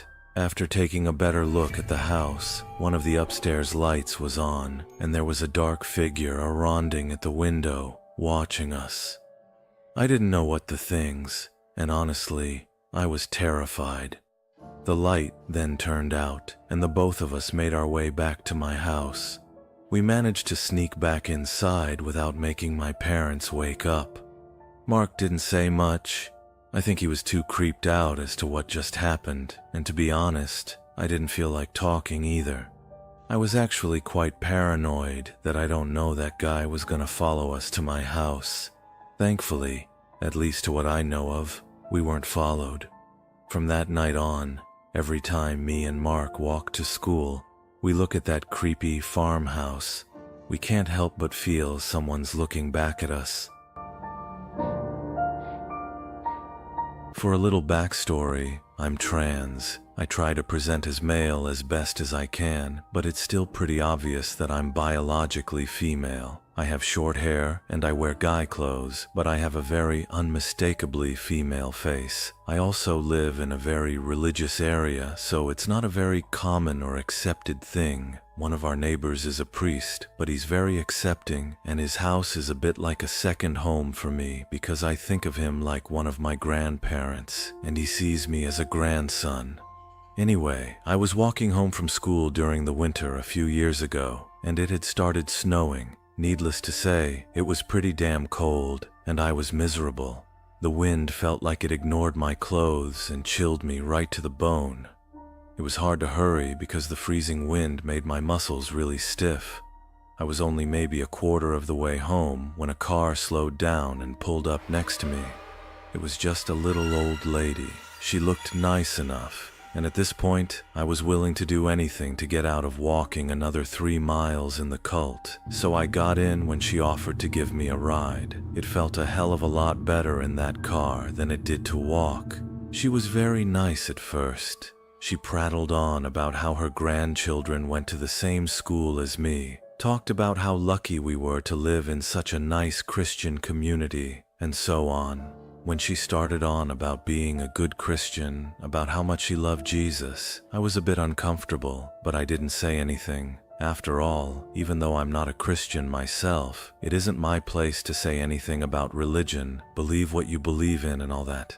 She'd just been nice enough to give me a ride, so I didn't want to offend her. When she started talking about Leviticus, that's when I knew I had messed up by getting into her car. She started going on and on about gay people and how they're just confused, how man should not lay with men, and so on. We were getting close to where I was going to have her drop me off when I mentioned that she could drop me off there. She looked over at me and didn't say anything. She didn't slow down either. I was starting to get nervous. We passed the point I'd told her about. I looked over her and said something along the lines of, "You can let me out here." She gripped the steering wheel really hard and said, "I can't let you out. You need me." I asked her what the hell she was talking about, and she turned to me. "Your short hair. I knew I needed to help you when I saw it. You're a sick girl. You need to let go of the demon inside you." I tried to cast aside the discomfort of being called a girl and stumbled out something about just liking short hair, having a boyfriend, anything that would make me seem a little bit more innocent in her eyes. But it didn't look like she believed me. I wanted to cry as I watched the drop-off point get further and further away. I begged her to let me out, promised that I would go to church, repent my sins, as long as she let me out and let me go home to my family. She screamed to me that she hated Dykes and that she was going to call her son to help her, quote, fix me. At that point, I knew I needed to get out. I grabbed the handle and unlocked the door, only to feel my hope sink as the electric lock kicked in and relax it. She was still screeching about how I just needed to be with a man and it would fix me, that accepting God's truth would fix me. It might sound ridiculous to be afraid of an old Christian lady, but I was terrified. I was so scared of what would happen if I didn't get out. I took my chance, had rolled down the window as fast as I could, have made a jump for it. I landed on a pile of rocks, and my breath was knocked out of me. I could hardly move. Everything in my body hurt horribly, but I knew I needed to get out of Dodge before she decided to come back. I got up and limped into my neighborhood. As soon as I came to that old priest's house, I snapped out of this stupor I was in and was hysterical. I banged wildly on the door until he let me in, and I cried uncontrollably while he called the police. I was taken to the hospital after I told the police what had happened. The jump from that car broke my femur in 4 places and cracked both my knees. It amazed doctors that I was able to make it to the priest's house in the condition that I was in. I've never seen that lady again or her car, but since then I never walked to or from school alone anymore. I can only hope nobody ever got into her car again. For this story, my name will be Luke. Years ago, my first year of college, I lived in a dorm, but if only I knew what was going to happen. I earned a scholarship to college for baseball, and all the players lived in the one thorn thing that I was a freshman. Dave Romney was a senior, so he could show me what right looks like. It was a pretty tough guy who no one would mess with, so I felt like I was in good hands. That was the winter, and by that time of the school year, I was pretty set in my ways and comfortable. I was invited to a house party that one of the sororities were thoroughly taught. One was a few friends. When we got there, it was like any other party. People were outside and some were inside having fun, while inside there was music playing along with people playing video games in one room, and it looked like a board game going on and other that was upstairs. After a while, I went upstairs to see why anyone will be playing a board game at a party. When I got to the room, I noticed that it was the most quiet room in the house, which was odd to me. When I walked in the room, there were 4 girls and a guy sitting at a table. I asked what was going on, and they said they were using the Ouija board. I thought it sounded interesting, so I joined, but I never really believed in that type of stuff. But we were messing with the board. They said that there was a girl in the room, but I think that one of the other people that were playing moved it, so I left. That's when unexplainable stuff what happened to me at my dorm. I'd hear laughing in our hallways at odd times of the night, knocks on the window, and I started to have bad dreams. I told my roommate, but he told me it was stress from our upcoming midterms. That went on for about 2 weeks. Then, one night, everything changed for both of us. I remember it being a Thursday night when this happened. I was asleep in the middle of the night, and all I heard was, "Luke, Luke, wake up." I remember making noises and being half asleep, but I acknowledged him. Then he said something that woke me up immediately. "Luke, what the quarter?" I looked in the corner of the room, and I swear there was a silhouette of a girl. I was so afraid that I jumped off the top bunk, and I told my roommate to get up and run. But he was so petrified. He was under his covers quarterly, and she spoke. I told him, "I'm out," and we both ran out of our room. He was yelling, and she's talking. After that, we were both so shaken that we never went back to that room. We called the police, but when he came and never found any girl. I don't know if it was because of the house party Ouija board game or coincidence, but that was a moment that I'll never forget till this day. I still hear odd noises throughout the night wherever I go.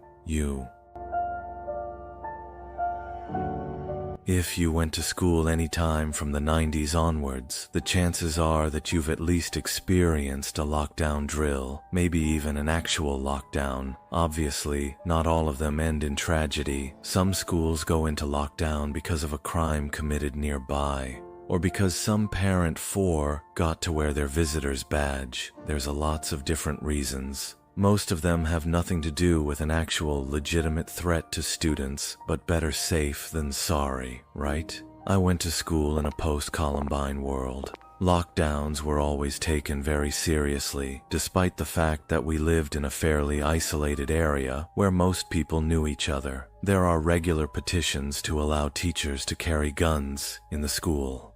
Who knew how long it might take the police to arrive if something were to ever happen? But obviously, I'm not here to debate gun control, so I'll get to the point. Most lockdowns are drills, but I'm going to tell you about one that wasn't. I've always been a pretty nervous and paranoid person. For example, throughout middle and high school, I despised being in the cafeteria because I always seemed to get stuck sitting in some corner, nowhere near an exit. It made me anxious, realizing just how much distance I would have to cross just to get out, even if something as innocent as a food fight were to occur. In upstairs classrooms, I would occasionally glance out the windows and ponder where or not the drop might kill me, or if I can make it out with just a broken arm or leg. And downstairs rooms, I would tend to sit near the windows unless I was forced to sit somewhere else. Admittedly, this was also because I just like to look outside and daydream, but like most routines, after enough repetition, you get used to almost anything. If you work in a school, you probably know this like the back of your hand. In the event of a lockdown, teachers are supposed to lock the doors, turn out the lights, and herd students into a part of the room that can't be seen from the window panel on the door. This always seemed a bit ridiculous to me. I once had an English class in a room where the only spot that you couldn't see people from the door was, ironically, right next to the door. The idea of us just sliding up there while someone jiggled the knob outside, horrifying. However, I did have one major concern. What would happen if I were caught in one of these drills outside the classroom? Was I supposed to run and bang on the nearest door, hide in a closet, run outside? I always figured if it came down to it, if I was near an exit and it seemed like the real deal, I would take my chances running outside. Teachers never really told us during drills whether or not they were real, but someone always knew. There was always that one kid whose mom worked at the school, and we tell everyone else that they weren't real and that there would be a fire drill the next day or something. They have a special code for when it's real. A girl named Lily once informed our entire algebra class, if they say lockdown 3 times, it's only a drill. 4 times, it's for real. We all snickered, but what she said lingered in the back of my mind every time the principal went on the loudspeaker, voice crackling throughout the building, and I always counted, awaiting for that 4th time. 11th grade swung around. Now, officially an upperclassman, I let a certain confidence seep into my step. I was 16. Next year, I would graduate and would be going to college. I practically owned this dump. I would see everyone that I hated working at McDonald's. You know, the usual 16-year-old spiel. I no longer felt the need to rush into first period. Instead, I lingered in the hallway with other relaxed juniors and seniors and made fun of confused freshmen and actually made eye contact with my teachers. This newfound skip of my step was what led me to cutting the first period bell very close. As I wiped out my shirt with a wet paper towel in the bathroom, someone had tripped on the bus and had gotten what I prayed was iced coffee on me. The stain did not look like it was coming out, and I hadn't bought a jacket that day. I groaned, balled up the paper towel, and chucked it at the garbage. I missed. Through the thick bathroom walls, I heard the distant crackle of the loudspeaker. Were they starting the morning announcements earlier this year? Maybe someone had parked in a teacher spot again. Lockdown, lockdown, lockdown, lockdown. I was more caught off guard by the fact that it sounded like the secretary was making the announcement than anything else. Only after a moment or two did it sink in. This wasn't a drill. I stood there completely motionless, wondering what the hell I was supposed to do. Finally, I lunged towards the door and yanked it open, peering out into the hall. Every door was shut. I was on the second floor. I thought I heard distant yelling from below. My panic then settled into a cold fear that pulled in the pit of my stomach. I darted back into the bathroom, trying to rationalize things. Maybe I hadn't misheard it, and it was just a drill. I tried to remember how the person on the loudspeaker had sounded. Were they frightened Forrest calm? I don't know, and not knowing was the worst part. The police had to be on their way if this was real, I assured myself, so as long as I stayed put, everything would be fine.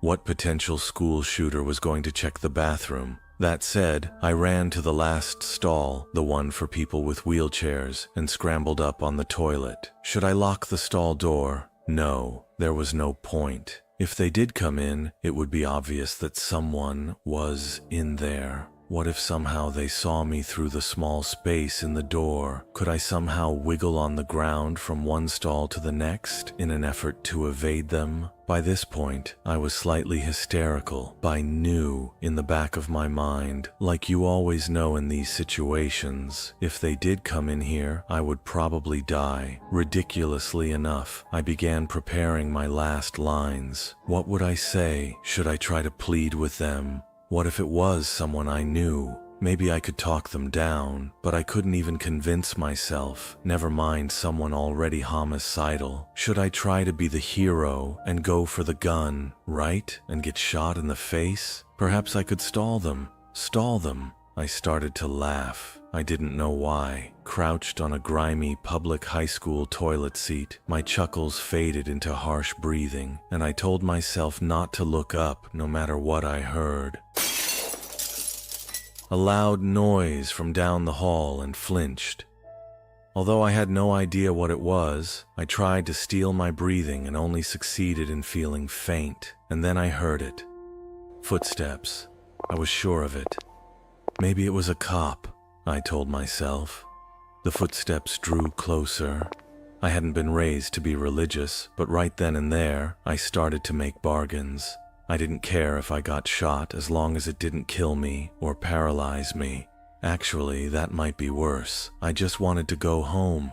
If whoever was in charge of this case, just to make sure I got home, I would do whatever the hell they said it for the rest of my life. Maybe they didn't have a gun. Maybe it was a knife. Maybe I could get out of this with a few nasty scars and a story. The bathroom door opened, and I went blank. I'm not sure how to describe it. I felt completely removed. I was there in the stall, but also I wasn't. But maybe it didn't really matter much either way. Like I was beyond all of it. For a fleeting second, I wondered if I would collapse and Dija fright. I knew they were there. I heard them. The first stall door swung open with a groan, as did the second. I tried to close my eyes, but I couldn't. My eyelids refused to cooperate. The third stall door opened. I was convinced I could hear them breathing. I wondered what they were thinking. Were they excited? Could they hear my breathing? God, I thought, don't let it be someone I know. The next stall opened, and the one after that was mine. Suddenly the loudspeakers crackled on. Lockdown is now complete. Students and staff, thank you for your cooperation. The person in the bathroom paused. They then turned and left, door swinging quietly behind them. I didn't leave that stall for another 5 minutes. My first period teacher was very annoyed, but I didn't really care. I informed him about what happened, and he called the vice principal down, and I relayed my story to her. She seemed skeptical about my claim and told me that the lockdown this morning was only a drill. The staff of the school was questioned, but no one had gone into the bathroom during the lockdown to check for students. I never really heard any more about it, but I'm certain that there had been someone in there with me, and they came very close to finding me. It's happened to me about 7 years ago. I worked at KFC through high school and college. The college is really close to where I grew up, so staying at the same vert location was very easy for me. One day, I went to work at 4:30 and had to work to drive through a half of my shift due to someone calling off. It seemed like a regular day until we were getting ready to close at around 10:50 p.m. This guy walked in, and still by the front register, he looked weird, as if he just came from a costume party. I let him know that when he's ready to order, just tell me, as I'm cleaning due to us closing in 10 minutes. He told me that he wasn't ordering and wanted to know what time we closed. I told him 11 p.m. and he left. I'd noticed that he got inside a van that has been sitting in the parking lot for hours. I thought it was weird, but continued to clean up. The rough field is still on shift again. Everything seemed regular that night. I grabbed the trash and went outside toward the dumpster. As I approached the dumpster, I noticed someone trying to hide in the shadows behind the dumpster. I stopped immediately, and I tried to squint in order to get a better look. Then whoever that was behind a dumpster moved back so I wouldn't be able to see their shoes anymore, but they didn't know I already saw them. I turned around immediately and went back inside. I told my manager. He went to the door with one of my coworkers to get a better look. They couldn't see anyone, so they went outside to check it out and left me inside by myself. I felt safe while they were outside. I went to the cash register at the drive-thru, the cash out for the night. Then, on my left, I swear I saw the man from earlier in the window. He had a blank look on his face. Then he started hitting the window, trying to get in, while yelling my name. I ran to the front door as my manager and coworker were walking back in. I frantically told them what happened, and my manager ran back outside to the window, while my coworkers stayed with me and called the police. The guy left before my manager was able to get him. The cameras outside got the license plate, but it didn't match the description of the van, and the plates were registered to a woman. This guy was never found, and I am forever worried that he will come back for me. I've been working at McDonald's now for over 5 years, and this is still my creepiest experience there. This happened 2 years ago when I was 18, and I had been working my first overnight shift on front counter. I usually work in the kitchen on overnights, so I had no interactions with any of the customers until then. I was working from 10 p.m. until 6 a.m., which is a usual overnight shift for us. Around 3 a.m., I was making some fries when I noticed a man standing there and trying to take pictures with his cell phone of me and my other female co-worker, Lauren. I pointed it out to her, and she just rolled her eyes in annoyance and went to take an order and drive through, telling me it happened a lot. I was instantly uncomfortable. I wanted to tell the manager, but he was in the office doing his manager stuff, and I didn't want to bother him. I went over with what I felt was a nervous smile and quickly did my usual greeting. "Hello, what can I get for you?" He just kind of looked at me and stayed quiet. He was about 5'8", white, early 20s, medium build with dark hair and brown eyes. An average man, I would say. But something about his piercing glare made me feel super uncomfortable. Then he smiled, a smile that sent shivers down my spine. "Fine, I'll just have a coffee, black, sweetie," he said, and I could instantly smell alcohol on his breath. I nodded and told him the price before he pulled out a $5 bill and went to hand it to me, making sure our hands touched. I avoided his gaze and went to hand back his change when he winked at me and went to go wait for his coffee. I went to go make it as fast as I could, but just my luck, we were out of coffee on both the front counter and the drive-thru, as we don't sell much through the night. I turned around and kept as little eye contact as I possibly could.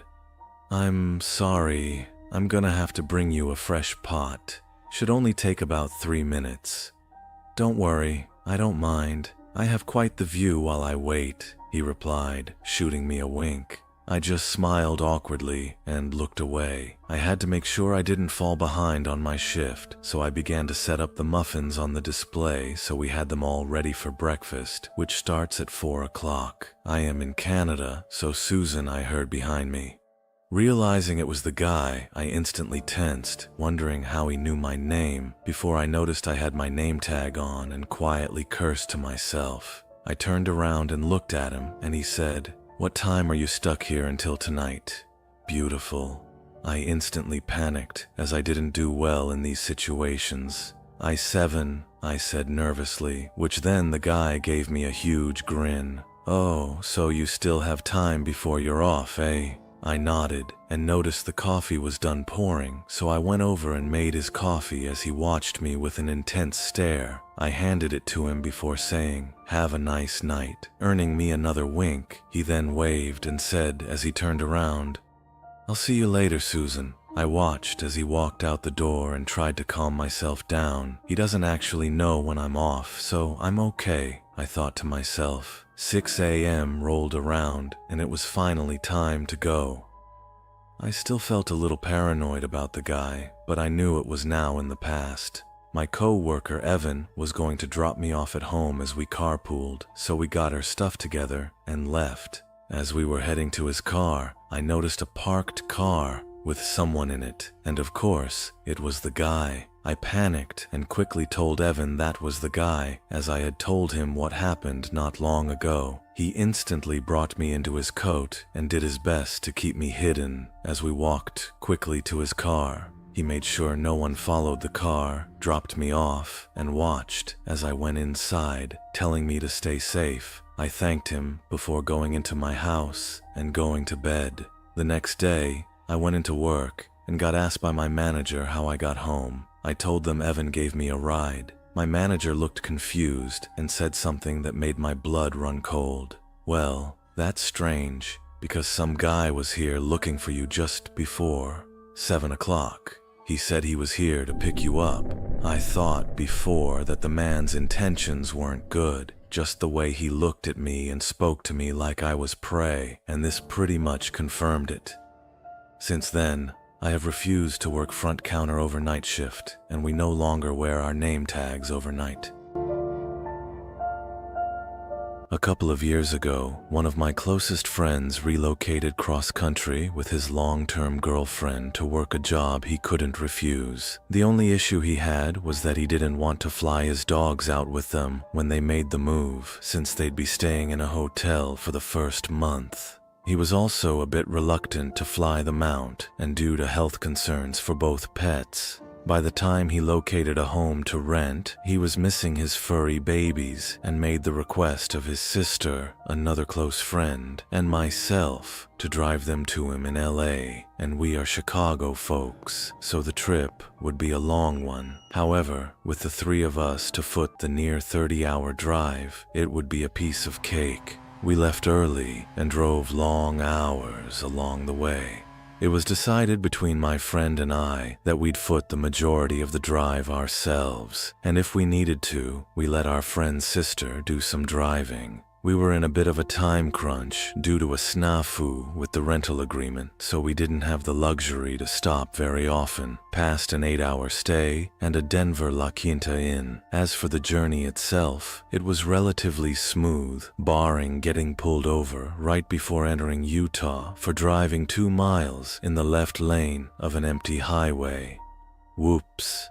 From that point, we made it through Utah, Arizona, and Nevada without much problem until we entered California. In need of gas, I had been driving for the majority of the first day. Intact, my buddy in after being pulled over, I remained in the shotgun seat, his navigator searching through the GPS for a fuel stop. We kept their eyes peeled for road signs and discovered a sign pointing to Yellow Ghost Town, or something along those lines, which had a mobile station. How wonderful it was convenient too, as it wasn't located almost directly off of the interstate. We were old and on a little more than fumes when we approached the pumps. Normally, we'd let the dogs out at every rest stop, but having stopped not long before then, and with both dogs sleeping snugly in the back, I decided to pump gas without anyone else living the vehicle. My buddy pulled up on the opposite side of a beat-up green sedan with a short, plump gentleman who just turned in to approach the shop. I noticed a few other hoopties at the pumps, unoccupied, and there were a couple of other cars parked up near the station, most likely belonging to the employees, so nothing seemed out of the ordinary until I swiped my credit card. The pump rejected my first swipe attempt, which I chalked up to a misread.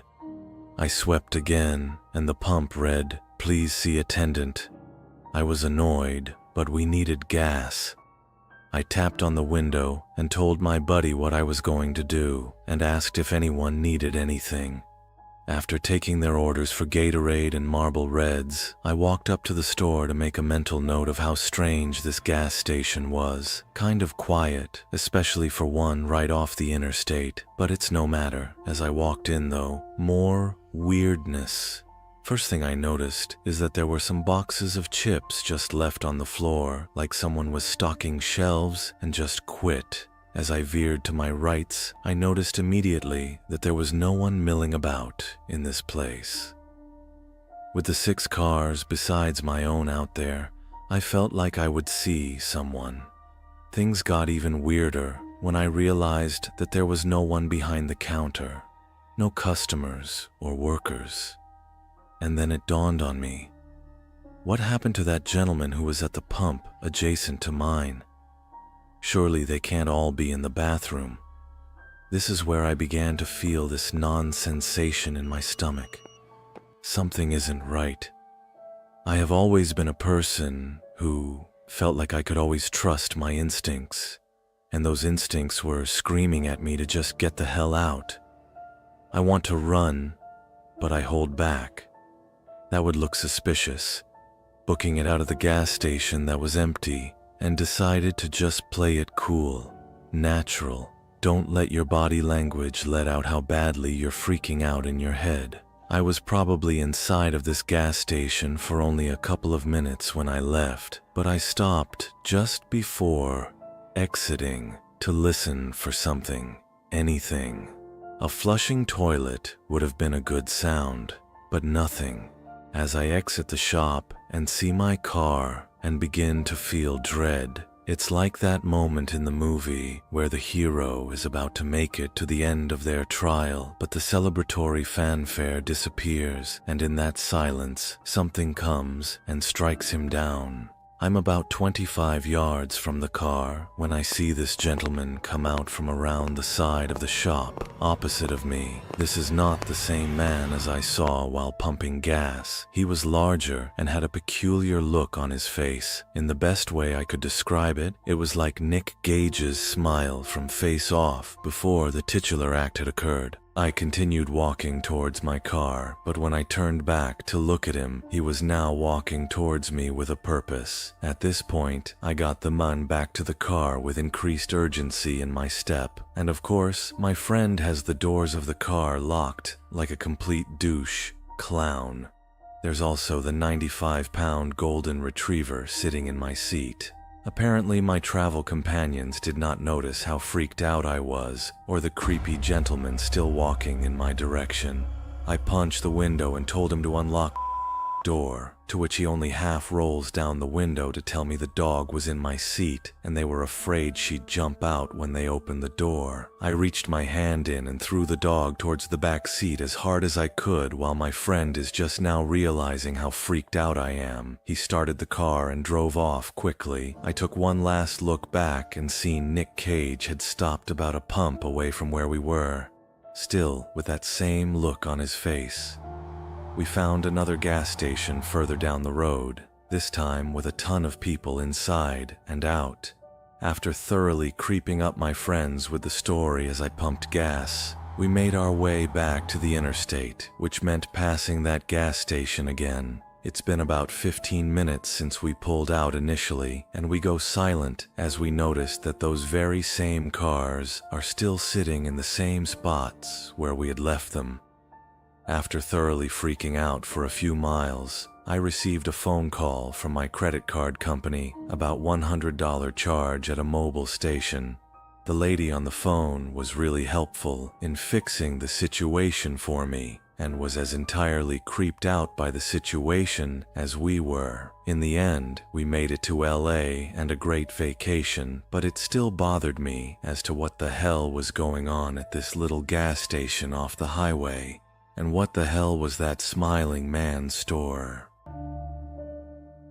I was searching Craigslist and Facebook Marketplace for a new phone.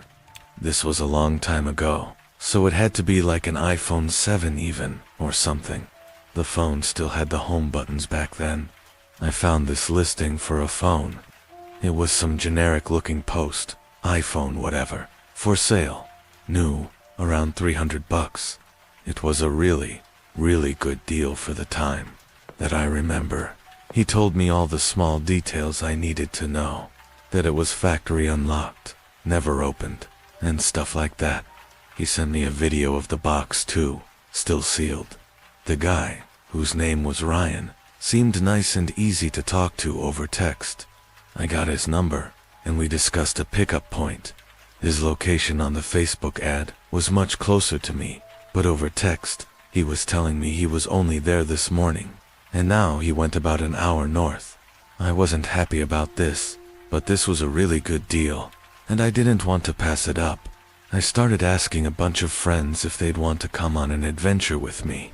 Really, just a way of making the chore of accompanying me for an hour drive seem fun. My friend Lily actually agreed to come with me, on the promise that I buy her food for coming. So, this Ryan guy sent me the address of a police precinct about an hour away, saying he only does deals in police precinct parking lots to avoid scams. I obviously had no problem with this. In fact, it made me feel a little more confident in this whole thing. I picked up Lily on the way, around 8:30 at night, and off we went. She, being in the car and having someone to talk to, made the trip more fun. It was also a Friday night, so afterwards we could go out and do whatever we wanted. When I got off the highway, we were about 10 minutes away, and we found ourselves in a very secluded, quiet area. It seemed like a lot of different wooded areas, occasional buildings and houses, and then more woods. We got to the police precinct, and there was no one visibly parked in the parking lot besides empty police cars, of course. We drove around the whole building a couple times and didn't see this Ryan guy who said he was in a black Ultima. So, I decided to call him. He picked up and said he's having issues with his car on the side of the road and asked if I could come to him. He sent his location, and I checked it. He was on the side of some random road, with nothing on either side, and by nothing, I mean woods. That's the kind of area we were in. He asked me to come help him jump his car. He had jumper cables. I said, yeah, I guess I can do that. I mean, we drove the hour to get there. I didn't want to just drive another hour for nothing.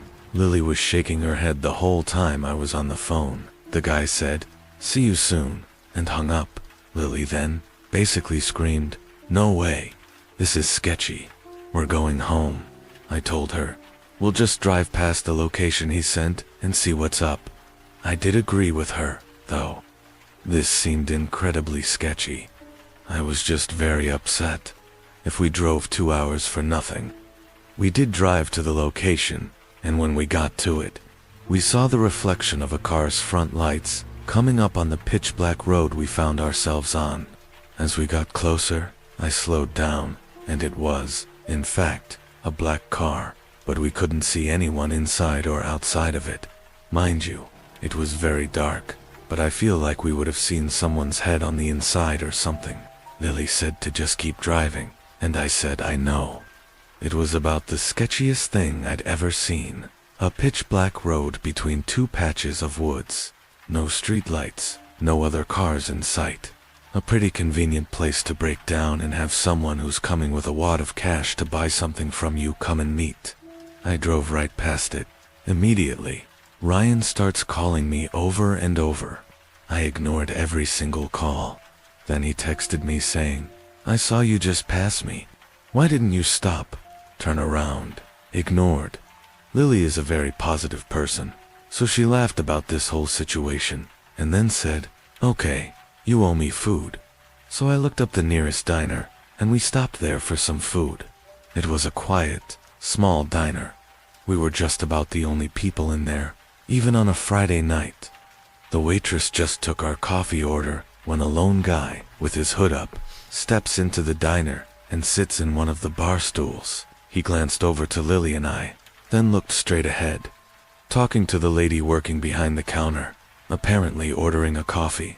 The man kept glancing at our table like every minute. So I whispered to Lily, "Don't look now, but that guy at the counter might be the Ryan guy." The waitress came with our coffees, asked if we were ready to order. I said, "A few minutes, please." When the lady behind the counter handed that man his coffee, he said, loud and clear, "Thank you, darling." It was that guy from the phone's voice, Ryan, or whatever his real name was. I told Lily, "That's him. We need to pay the check and leave." I waved the server over and whispered to her, "If we can just get the check." She asked if something's wrong, and I noticed the guy look over as I said this. I said, "Yes, we just needed some coffee for the road." So she got the check. I paid. We downed our coffees and left the building. We got in my car, and Lily said, "Oh my God, he's getting up." I looked into the diner and saw that guy leaving towards the door as quickly as possible. I drove us out of that parking lot and sped down the road. And yes, we noticed a black car in the parking lot that could have been the one that we saw on the side of the road. I was driving too fast for him to have caught up. We got back on the highway, and I was flying for a while until I got a low tire pressure light come on. I knew instantly. He slashed my tire. The PSI was going down fast. So, to avoid damage, I pulled to the side of the highway and parked it. I went out to confirm that my tire was slashed. I had to replace the tire with the spare, which took about 15 minutes. The whole thing was a disaster. And if you're wondering, yes, I still got Lily dinner that night. Now Lily and I look at it as a crazy story that we can look back on and tell people. It's absolutely horrifying, though, how close we were to walking into a trap. I was seeing this girl for a few weeks. We'd been on 2 dates. Her name was Maya. We matched on a dating app and eventually met a few days later. She was 4 years older than me. Our first date was drinks, and our second date we went out with my friends on a weekend. My friends had neutral opinions about her. They thought she was, quote, nice and kind of quiet.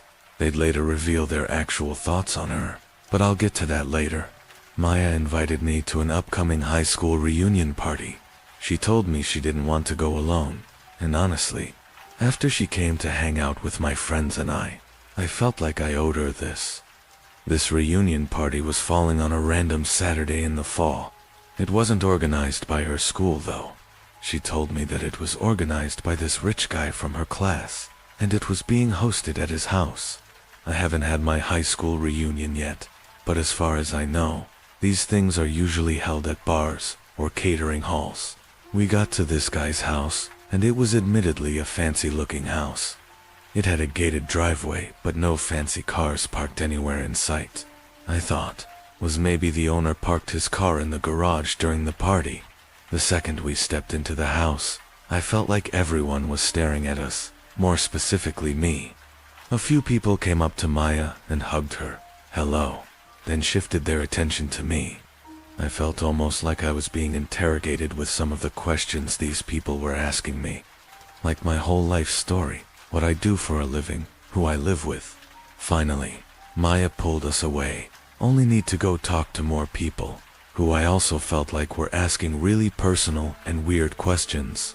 There was also something about all the people in here. They seemed to be older looking than 28. which was the age Maya told me she was. Some of these people looked well into their 30s. I made a comment on that to Maya, and she said, "Yeah, some of these people aren't aging too well." I asked if she remembers all these people, and she said yes. I then asked who the party host was. I was curious to meet the owner of this big house. She said she hadn't seen him yet. Throughout the entirety of me being there, I felt like everybody was shooting me daggers. They wouldn't look away either. I whispered that to Maya, and she said back, "It's probably because they're wondering who I am." At the time, that was the only logical explanation I could think of too. It's hard to explain the growing awkwardness at this party, but I can assure you this was not what a normal high school reunion would be like. There was no music, and everyone was dressed weirdly, not like normal 28-year-olds. But that's the other thing. None of these people looked like they were in their 20s. I was getting uncomfortable with some of the stares I was getting in the room we were in. So I told Maya I'm going to run to the bathroom. Realistically, I just wanted to get out of that room and explore the house a little bit. I didn't have a drink in my hand or anything to make me feel at ease. I was just walking around this giant house empty-handed, and anyone I passed stared at me. To say I felt out of place would be the understatement of the century. I found the bathroom. I stepped inside even though I didn't have to go. I locked myself inside just to sit and regather myself, take a break from the awkwardness outside. I texted all my friends about how weird this reunion was, and wondering how I could convince Maya to leave early. We'd already been there about 30 to 45 minutes, and this unnamed mystery party host was nowhere to be seen. Maya texted me, "Where are you?" I replied, "In the bathroom. Give me a minute." Then I followed that up with, "This party is really weird. I'm down to leave soon," she said. "Why?" I said, "Everyone's being weird." Then someone knocked on the bathroom door, so I couldn't sit in there anymore. I washed my hands quick and left the bathroom, and the guy waiting outside, who looked like one of the younger ones here, said in a very low voice to me, "You should leave. That girl isn't who she says she is." I froze for a second, then said Maya. He said, "Whatever she told you her name is." He then asked what she told me this party was, and I said that she told me it was a high school reunion. The guy then smirked and said, "Do these people look like they're going to a high school reunion?" He left it off with, and I quote, "Trust me, leave sooner than later," and then he walked into the bathroom and shut the door. I almost knocked on the door to get him to come out and further explain, but I thought for a second. I was already suspicious and uncomfortable in this house. That guy just confirmed something weird is going on here. I walked straight to the front door without drawing attention to myself. I still felt people staring at me as I walked to the door. I walked straight from my car in the street and drove home. Maya texted me asking where I went. I didn't answer. When I got home, I looked up her number on White Pages. That number was not associated with the name Maya. The name that came up was Sophie. The address that I picked up at both times is also different than the address that came up on White Pages, which made me realize I never saw her leave the house. She was already waiting on the sidewalk both times. I replied to her text, "I had to leave. I'm sorry," and blocked her number. My friends all made jokes, and they told me she thought she was weird and off from the start. But they didn't want to tell me that and make me feel bad. My one friend joked that it sounded like I was in the movie Get Out. My friends and family all have had little theories as to what was going on. Some people would even think I exaggerated the whole thing until I told them about the fake name the girl gave me, the guy telling me to leave sooner than later. When my cousin Liam and I were in our early 20s, we went on a handful of camping trips around Colorado. This happened, I believe, when I was 22 and he was 23, and it happened in a remote national forest. It was my first time camping there, not Liam's though. It was in the middle of the week. Our jobs allowed us to have off days in the middle of the week, and we'd often go to our campouts to avoid traffic and crowds. I always let Liam take charge on these trips. He's the Eagle Scout, not me. We parked by a picnic area, and we set foot into the woods from there. After about 15 minutes of hiking deeper into the woods, we found a good spot to set up camp. A good spot, meaning a big enough clearing to fit 2 tents, the portable stove, and a campfire. The first thing we did was unpack our stuff and set up our tents. Liam has always been a lot quicker than me in pitching a tent. He does it in only a few minutes. It always takes me over 20 minutes, or rather, it always took me over 20 minutes, as I haven't been camping out in the wilderness since this. The next thing we did was create a ring of stones for a fire, then gathered some sticks and wood. He did bring some fire starter and a lighter, so I guess we kind of cheated, but oh well. It was at the point in the day when the sun was going down. We had a fire going, and now Liam was growing some steak and burgers. One thing about Liam is he always went all out with the food on these trips. And he's a really good cook, so I always trusted him with feeding us. Of course, we had our bear spray in case the smell of the food would attract a black bear, which Liam always said was very unlikely. He always says the real thing you got to worry about in the middle of the woods is other people. As we ate our steak and burgers, we cracked open some beers and had some classic rock playing on the speaker. If you've never been camping, you don't understand how good vibe moments like this are. In the wilderness with a friend or family member and some beers, reminiscing about good times and vibing to music. As it got dark, we started playing card games on this little folding platform table we brought specifically for cards. After playing more traditional card games, we started playing Uno, and this was when we heard something out in the woods. I paused the song on my phone so that the speaker would go silent. It was clear now. We heard a person humming and footsteps from beyond the trees in the pitch blackness of the forest. Liam urged me to find the flashlight. I tried, but by the time I found it, the sounds had faded away. I asked Liam if that was something to be concerned about, and he said it definitely was unusual for someone else to be this deep in the woods, let alone creepily walking by a campsite with an active campfire humming loudly. I was a bit shaken, and I saw Liam was too. We went back to playing cards, with the music much lower now. When we least expected it, a big stick landing in the middle of our campsite made us both jump out of our skin. It didn't fall from a tree. This thing was thrown at us by someone. Liam started yelling something along the lines of, "Whoever's out there messing with us, get a life and fuck off." And then footsteps could be heard once again in the distance.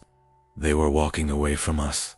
I said we should pack up camp and move somewhere else. He said absolutely not, in the dark. We both had bear spray, and he advised to just keep it next to me in my tent when we go to sleep. It was the closest thing to range self-defense weapons we had.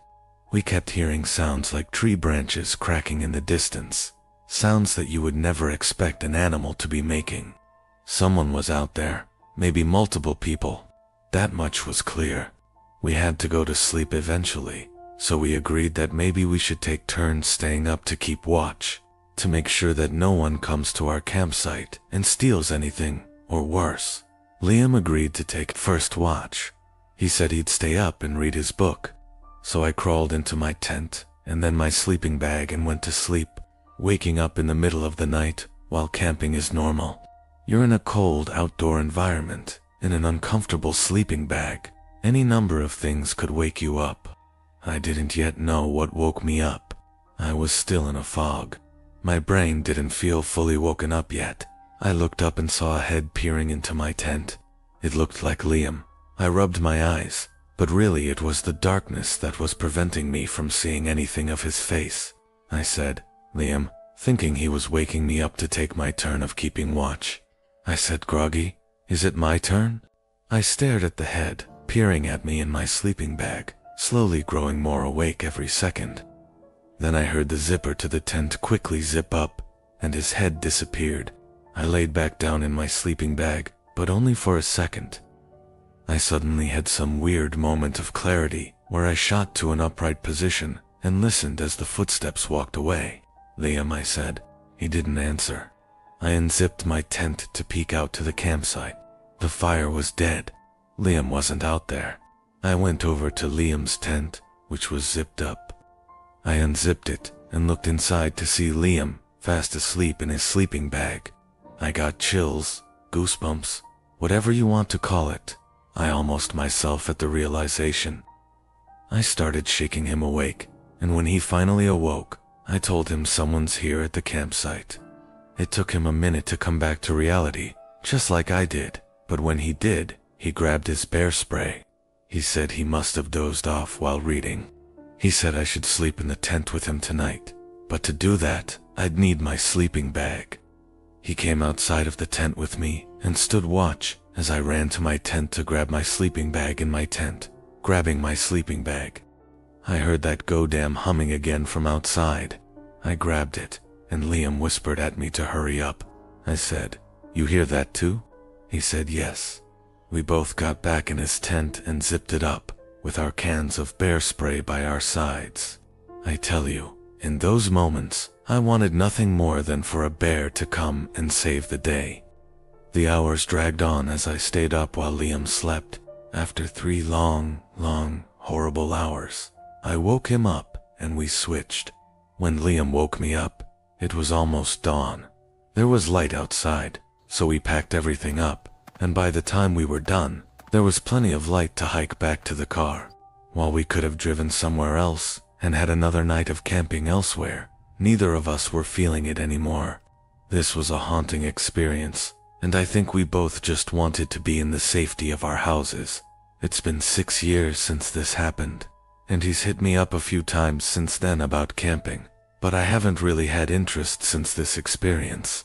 People are just too scary. Why was someone out there stalking our campsite? And the sight of that person's head in the dark, just looking into my tent, it was straight up from a nightmare. I may never go camping again, honestly. This was something that happened so long ago that a lot of details are a little blurry. It's not like it happened yesterday. I'll try my best to fill in smaller details that I don't fully remember with how. I best remember things played out. It was the last day of school. I was in the 4th grade. 4th grade was the last year in our elementary school where kids had to be picked up by their parents. 5th graders were allowed to walk home on their own. My mom would always be the one to pick me up on the last day of school. My friend Noah and I had a playdate planned to celebrate the last day of school. Noah wasn't in my class this year, but we had been friends since kindergarten. He was in a different dismissal hallway from me. After school was over, we single file lined up and walked to the exit door at the end of the hall, where we waited outside by our teacher, Miss Carter. I waited for Noah's dad to appear from the crowd of parents shuffling in and out of the parking lot next to the doors. Then I heard my name, Ethan. Ethan, I look over and see a man waving at me as he approached. He introduced himself as Noah's uncle and said he was picking me up. I went over to Miss Carter and said, "I'm being picked up." She asked, "Where is he, sweetie?" And I pointed to Noah's uncle, who waved at Miss Carter. Miss Carter dismissed me, and I went with the man. He led us through the crowd and was a very quick and jittery talker, like he spoke fast and had a bit of a stutter. He was walking incredibly fast. It was almost hard to keep up with him, with my backpack on. He explained to me that his brother, or Noah's dad, was working later than expected, so he was driving me back. We got to his car, which was a dark red hatchback type car from what I remember, and it took me this long to acknowledge the giant elephant in the room. Where was Noah? Why weren't we picking him up too? The man turned to look at me in the back seat and said that Noah was already at his house. I was shy around people I didn't know, especially adults, and I wasn't one to openly speak my mind if I was confused, but I was very confused. This was making less and less sense the whole drive. The man kept yapping, telling stories of his days in elementary, asking me questions like what sports I played, what we're learning in class. If I had to guess, we were in the car for like 10 minutes, which honestly, for our town where houses were right on top of each other, that was a while. My house was a 5-minute walk away from the school. We were definitely in an area I wasn't familiar with. When he parked the car in front of his house looked pretty normal to me, from what I remember. He let us inside and shut the door and locked it behind us. It was really, really dark inside the place, and I realized why all the curtains were shut. It almost felt like it was nighttime in there, especially because the only source of light was a dim lamp in the corner of the room. He then looked at me and smiled. I said, "Where there's Noah," and he started acting really jittery and nervous seeming. He said something like, "Oh, I think he's downstairs playing video games. Give me a second. Wait here." He then disappeared into a nearby room, and I heard a door open and then footsteps descending into a basement. I know my heart was already racing. I knew I was in danger. I went to the door to quietly try to open it, but I couldn't. It had some kind of lock that must have needed a key for. I really started to panic now, yet I still probably held out a little bit of hope that Noah would be coming up those stairs, but I knew the chances of that were slim. I regretted entering that house. I did the only thing I could think to do. I went to the kitchen and found a phone hung on the wall. I picked it off the receiver and dialed 911. The first thing I said when they answered was, in a whisper, "Please come to this house. I have been kidnapped." They heard me. They acknowledged me, but I didn't say another word. I hid the phone under a towel in the corner of the room, with 911 still on the line. I hurried back to where the man left me, as I already heard his footsteps coming back upstairs. Then he called my name, saying, "Come down, Noah is down here." Then there was a pause. He repeated my name, and when I didn't answer, he came up the stairs flayed to look at me. He asked me if I was okay. I felt so sick, and I was so scared. I hated myself for walking into the situation and not being wiser. I asked, in a very scared voice, if I could leave, and I remember the change in his face. His fake friendly smile disappeared as he realized that I was no longer falling for this. He walked closer to me in a gentle manner until he was close enough to grab my wrist aggressively, and he started pulling me towards the basement. I screamed and cried, and he screamed at me, "I'll let you go if you stop and behave." So I listened. I went down the stairs, and halfway down, the door slammed shut behind me, and I heard it lock. I walked fully down the stairs to this empty, unfinished basement with a concrete floor and one singular support beam in the middle of the room. There was a depressing yellow glow in the room from one exposed light bulb hanging on the ceiling. If there was a place you'd imagine kidnapped children to go, this would be it. I heard his heavy footsteps upstairs. You could hear everything in this house. I don't know what he was doing, but I heard him walking around for a while. Then he came to the basement door, opened it, and he called down, asking if I'm hungry. I replied, no. I didn't want him going into the kitchen, seeing the missing phone. He shut the door and locked it again. I sat down there, waiting, with my heart in my throat, and then I heard the doorbell ringing 3 times from upstairs, followed by banging sounds, which were definitely the sounds of police banging on the door. I would refrain from screaming until I heard the front door open, but I never heard the man's footsteps approach the door. The doorbell kept ringing, and I kept hearing the bangs. This went on for some time until I heard a really loud bang sound, and then multiple heavy footsteps and multiple screaming voices. I started screaming for help as loud as I could at the top of the stairs, banging on the door. The door was unlocked, and a police officer on the other side grabbed hold of me and hurried me outside. There were at least 3 cop cars outside. I had to tell everything to 2 of the cops outside as we waited for my parents to show up. The man from inside was brought outside and into a cop car in handcuffs, and that was the last time I ever saw him. When my parents arrived on the scene, my mom was bawling her eyes out. There had already been a whole scene at the school as cops were called, and Noah's dad realized what happened. This man was a work associate of Noah's father. When he somehow learned that Noah's dad would be picking up Noah and I from school on the last day, He seized the opportunity to do what he did, a complete sick. I don't know how he found out what I looked like. As I got older, I never really asked for more details, because I try not to think about it. My mom went to counseling with me for months after this incident. Let's just say my parents didn't have kind words for Miss Carter, not verifying if I actually knew the person picking me up. If I didn't think to call the police before he basically threw me in that basement, I know for a fact I'd be dead right now. This was like 17 years ago. That man might be out of prison for all I know. It was New Year's Eve of 2019, and all of us were ready for this horrible year to be over. My friend Alex was throwing a house party.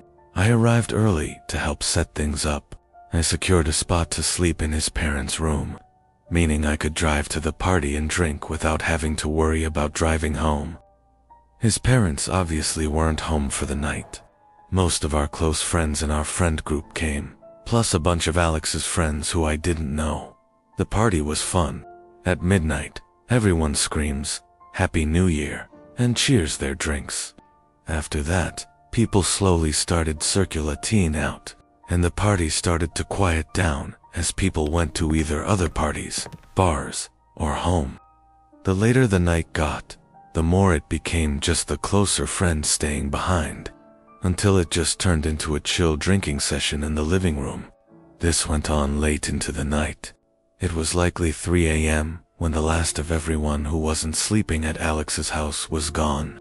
As it quieted down, we started hearing this occasional sound. At first, we didn't know what it was, but it soon started to sound like a creaking sound. It was dismissed as a sound from the fridge or something at first, which I know sounds stupid, but house appliances often make weird noises. It was just Alex, me, and Jake. Jake was falling asleep on the couch already. It was reaching that time where we were just going to go to sleep. However, eventually we got so bothered by the noise that we had to search. We went to the kitchen, and it wasn't coming from in there. We realized when we were close to the basement door that it was coming from downstairs. Alex opened the door, and we heard this creaking sound. "Go check what it is," I said. He kept saying, "No way." Then he called down into the basement, "Yo, who's down there?" The creaking stopped, and we never heard it again. After a solid minute of waiting at the top of the stairs, we agreed to go down together. We both grabbed knives, drunkenly thinking that was a good idea, when in reality, we were so drunk we'd probably only hurt ourselves with them. We got to the bottom of the stairs and looked through the entire basement. It's not huge. It just has a couch, TV, a bar, a table in the corner, and various old pieces of junk. It was pretty messy at the time. The first thing we did was search any possible crevice for someone who could be hiding. Then we tried to figure out what could have been making that sound. I noticed a rocking chair, and so I went up to it, sat in it, and then started rocking in it, and it made the exact same creaking sound we had been hearing. Alex and I looked at each other. I stood up, and so did every hair on my body. I don't think we ever ran faster than we did when we ran up those stairs and slammed the door shut. We tried to come up with any logical explanation, but there was none. He kept the basement door locked for days until his parents came back. There was no living soul down there, but something was moving that rocking chair. That rocking chair used to belong to his grandma, who passed away forever ago, and it's just something his mom held on to for sentimental reasons. I can't say I've ever experienced anything resembling the paranormal before this, nor since then. It still sends chills down my spine. When I was 23, I had to move out of state for work. I still work with the company, but I've been able to move back to my hometown and work at the local office here. But at the time, I needed somewhere to live that wouldn't be bank-breaking. I made a posting on basically all the websites for a roommate: Facebook, Craigslist, Twitter, and even on my neighborhood subreddit. I had a guy named Mark reach out to me on Facebook, stating he has a room available in his place. I looked at his pictures to see if he looked like a somewhat normal guy, and he did. I was open to the idea of having a male roommate, as long as they seemed normal, even though my parents were very against it. Mark and I FaceTimed, during which he gave me a virtual tour of the place. Apparently, he owned the place outright. It was a modest house in the middle of town, only a 10-minute drive from where my office would be. He also seemed pretty nice. I didn't get any bad vibes at all. His price was fair, and his rules were pretty fair too. He said it was available to move in right away, which was perfect. So it was settled. A week later, I had all my things packed and drove down. I met Mark right out front of the house, where he greeted me and handed me a key. The first thing I noticed about him was he was really short. He was eyeing Lev with me. He helped me bring some of the bigger and heavier bags inside. He showed me my room, which was furnished already. He said one of his friends had been living there and recently moved out. I replaced all the pillows and bed sheets with my own, of course. The rest of that day was me settling in. Mark, I could see, was trying to get to know me and presumably make me feel at home. I didn't get any overly friendly vibes yet. The next day was Sunday. Mark offered to drive me around town to show me around. I wasn't eager to, but I said sure, just to get off on a good start with him. He drove us around town, showing me where the good shopping centers are, good restaurants, and stuff like that. But then he offered to get us lunch. I really wasn't hungry, and he was suggesting a sit-down lunch, almost like a date. I didn't want him to get any kind of wrong idea. I just needed a room. I said, I'm not hungry, and then he right away suggested we go grab drinks somewhere instead. I politely shot it down too, saying I don't drink on work nights. He was being a bit pushy, saying, come on, just a couple drinks. I still maintained my politeness and said another time. He gave up, and he went really quiet all of a sudden, like he was upset. I'll admit I was slightly uncomfortable, but nothing I couldn't handle yet. That week was my first week at work, and so my attention was focused mostly on adjusting to the work week. It wasn't until a few days into the week that I got home and did my laundry and noticed my hamper full of clothes seemed moved. Like the clothes weren't how I remembered they were left. And it wasn't until I was loading the washing machine that I noticed a pair of my underwear was missing. I checked my room top to bottom like 5 times. It was gone. I had a disturbing thought. What if Mark? No, I refused to believe that just yet, and there was no chance in hell I would confront him and ask him that. Still, I was now starting to wish there was a lock on the bedroom door. That weekend, I bought a lockable doorknob from Ace Hardware, and while Mark wasn't home, I swapped out the current doorknob with the new one. Now, I could leave the place in peace. I figured I'd tell Mark the next time I saw him. He didn't come home that night though. He must have been working. His schedule seemed pretty random. That night, I awoke to banging on my bedroom door. It was Mark. He was saying my name, and he didn't sound happy. I checked the time, and it was like 1:30 in the morning. I decided I would pretend I'm asleep. I was honestly kind of scared to open the door. I had a feeling it had to do with the doorknob, and I was right. The next morning, I woke up to a bunch of texts from Mark saying, "We need to talk. Be home after work." I simply responded, "Is this about the doorknob?" And he responded back, "Yes." I apologized to him and said I was planning on telling him. He replied back, "It comes off today." I was getting incredibly nasty and weird vibes from his tone. My next response, I thought out a little longer and basically said how I hope he can sympathize and understand that I'm a girl and just feel safer being able to have privacy in my room. He responded a little nicer this time, but he still basically said no to my request and that the old doorknob needs to go back on. I was confused. I was upset, but I had to respect his rules. I did also install it without telling him, so I felt like he had a right to be kind of mad. But how did he know I changed it? It's not like I had the old doorknobs sitting out in the open. The idea that he tried coming into my room that night kind of scared me. I changed the doorknob back the next day and returned to Ace. This is where things went really downhill though. There was a knock at the door one day when Mark wasn't home. It was a girl around my age. She asked me if I was living here with Mark, and I said yes. She warned me to get out of there immediately. That Mark has multiple restraining orders against him from different girls, and he's known to be a very dangerous, creepy stalker. I was at a loss for words. I asked her how she knew I was here. She said she knew that he was trying to rent his room, and that it's not surprising he opted to have a girl move in. She said she saw me moving in, and wanted to wait till he wasn't home to come warn me. I thanked her so much. I truly was terrified now. I had already paid Mark for the entire month. I didn't know what to do. She said she would help me in any way she could.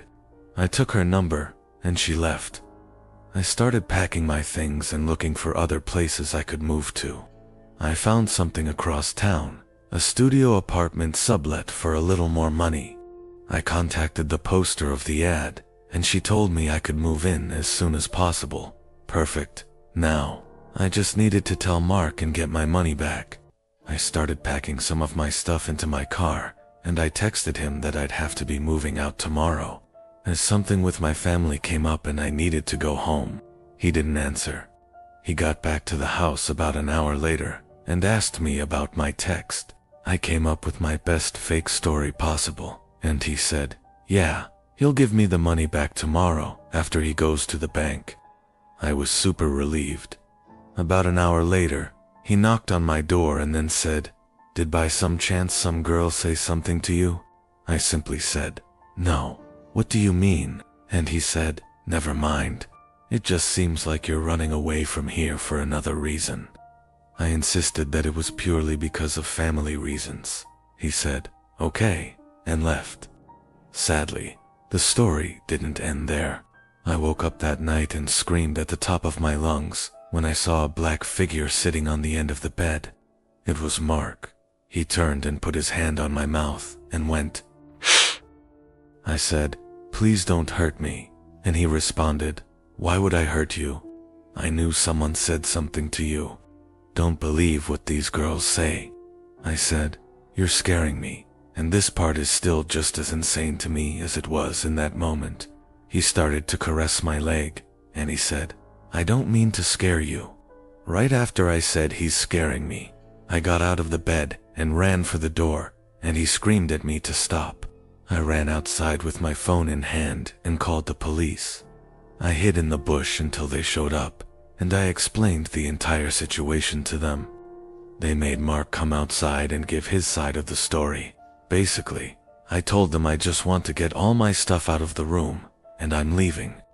So the cops stayed there as I collected the remainder of my stuff and brought it all to my car. I also insisted on Mark then mowing me the money back while the police were there, and he did so actually. The whole time the police were there, he tried his best to act like some normal dude I could tell. One of the officers then pulled me to the side to tell me that this guy had been arrested before for other incidents with women. But Mark denied ever coming in my room or touching me or anything, so it was all he said. I left the house and went straight to a hotel for the night. The next day, I moved into the studio apartment. Luckily, the girl who posted it was able to facilitate my quick move-in. I have never and will never live with another man who's not my boyfriend or husband ever again, or just anyone I don't know for that matter. I was home alone one night for a reason I don't remember. All I remember is my entire family was gone. I was 15 or 16 years old. I was a big gamer at the time. I was obsessed with StarCraft, and admittedly, I'd sometimes spend a weekend night or two playing StarCraft or some other PC game. This was right before co-lockdown started. I was playing StarCraft on my computer in my bedroom on the first floor. That's when the doorbell rang twice. I hurried to the door, not wanting to be away from the game for too long, in fear of losing. I got to the front door and said, "Who is it?" as I always would if I was alone. A soft and weak voice on the other side said something that I couldn't hear. It sounded like a woman. I opened the door, with the storm door still separating me and this older woman standing on the other side, with a big smile on her face. She had her hands behind her back. I said through the door, "Can I help you?" She said she needed to use a phone and asked if she could come inside. Ever since I was a little kid, I was always taught not to let a stranger into the house, ever. That included women. I felt so awkward though. I didn't know how to turn her away. I redirected her to the library a few blocks down because they'd surely have a phone. Deep down, I knew the library was closed at this point, but I was just trying to get this stranger, who was trying to get into my house, to leave. She was still smiling, but what she said next did not match her smile. She said, "That's very rude to turn away an old lady asking for help." I replied the only way I could think to, and that was that my parents don't allow strangers into the house. It's a house rule.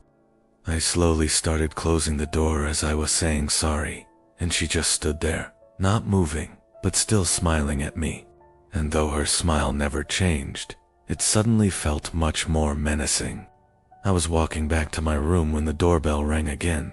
There was no way in hell I was opening the door again.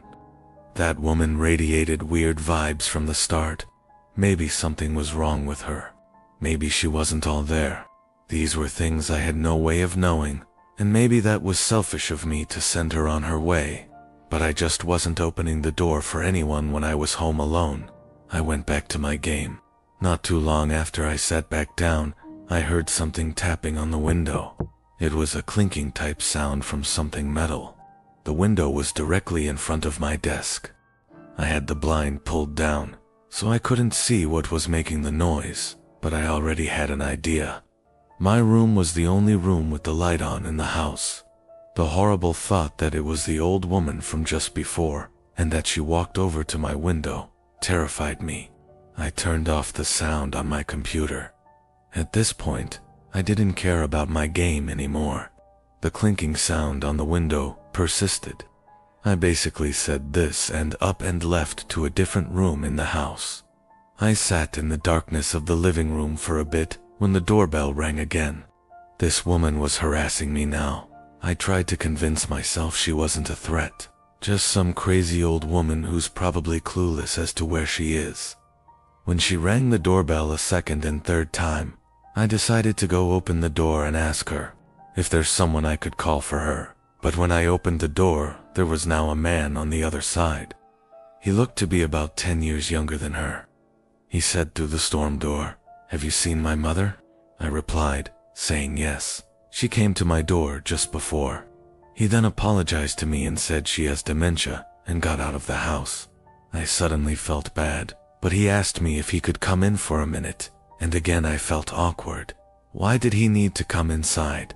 I said the same thing that I told to the woman who we claimed to be his mother.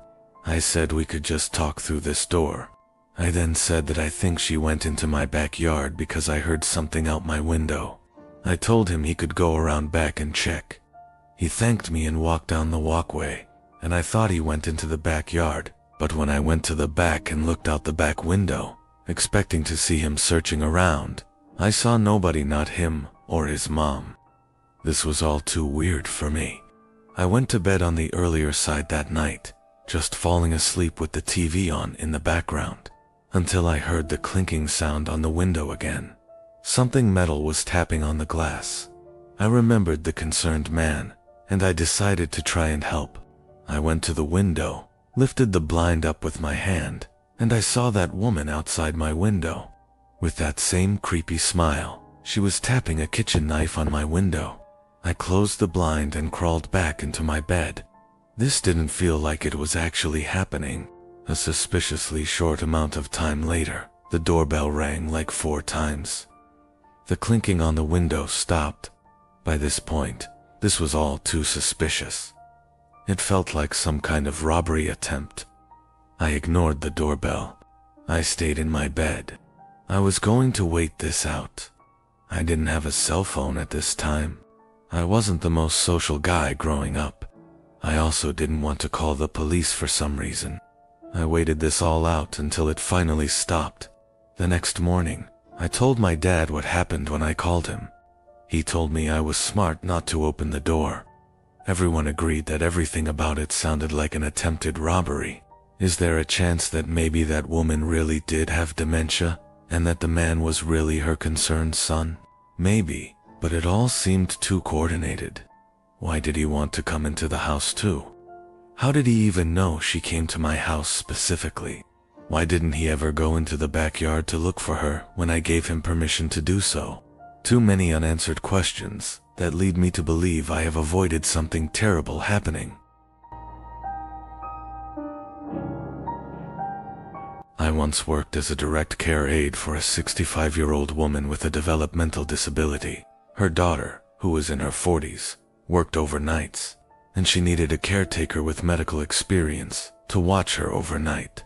When I say I once worked for them, I mean I literally worked once, just this night, and you're about to hear why I never went back. The 65-year-old woman's name was Helen. Her daughter's name, who contacted me, was named Karen. It's possible Karen didn't have any other family to watch her, and didn't want to or couldn't afford to put Helen in a nursing home. Or it was possible that she felt more comfortable hiring somebody with some form of experience to watch over her.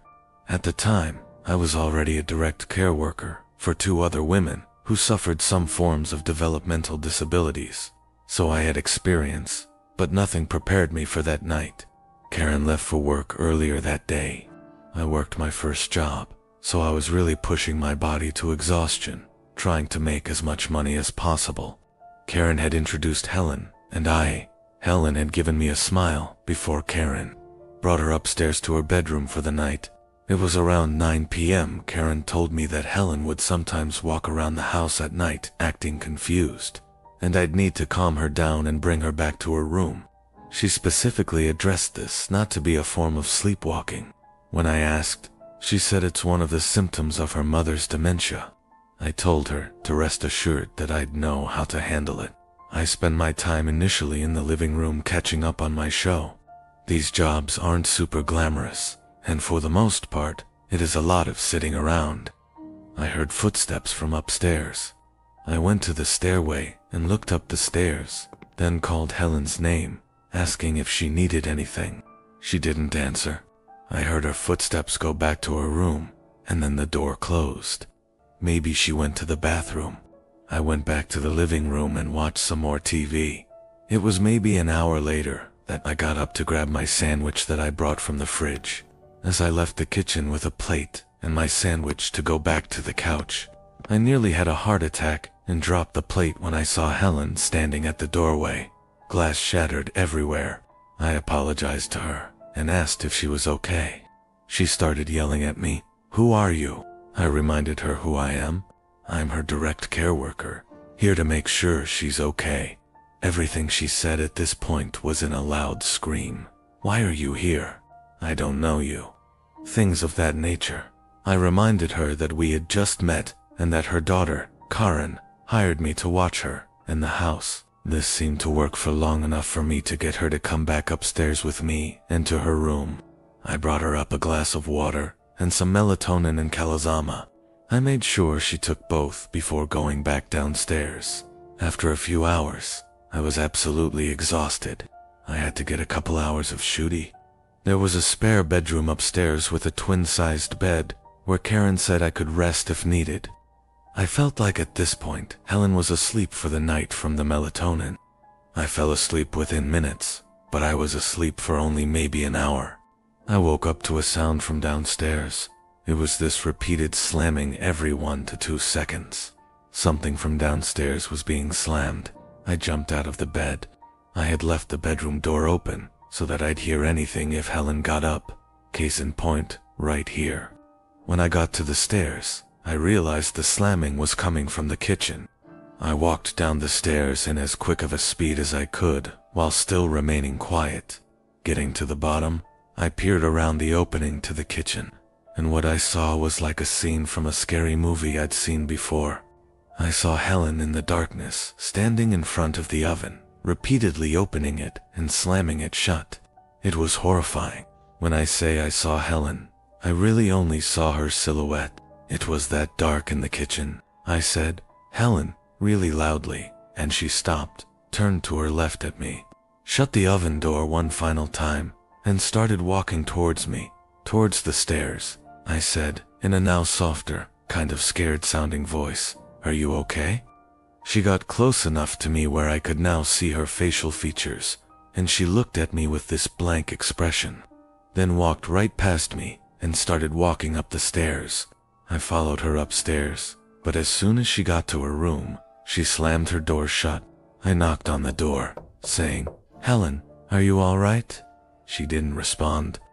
I quietly opened the door just to peek inside, and I saw Helen at the side of her bed just standing, facing the wall. I've seen a lot, but this was some pretty unsettling behavior that I feel like is the exact kind of stuff you'd see in some scary movies. Like I mentioned before, I walked over to her and gently eased her into the bed. When she was laying down, I covered her, and for what I was hoping would be the final time, I said, "Good night, Helen," and shut her door. I went across the upstairs to the spare room and went back to bed. I purposely tried not to fall asleep for at least half an hour, just in case she'd wake up again. But I don't even know if I made it that long. All I know is I fell asleep pretty freaking quickly. I woke up once again, however much later. The room was still pitch black, and the 1-hour alarm I set had not yet gone off. I looked around the room, wondering what woke me up. I didn't see what it was until I heard a sound from inside the closet.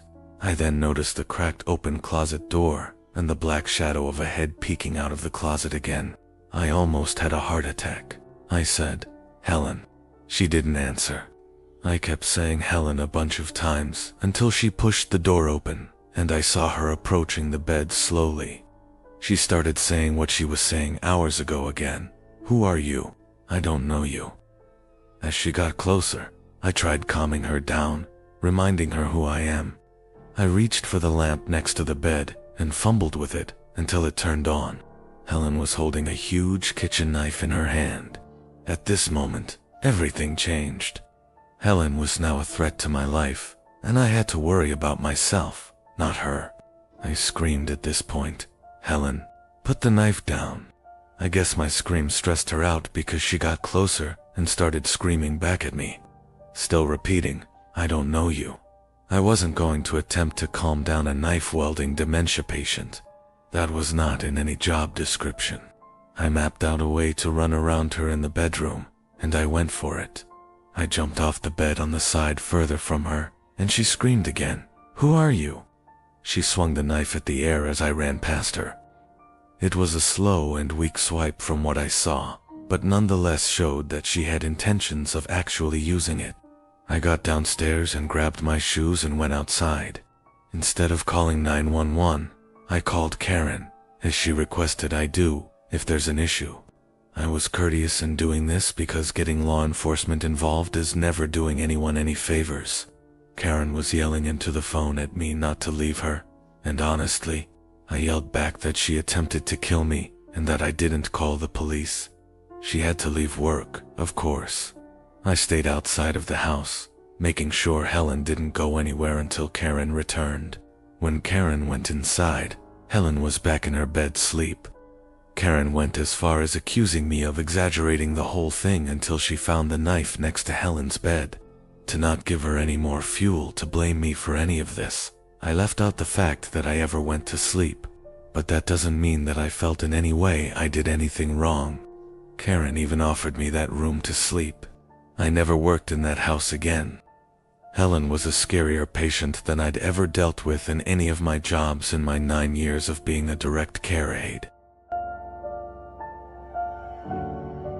Whenever I was scared as a kid, my dad had always told me in life that you should not be scared of ghosts. Fear the living, because they can actually hurt you. In my late teenage years, I came into some money after my father committed suicide, and I received an inheritance from him. At the time of my dad's passing, he and my mom owned a cabin up in the Pacific Northwest by a ski mountain nearby. The cabin had been put up for sale since my mom could no longer afford the payments, and renting it out was not covering the payments either. The cabin was set to go on the market for sale in less than a month, and was in the process of finalizing all the paperwork with the realtor and lawyer. So, for that month's time, the cabin was not going to be rented out any longer and was just going to be vacant. I saw this as a chance to get away for a while and clear my head in light of all the things going on. I quit work, packed up my snowboarding gear, grabbed my dog Midnight, and headed up in my dad's car to the cabin. My first 2 days at the cabin were normal, and nothing out of the ordinary happened. I spent my days playing with Midnight in the snow and snowboarding, and the evenings playing PlayStation or listening to music, drinking and smoking out on the balcony. I had already stocked up on food, cigarettes, and liquor, so I was pretty much a shut-in, aside from the occasional out to hit the slopes. With my dog's company and DVDs, PlayStations as entertainment, I was quite content and started to feel relaxed after all the drama that had preceded my outing. The cabin itself was 2 stories. The bottom story had the living room and a side guest bedroom, along with a small kitchen. Upstairs had another 2 rooms, along with a walkout balcony attached to the master bedroom. Most of my time was spent either in the living room, kitchen, or master bedroom. I never ventured into the other rooms, and always kept the doors leading into them shut. The 3rd day came around, and I was going through my usual routine of playing with my dog, playing games, and watching DVDs. That day, it was a pretty heavy snowfall, so instead of hitting the slopes, I stayed in. That's when things started getting a bit weird. In our area, there were only 2 other cabins adjacent to ours, maybe a block away from each other. All other cabins, aside from these 2, were around a mile away from ours. Surrounding us was mostly forest and very tall pine trees. Both these cabins were empty, and from the past couple of days, I knew that no one was currently staying there. Around midday, while outside with my dog, I noticed what looked like footprints in the snow around the area surrounding our cabin. It was still snowing, so the footprints looked semi-fresh, like someone had just been there in the last 20 to 30 minutes before me. I thought that maybe someone was staying in the cabin near me that I may not have noticed. Maybe they were shooing like me. Alright, whatever.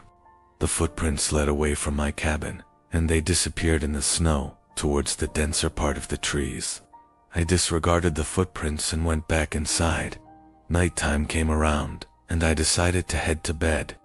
My dog Midnight was laying on the bed with me when I noticed his ears perked up to a listening position. This was followed by him quickly jumping off the bed and running downstairs to the living room. I lay in the bed in stayed silence. I was honestly freaked out, and I could hear him moving around downstairs, back and forth. After around 5 minutes, he ran back upstairs to me and started to do his doggy dance for the sign that he had to pee or that he wanted to go outside. Well, fine, I can't say no to him. So we both went downstairs to the outside driveway for him to do his thing, only he didn't want to pee. As soon as we were outside, he started to pull his leash, trying to drag me to where he wanted to go. He kept looking into the dense part of the trees, where the prints had been earlier, but he also kept sniffing the side of the house and looking up towards the roof. After he figured out that I was not going to go where he wanted, he sat himself down and just stared into the darkness. A bit unusual for him, but all right. Maybe there's some forest animals out there that he wants to chase down. But fuck this, I didn't want to chase anything, so I pulled him back inside, and we both headed back upstairs. Around half an hour later, I was lying in my bed when I heard what sounded like hooves walking on my roof. It was only a series of around 6 steps, and I rationalized that it could be a pine cone falling from a tree onto the roof, or maybe a kind-hearted forest animal running around. But here's the thing, the steps seemed to be spaced apart like a man-length stride, so it was really freaking me out. Midnight also heard the noise and was quick to run to the balcony screen door, expecting for me to let him out. Alright, you know what? I'm a tough guy, and at the time, I considered myself to be fairly well built and strong enough to handle myself. So I grabbed my coat and shoes, along with my cigarettes and flashlight, and went out onto the balcony. As soon as I went outside, I lit up my cigarette and started canvassing the roof with my light. Nothing there, and the snow on top was undisturbed. Weird. Was it all in my head? What about Midnight hearing the noise? Maybe he was feeding off my paranoia. I started to calm down and relax again. My eyes started to adjust to the darkness, and I kept smoking and just staring at the stars and trees next to our cabin. That's when I saw it. In a tree that was a little taller than our cabin and around 20 feet from the balcony, I saw what looked like a man crouched in a squatting position in between two branches. It looked really tall, like 8 or 9 feet, and it was really fucking skinny. It was squatted on one branch, and its freakishly long white arms were extended above its head, holding on to the branch above it, while its mouth was wide open with no expression. What the fuck is that? I wasn't sure if I was really seeing this thing, and stood just staring and sat there motionless. I noticed Midnight stand up and start pacing behind me and lightly barking at the same time. The thing still did not move. I put my cigarette out and was debating on shining the light in the thing's direction, but something in my head kept screaming not to. So I walked backwards to the inside of the room and pulled Midnight with me. Once inside, I locked the door and shined the light in the thing direct direction, but there was nothing there. I shut the curtains to the screen door and retreated back to bed. But later on in the night, I heard some light tapping at the screen door, like someone was tapping on the glass with their fingers. It was consistent and did not stop for nearly an hour. Midnight seemed to stare at the door, but he wouldn't go near it anymore. The weirdest part was that I had a feeling like someone was inviting me to open that door, but at the same time, I kept hearing my dad's voice in my head telling me to stay in bed and don't do it. I listened to my dad's voice and just stayed where I was. I passed out eventually and woke up in the morning. It didn't take me long to pack everything and get the hell out of there.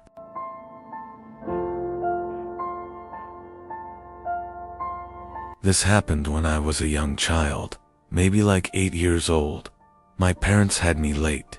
My 2 older siblings are both at least 10 years older than me.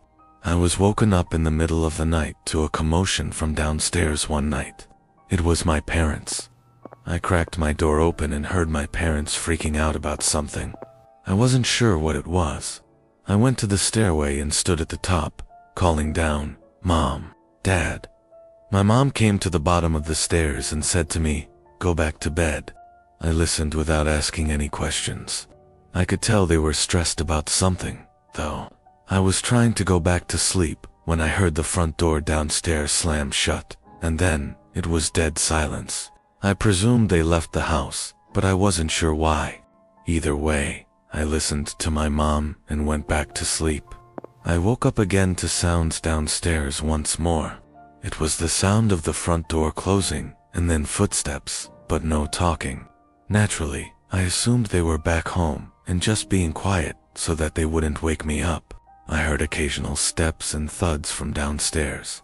I heard drawers and cabinets being opened and closed, and I thought for sure I heard the fridge opening too. I thought it was my older brother Mike, who's 10 years older than me, and at the time he was already driving, so he was going out and coming home late. So him getting home at like 2 a.m. and rummaging the fridge wasn't abnormal at all. These are all things I was telling myself. Logical explanations as to what I was hearing.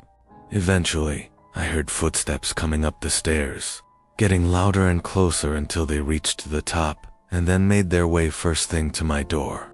My door quietly and slowly opened. I didn't sit up or move. I just had my eyes open, facing the door, as I was still laying down.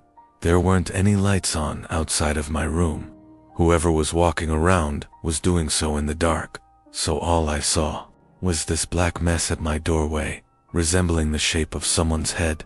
I said every name, starting from Mike to Mom to Dad. Then I just said, "Who's there?" They didn't reply. They just closed the door, and I was left there confused but mildly creeped out.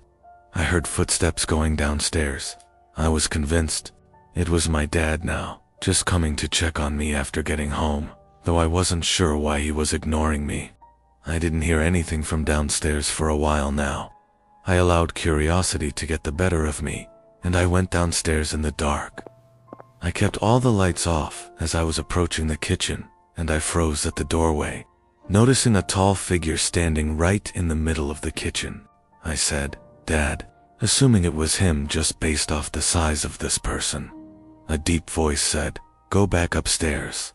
I ran back up the stairs to my room and closed the door and jumped on under the covers.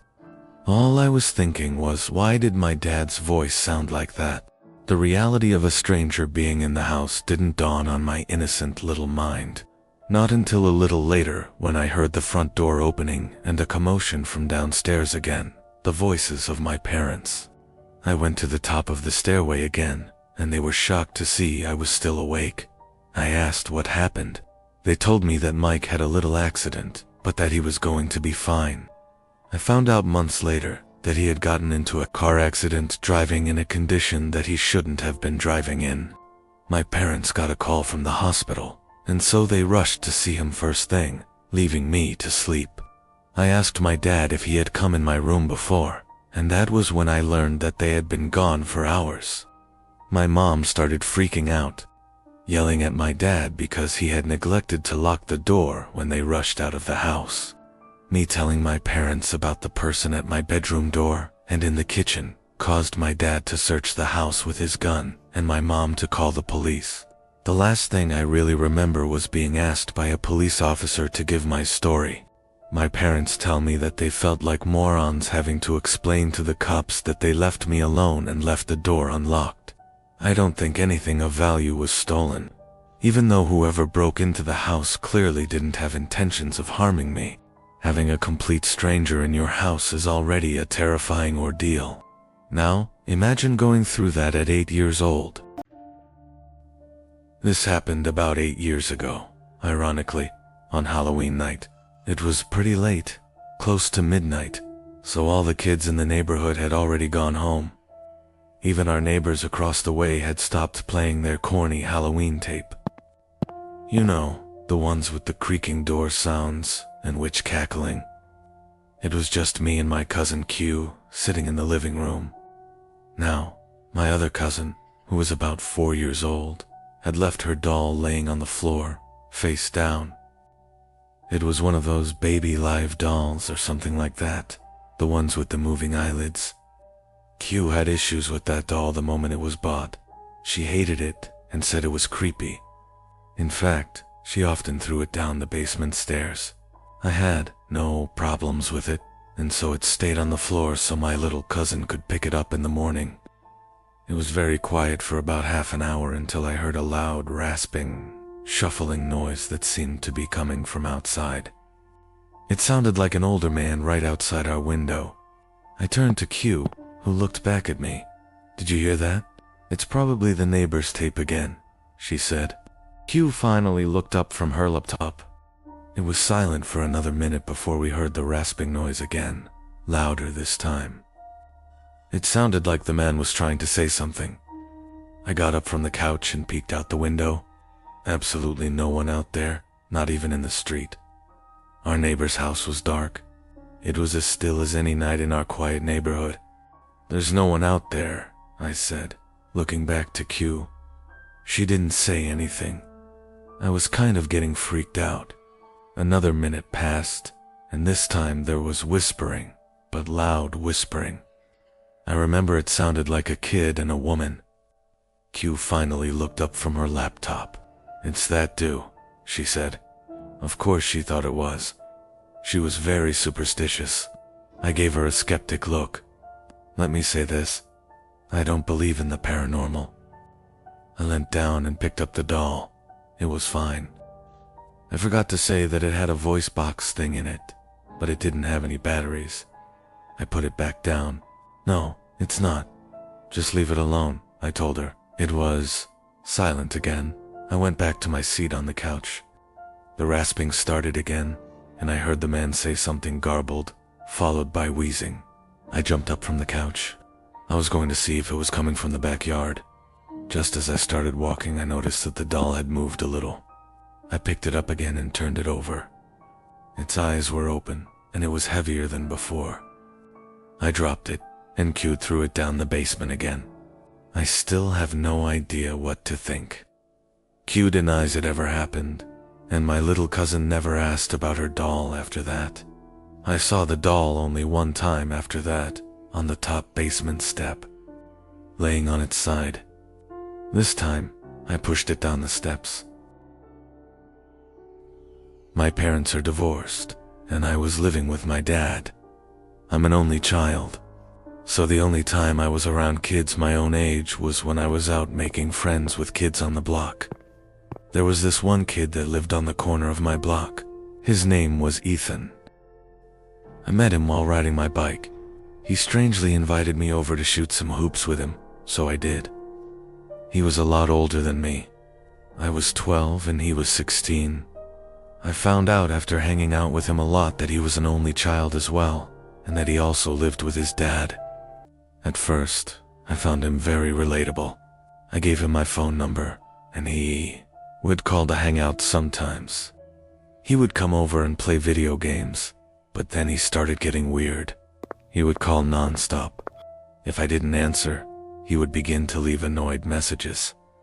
He would call 5 or 6 times before coming over and ringing the bell. If my dad wasn't home, I usually didn't answer it, but when he was home, he would force me to hang out with Ethan, even though I told him he was creepy. I biked with Ethan back down to his house while pretending to listen to him babble on about stupid. This kid would never shut up. I needed to find a way to get him to stop looking for me. Then, for the first time, he invited me into his house. I really didn't want to go in, but it didn't seem I had a choice. The second I walked into the door, the foul, disgusting odor of his house filled my lungs. Clothes were tossed all over the floor, broken glass in one corner of the room, and what looks like coffee stains on the wall. It was the most disgusting place I'd ever seen, and then a huge, shady-looking man walked out from another room. He looked at me with a very intimidating look. I felt myself backing up away from him until Ethan introduced him as his father. The man just gave me a big grunt and settled off into another room. It was official. This kid was a creep. I needed to get away from him for good. I decided I didn't even want to be in that house anymore and just made up some excuse to go. I think that I said that I forgot I had a doctor's appointment, and at that moment his smile slowly faded as an unhappy, if not extremely angry, expression crossed his face. He didn't even give me any response. He just looked at me with this unnerving stare. I left in a hurry and ran back down the block to my house. The door was locked, surprisingly. I unlocked it with the key my dad made me carry and found that he wasn't home. I really wanted him to be home. And then I found a little sticky note on the fridge saying he was called into work for a possible storm emergency. So that night, before going to sleep, I checked my email for a response from somebody on eBay, but instead I had about 5 new emails, all titled in capital letters, and they were all sent from an email named ethan20ao.com. It was him. I never gave him my email and still have no idea how we got it. One of the emails was titled, "You made a mistake." Another was titled, "I know where you live," and the rest were filled with profanity and threats. I was only 12 and was extremely intimidated by this, so I was ready to call my dad, but as soon as I was heading to the kitchen phone, I heard the sound of rustling bushes outside. I opened the blinds of the window that was facing the bushes and was greeted by the face of a huge man who I instantly recognized as Ethan's dad. I called the police, but by the time they arrived, he was already gone. When my dad came home early, because of the situation, we went on to get a restraining order as soon as possible. Ethan and his dad moved out about a month after that. I moved into a house that my aunt and uncle had been renting out for several years after they built a new place. I spent a few months alone before a buddy from work if I was looking for a roommate. I thought about it for a few days and ended up allowing him to move in. It was a 2-bedroom place with a Denon office in the garage. He decided he wanted his own space, as the bedrooms were right next to each other. So he moved his stuff into the office in the garage, and I have to admit, it was a pretty cool setup he had. The only problem, he didn't have a bathroom or kitchen out there, so we would use the kitchen and toilet in the house. We worked different schedules, so I would often leave the house unlocked for him. One night, I went to my girlfriend's house for dinner. After I got back, I decided to grab a 6-pack of beer I had bought the previous night. When I opened the fridge, my beer was gone. I assumed it was my roommate and went into a blind rage. I stormed out into the garage and slammed his bedroom door open. He was sleeping and rolled over. I screamed at him, asking why he drank my beer without asking. He said he didn't touch my beer and rubbed the sleep out of his eyes. Having lived with him for a while, I was pretty good at judging when he was lying. I felt he was telling the truth. My heart sank as I came to the realization that somebody had stolen our beer from the fridge and whatever else. We went back into the house and made sure everything was in its place. The TV was there, all the furniture. It wasn't until I went into my bedroom and realized my $22,000 laptop was gone that we began to panic. My buddy called the cops, and we searched high and low for the beer and laptop, thinking I might have misplaced them. We soon gave up and began to search the yard for whoever had done this. We didn't live alone in this house, though. There was a room that had been built on several years after the house was built. My aunt's dying mother spent her last couple of years living there, as it was easy for my aunt and uncle to care for her during her sickness. When she died, they began to rent the room out to a strange woman before eventually moving out themselves and renting the rest of the house out. The woman remained there until we moved in, and my aunt and uncle had their concerns with her. They believed she was a drug addict, which became evident to us during our stay there. She behaved erratically, and we would hear strange noises from her end of the house all hours of the night. Her brother moved in several months after we did, which was strange because her place was a 1-bedroom suite. We figured he just slept on the couch or something. He was even weirder than her, though. He wouldn't acknowledge me when I pulled up into the driveway while he was sitting having a smoke. Trying to make conversation with a guy was pointless. He basically just stared through your soul. One night, he even asked my roommate if he could score him drugs that night. During our search for the burglar, we went out to the garage door, only to find bare footprints in the snow. The footprints led from their suite door to our garage door. We put 2 and 2 together and began banging on their door. We said we knew it was him, and he better answer the door. Someone inside lifted the curtain and made eye contact with me, which to this day still gives me chills. The cops showed up and took down all our information. They scattered the house and found nothing and no one. We showed them the footprints and explained that the people living in the suite were drug addicts. We gave the officers their names.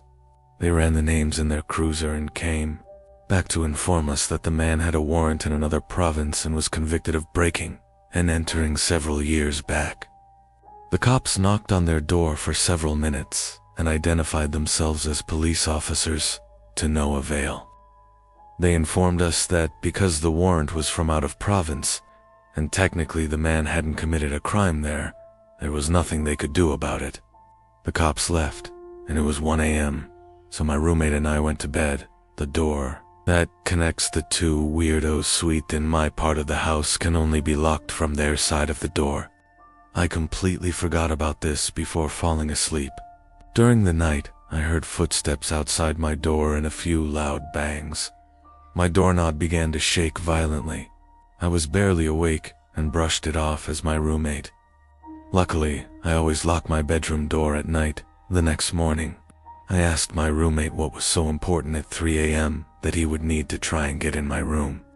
He told me he slept through the night and hadn't even got up to go to the bathroom. My heart sank.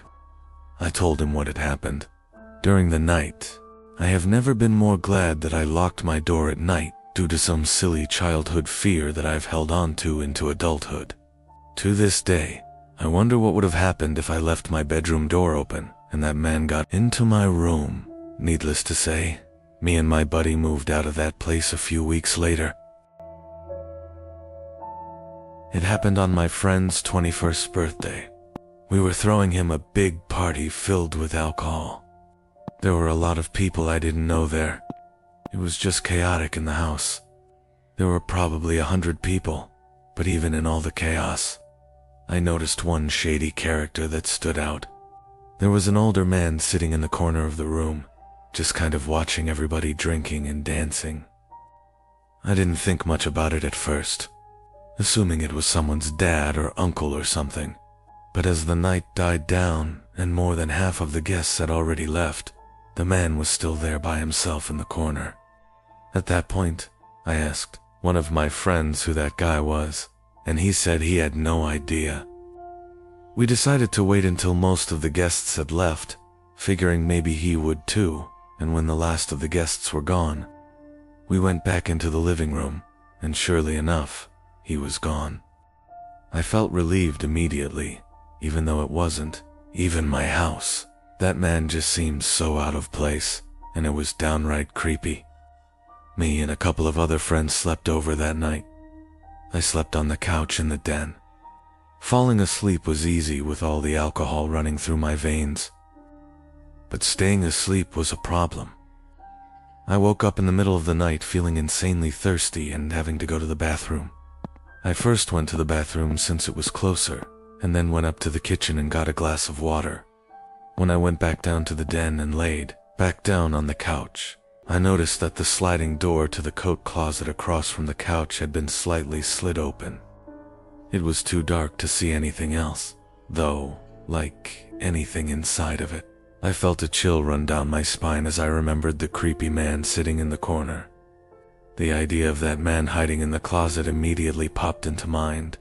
I continued to lay still under the assumption that he was watching me through the open door of the closet. I began to plan my escape. I could jump over the other couch and land right next to the stairway upstairs to the living room, but I just had to gather up the courage to do it. Then I saw the closet door slide open a little more, and that's when I got the courage to run for it. I jumped over the couch and ran up the stairs. I could hear the closet door fully slide open and somebody running after me. I screamed at my friends who were on the couches to wake up. All three of my friends that were in the living room woke up and looked at me as if I were crazy. I knew that we now outnumbered him 4-1, so I looked at the stairs and waited, but he never came up. My friends demanded an explanation.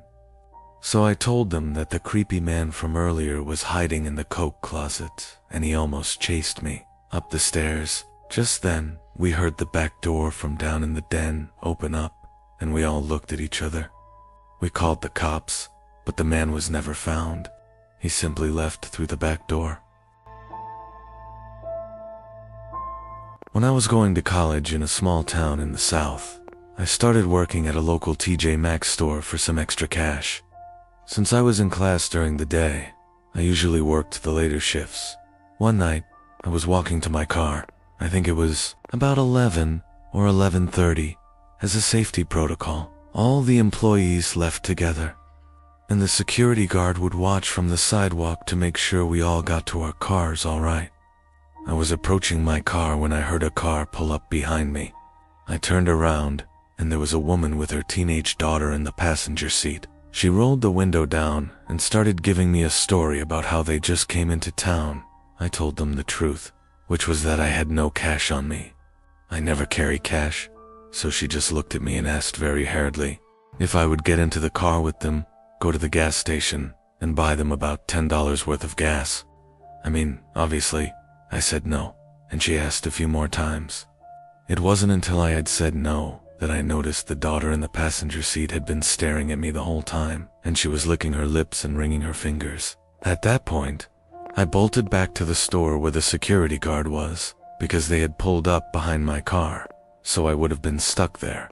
I told him what had happened. He started walking to their car, and they sped away.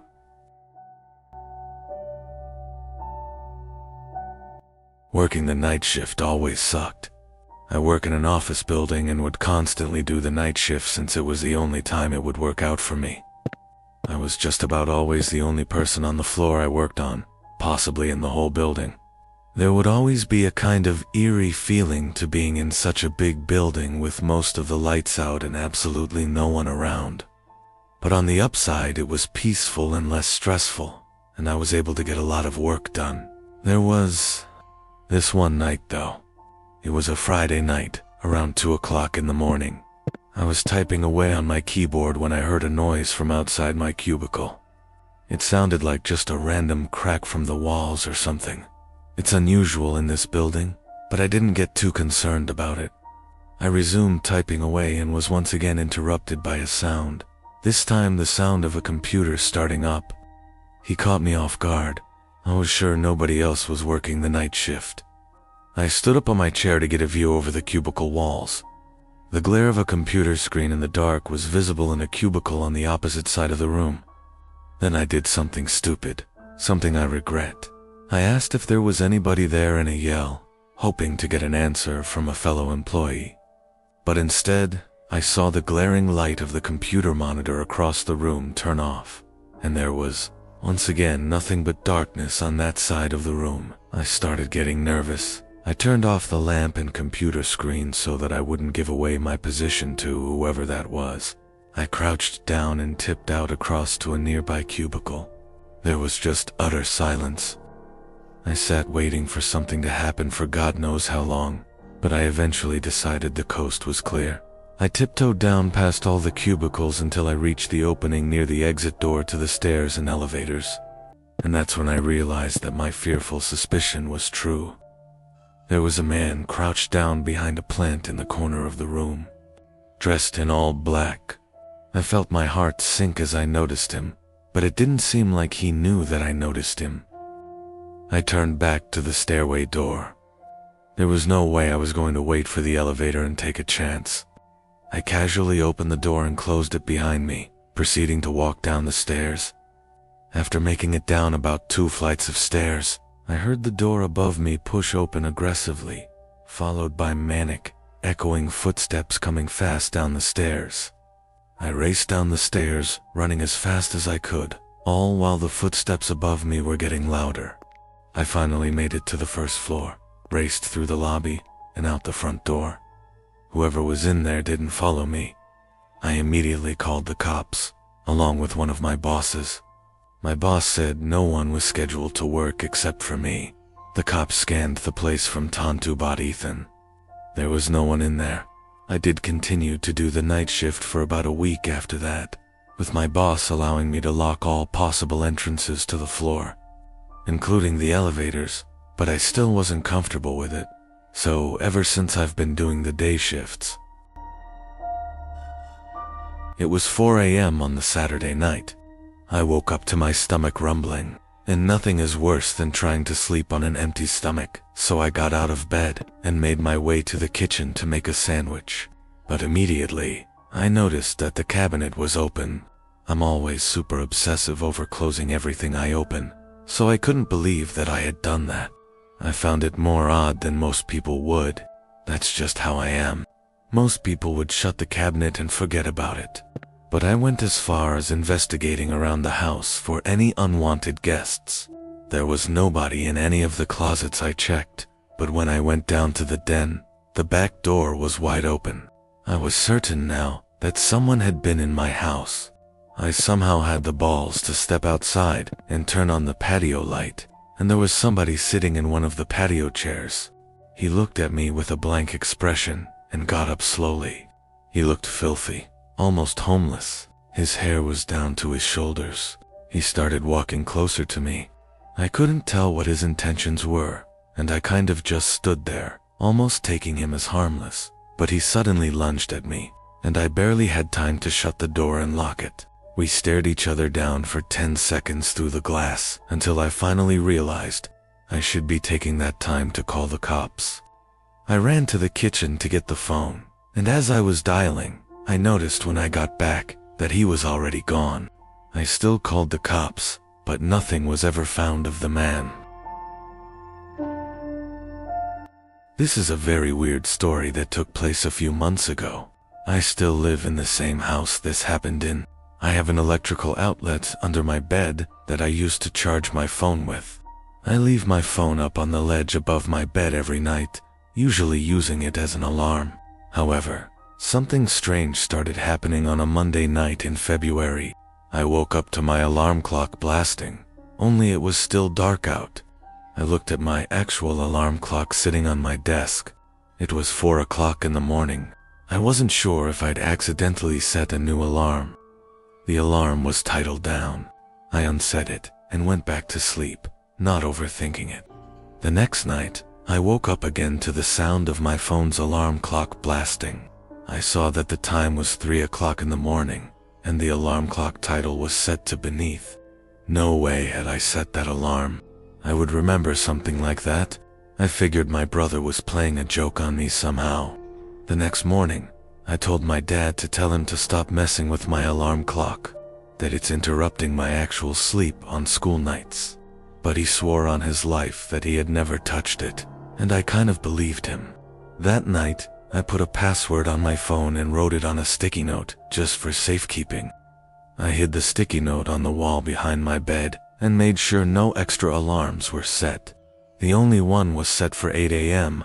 I fell asleep, but once again I woke up to the blasting alarm clock in total darkness. 2 a.m., the alarm was titled the. I was a little freaked out now. Something was really wrong with my phone. I was sure someone was hacking into it. The next day, I left it off for the whole day in hopes that whoever was messing with it would forget about it. And that night, I used my actual alarm clock on my desk as an alarm instead. I set it to 8 a.m. and went to sleep, but when I woke up, there was once again no sunlight. My alarm clock was off, so I couldn't see the time. It was my phone, but the alarm clock sound wasn't the usual marimba. It was some kind of distorted screaming sound. I turned off the alarm, which was titled bed. It was 1 o'clock in the morning. I was laying there clueless, not knowing what to think. My phone was at 10%, so I reached down under my bed to try and find the charger that's Norm plugged into the wall.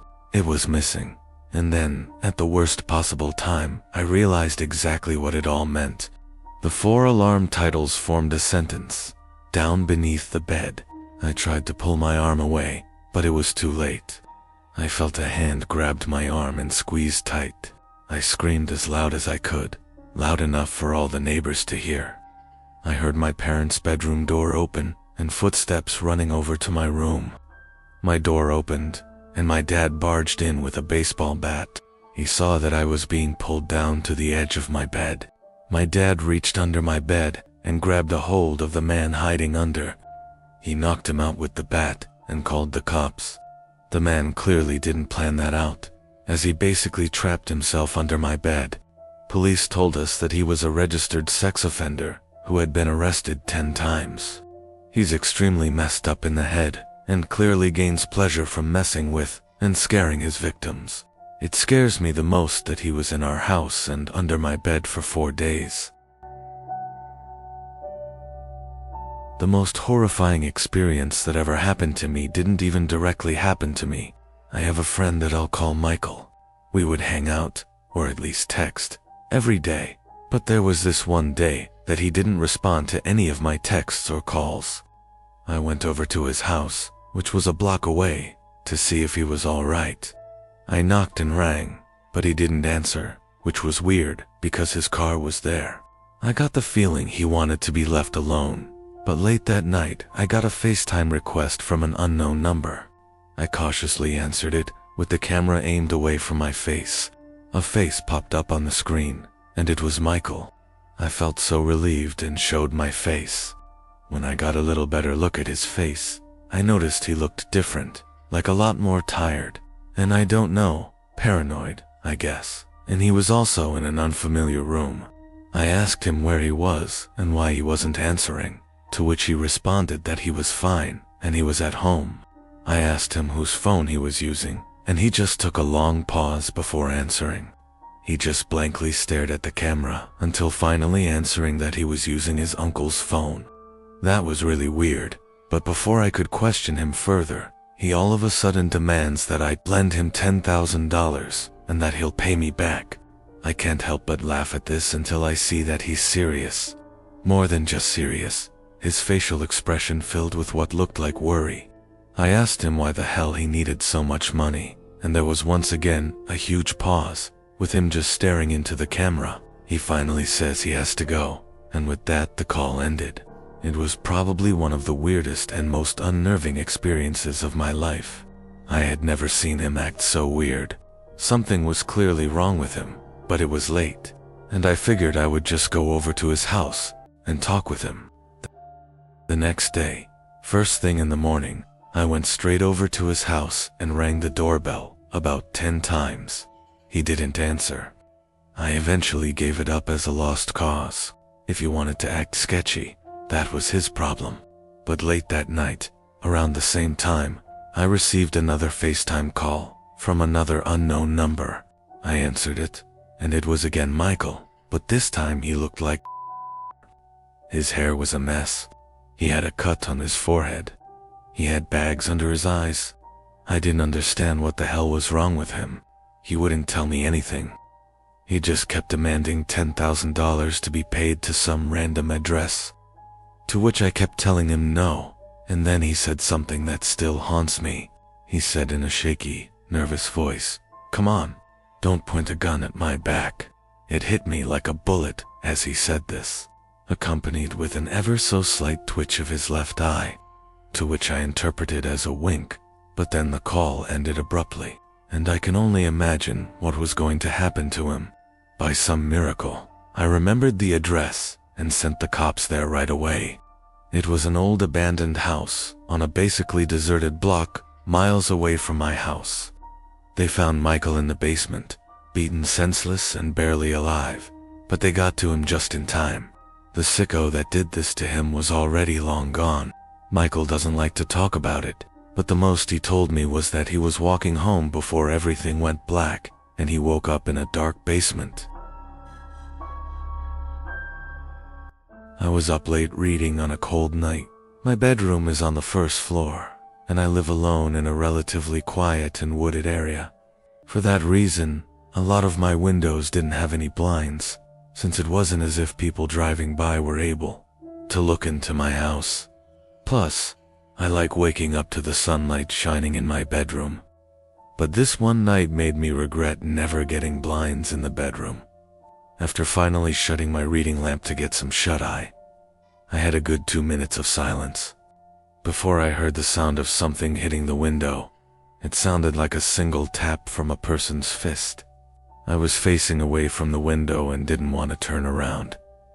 I was used to hearing things like tree branches brush up against the walls and windows, but I distinctly recognized the sound to be a fist hitting glass. The thought that somebody might be outside my window watching me frightened me. The fact that somebody would walk all the way onto my property to my bedroom window, I tried to accept that maybe it was just a tree branch, but a second and single knock at the window confirms my fear. It was a fist hitting the glass, and somebody was outside my window. I figured that if I just ignored it, they would go away. Maybe it was just some punk trying to mess with me. If they thought I was sleeping, they would get bored. Another knock at the window came, and I desperately tried to just stay still and show no reactions. But when the fourth knock came routinely, I decided enough was enough. I should confront this jerk like a real man. I turned to the window and just barely caught a glimpse of a black shadow quickly moving under the window. For some reason, actually seeing something at the window killed any courage I had, and I ran to the kitchen phone and called the police. They said they would have an officer over in 10 minutes. When I hung up, I saw something in the corner of my eye. I turned my head and saw somebody standing outside my kitchen window, surely looking at me. Only for a second though, because as soon as I noticed, he took off. Somebody was watching me through all the windows. Then I received a disturbing phone call. It was my neighbor, who also happens to be my best friend. He happened to notice through his window that 3 people dressed in black walked onto my property earlier, one of them with a sharp, shiny object in his hand. This only made me panic even more. I ran upstairs, where I knew I couldn't be watched, and hid in the bathroom. I heard constant single knocks at the front door downstairs. No way it was the police. I just prayed they would get there in time. And thankfully, moments after the knocking stopped, I heard heavy banging at the front door, followed by someone screaming, "Police." It turned out to be the cops, but whoever the three men were already gotten into the woods. It might have been more than three? I don't even know. All I know is they were never caught, and that I went out to get blinds the same week. I moved to my dad's when I was 10, and I didn't know anyone in the area except for the family my dad was friends with, a single mom with 3 kids. Luckily, there was a girl a couple years older than me. She was 12 at the time I met her, and we got to know each other a little over a couple years. We weren't close, but we ended up having the same friends. One night my friend Ben was hanging out with her and her younger brother. They happened to be in the house alone because of my friend's mom was at work. Her mother's been helping this one lady through her work and got to know her fairly well. She found out her sister was in a mental institution and was let out recently. The night Ben is hanging out with my friend, they get a knock on the door. My friend thought it was just their mom, since she knocks a certain way when coming in, and he answered it without thinking. Ben wasn't supposed to be there, and he took off, through the window to his house down the road. He never thought twice about it. It wasn't her mom. It was the sister of the lady her mom was helping. And she figured out from talking to her sister where her family lived and her mom's working schedule. She came in. This is where I don't know the details, and I'm glad I don't. My friend's younger brother got away to the neighbor's house to call the police. Delaney brutally murdered my friend a week from Christmas, decapitated her, and left her body naked in a bathtub. She even hit her head. They had to look through the presents, and I don't know where they found it, but they did. I wasn't allowed to go to her funeral. It happened to my wife's grandmother about 13 years ago, while we were still dating. Her husband had just passed away about a year previously, but she'd been going down to the library and volunteering. He was exercising socialization. This was in the winter, so her walk back was while it was getting dark. The library closed at 5 o'clock, and there was some extra stuff to do before everyone actually left. And on this particular night, she turned down a ride from another volunteer because she needed to stay in shape. The house is about a mile away, through some lightly wooded area in a small town in the southern US. And as she's about halfway home, she notices someone behind her. He's walking the same direction and gaining on her, which in itself isn't all that particular. She's old and thus not particularly fast, but in this case, he seems vaguely sinister. They keep walking. Pretty soon he's right behind her. Then he falls into pace, just staying behind her. Now she knows something's up, but she's almost home. She can see the top of her driveway coming up, and she leaves her lights on so it'll look like someone's home when she's walking in. She just needs to make it another 150 yards. And 100. All that time, she said, he was so close that she could feel his breath on her neck. Around maybe 50 yards it happens. A strong hand on her shoulder. "Okay, don't turn around and hand over your purse or I'll cut you." She stops for a second, then takes one big step forward, turns, and shoots the guy in the neck with the .38 she keeps in her purse. The guy spent the next 5 years in a prison hospital before he died of complications. When I was young, I'd say 8 to 11-ish, my sister, whom is 7 years older, would babysit when my parents were out. At the time, she smoked a lot, and my parents made her smoke outside, of course. So I'd follow her outside, play around, annoy her, and such. One day my sister notices a car at the end of the driveway, just sitting in the road. It's a white SUV with a bike rack on top. It has the most tinted windows I've ever seen. Who could not see inside from the side?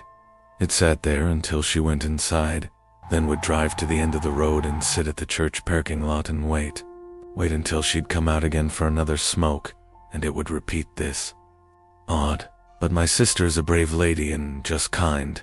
I've ignored it. That is until the next day, while my parents were out again, and it showed up again. It would sit at the end of the driveway and just watch. I don't know what the driver was doing, but he was watching my sister. I know, because if I didn't go out, I'd watch from the front window, and it would just sit there and watch my sister. She told my father, who was a sheriff's deputy at the time, and he called the cops and made a complaint. They showed up, looked around, but the SUV was nowhere to be seen. Months went by, nothing. Then one day, a good 9 months after this had all started, and around 4 months since the last sighting, it was back. It became a regular occurrence. Another day my sister was outside doing her nasty habit, and sure enough, here it comes. This time we were all alone as usual, and she decides she's had enough. She tells me to stay in the carport, and she's gonna go confront them. She starts walking toward the SUV, and halfway down the driveway she would later remark to us, I felt her Turo, like I knew if I went any further I was dead. I was paralyzed by pure fear. She turned around and went inside. Finally, the family car was in the shop for some kind of issue, so we were all stuck home for the night while my parents are home. My sister goes outside to smoke. I go outside with her, and eventually the SUV shows up. She tells me to run inside and tell my father, and I do. My dad promptly gets his gun and starts briskly walking down the driveway with it in hand in the direction of the SUV, but not leveled towards it. The SUV floored it down the road and peeled out onto the nearby large highway. My dad, being a cop, noted the year and model and distinguishing features. The scariest thing, the license plate had been covered in duct tape. We never saw it again. I was just 4 or 5 years old, and my parents had just separated. My mom was living in a 2-bedroom apartment. I had my own room, but I preferred to sleep in her bed whenever I was staying with her. Our 2 bedrooms were at the end of the hallway, directly across from each other. Our apartment was on the 1st floor, and I remember that it was in the middle of the summer, and my mom had a window open in her room, which was directly behind the bed above the headboard. Anyways, I woke up in the middle of the night and remember sitting up and seeing that our cat was sitting in the doorframe of my mom's room. I should note her door was open. Then you could partially see into my bedroom. This was strange because our cat was typically always in bed with us. As I was watching him, he walked into my bedroom and meowed. I turned to face my mom and woke her up. In the 3 or 4 seconds it took me to wake her up and ask me what was wrong, we both looked back up at the doorframe, and there was a man standing by my open door, making his way out of the bedroom. I still don't know how she managed to do it so quickly, but my mother proceeded to pick me up and literally throw me out of the screen window. She quickly followed, and we were able to start screaming for help, and someone called 911. The police came, but didn't see any signs of forced entry, only that our front door was unlocked, which led them to believe that the man must have exited that way. The strange thing was that my mom swore up and down that she had locked the door that night with the deadbolt and chain lock. About a week later, she was cleaning the kitchen and opened up our water heater closet and found a notebook with names and drawings, as well as a pair of gloves and some gum wrappers.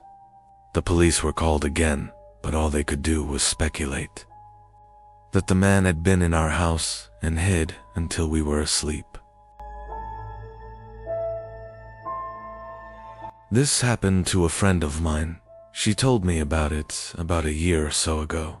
We'll call her Sophia. Sophia's in early 20s and works as an English tutor in South Korea. One evening a few years ago, she was tutoring a high school boy. They were up studying pretty late, and the buses stopped running, being a long way from his house. The boy asked if he could crash on her floor overnight and get the first bus in the morning. Sophia was very reluctant because inviting a teenage male student to stay the night didn't sound like a great idea. But he was begging her, and eventually she relented.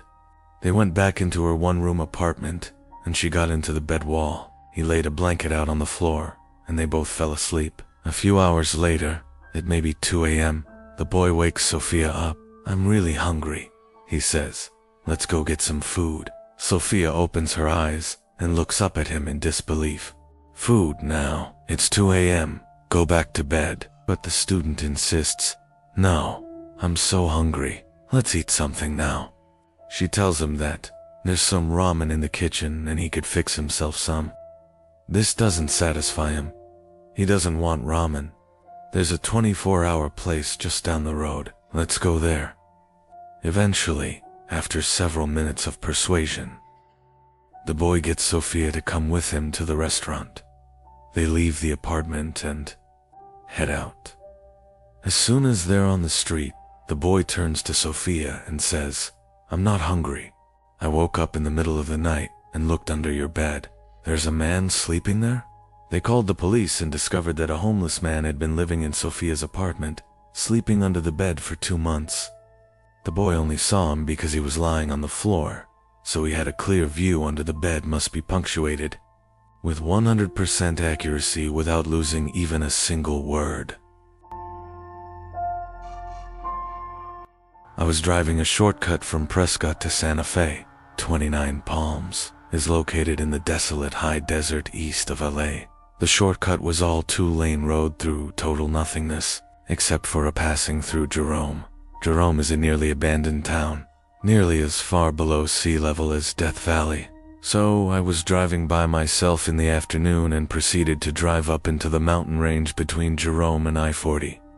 Once I reached the top, I'm driving north through a canyon with high grass on. Both sides of the road dot up ahead. I see some stuff in the middle of the road. As I approached, I slowed down to see a red Pontiac Fiero stop sideways across both lanes, a suitcase open with clothes scattered everywhere, and 2 bodies laying face down in the road, a man and a woman. I stopped 100 feet or so away, and the hair on the back of my neck is standing up. Being a Marine, I reached under the seat and pull out a 9mm pistol and chamber a round. Something seemed very wrong. It looked too perfect, as if it were staged in the ambush. Something was just wrong. As I scanned the road, I saw a line. I could drive past the guy in the road on his left, swerved to the right of the woman behind the Fiero, and I'd be on the other side. I dropped it into first gear, punched it down, and drove the line I planned. I passed the back of the Fiero without hitting it or either of the bodies in the road. I continued forward a couple of 100 feet and slowed down so I could breathe and let my heart slow down.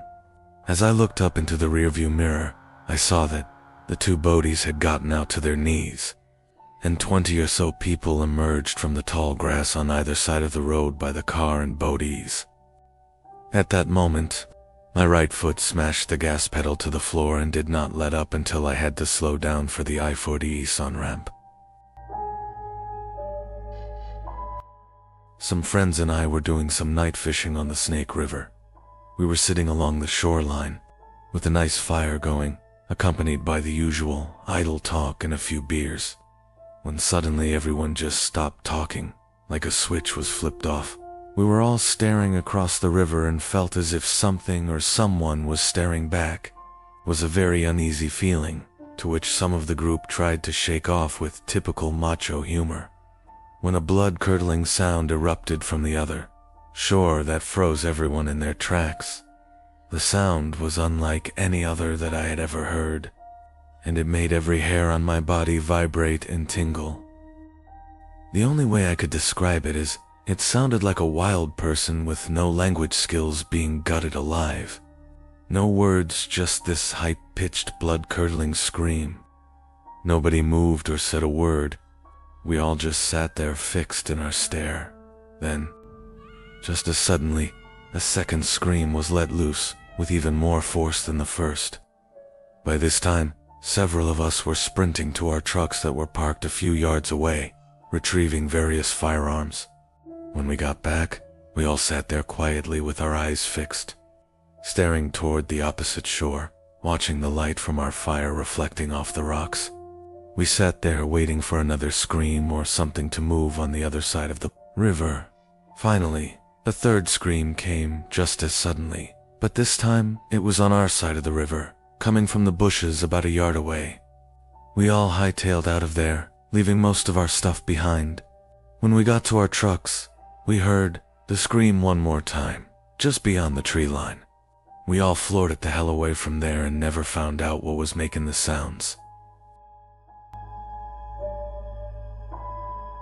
It was a Friday night, and my friend was picking me up in his car from my house.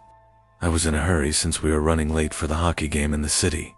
The whole car ride there, we were having such a good time that I hadn't even noticed that I didn't have my phone. I searched the car seat, the floor, but it wasn't in the car. I was sure that I had just forgotten it during the hockey game. I couldn't stop worrying that maybe I had dropped my phone somewhere, so I borrowed my friend's phone and ran to the bathroom. I dialed my number and hoped someone at my house will pick up. It took 3 rings before somebody picked up, but they remained silent on the other end. I yelled into the phone that I was just checking if I'd left my phone at home. They didn't answer. I assumed it was my little brother just messing with me, so I hung up. I got home late that night to see that my parents weren't home. I got inside my house and called them to see where they were. They told me that they had gone out to eat and see a concert at the park with my little brother. They said they left soon after I had for the game, and they should be home in around half an hour, so I hung up and proceeded to look for my cell phone. But then I realized, how could somebody in my family have picked up my phone if they hadn't been home? I felt a pain in my ethnac as fear swept over. It was at that moment that I heard the back door to my house open and closed. I immediately jolted out the front door to the neighbors and called the police. Apparently, the back door was left open, and somebody had simply walked into her house. Nothing was stolen, but the scariest thing is the thought that we could have fallen asleep with a stranger in the house. A while back, there was a family that moved in next door to my family. They had a son who was just twisted. He was obsessive over slasher movies and always wanted me to talk about that. Happened during my time serving in Vietnam that no normal person would want to hear. He also loved tormenting stray animals. This guy was a whack job. He was 19 at the time, and my daughter was 7, but he always wanted to talk to her. He'd strike up conversation with her when she walked home from school. He would talk over the fence at her when she was playing in the back, but what really set me off was when he called her house, looking to speak to her. That was it. I went over and flipped at him, and his parents told him to stay the hell away from her, and I'd better not ever see him again. That's when things got weird. My daughter was always a little imaginative and paranoid.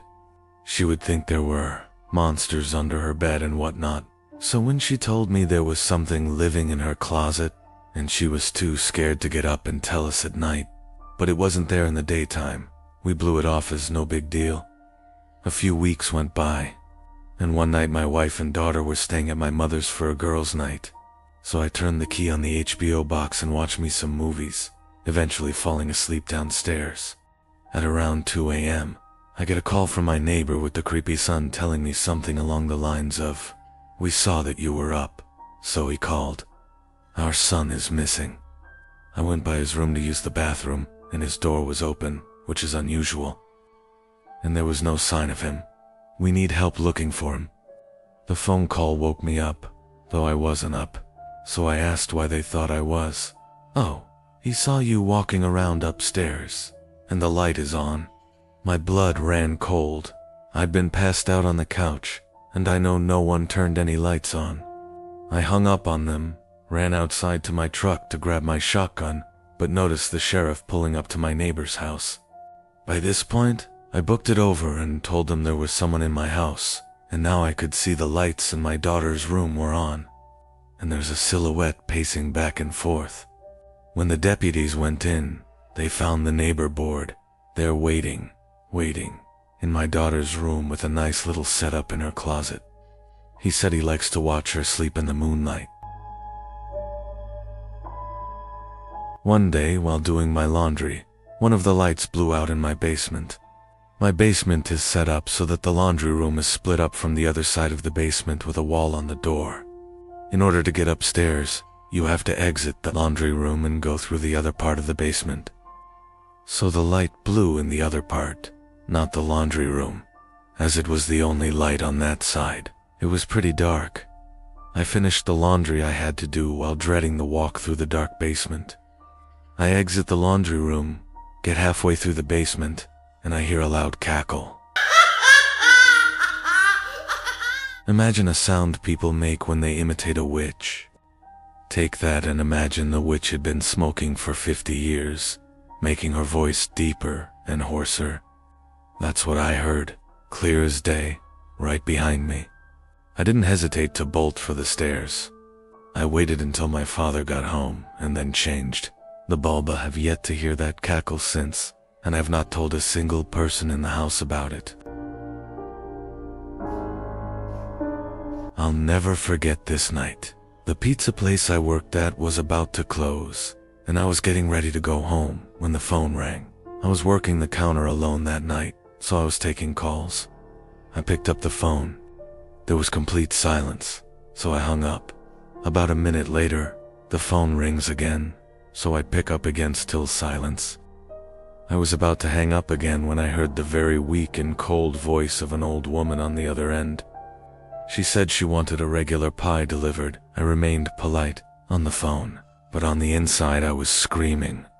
I just wanted to get home and end my shift. I called out to my boss that somebody is requesting a delivery. He told me I had to go. I was upset at first, but I realized it's another tip, and the old ones usually tipped the most, so I decided it was okay. I took down the address and told her it would be there soon, but she had already hung up. I thought that was rude, but I ignored it and yelled to the chef that I needed one regular. My boss told me to just go home after the delivery, as the place would be closed. So a little before 10 o'clock, I got in my car and put the address into my GPS. The house was 7 miles away. The GPS took me to the quiet side of town. I arrived to the house. It was a small one-floor house in a very quiet and empty block. I took the pizza and walked up to the door and rang the doorbell. There were no lights on in the house.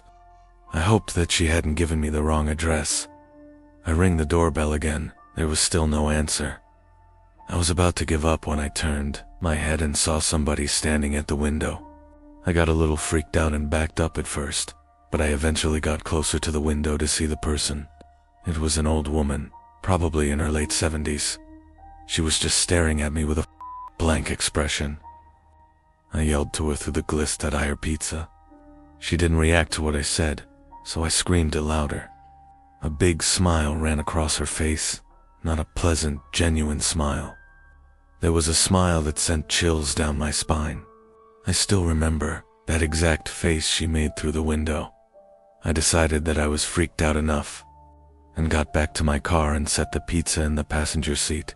I had to text my boss about this.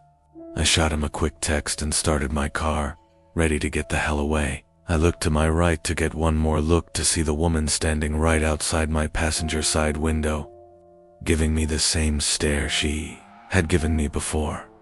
I put my car in drive in Florida down the street, not looking back. My boss never made me do a late night delivery again. This happened 4 years ago when I was still in high school. I was told to do my last delivery of my shift. I got in my car, which was a 1999 Camry, perfect for delivering pizzas, a GPS, the address of my phone. I live upstate in the country, so all pizza deliveries were long drives. I remember the sun was starting to set, so it was probably around 7 o'clock, I'd say. After a good 15 minutes of driving through the foresty dirt roads, my GPS said I had arrived. It was an old little cottage lake house made almost entirely of wood. It was sitting all by itself in the middle of absolutely nothing but forests. The lawn was completely unkept as the grass was almost at knee height. I was used to this kind of thing, so I didn't think much of it. I took the pizza to the front door. There was no door, though. so I knocked loudly on the door. Within 10 seconds, I heard the sound of footsteps hitting wood on the inside of the house. The footsteps made it to the door and stopped. I started to feel uneasy.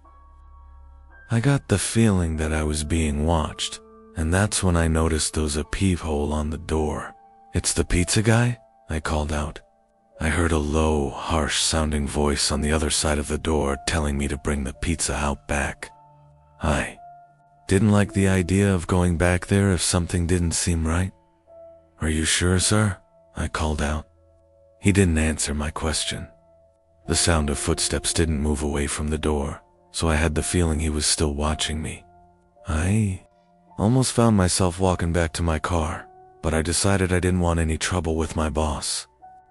The last time I brought a pizza back, he gave me attitude, so I reluctantly walked through the uncut grist and around the small house to the back. I remember there was a shed and a little patio back there. In the patio there was a table with 4 chairs surrounding it. In one of the chairs facing away from me, I saw the head of somebody sitting in the seat.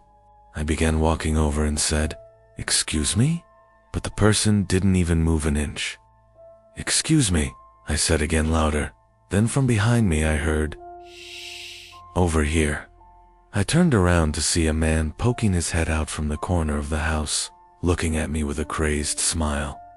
"Come over here. I want to show you something." I freaked out, turned around, and ran around the house in the opposite direction, back to my car, for some reason still holding the pizza.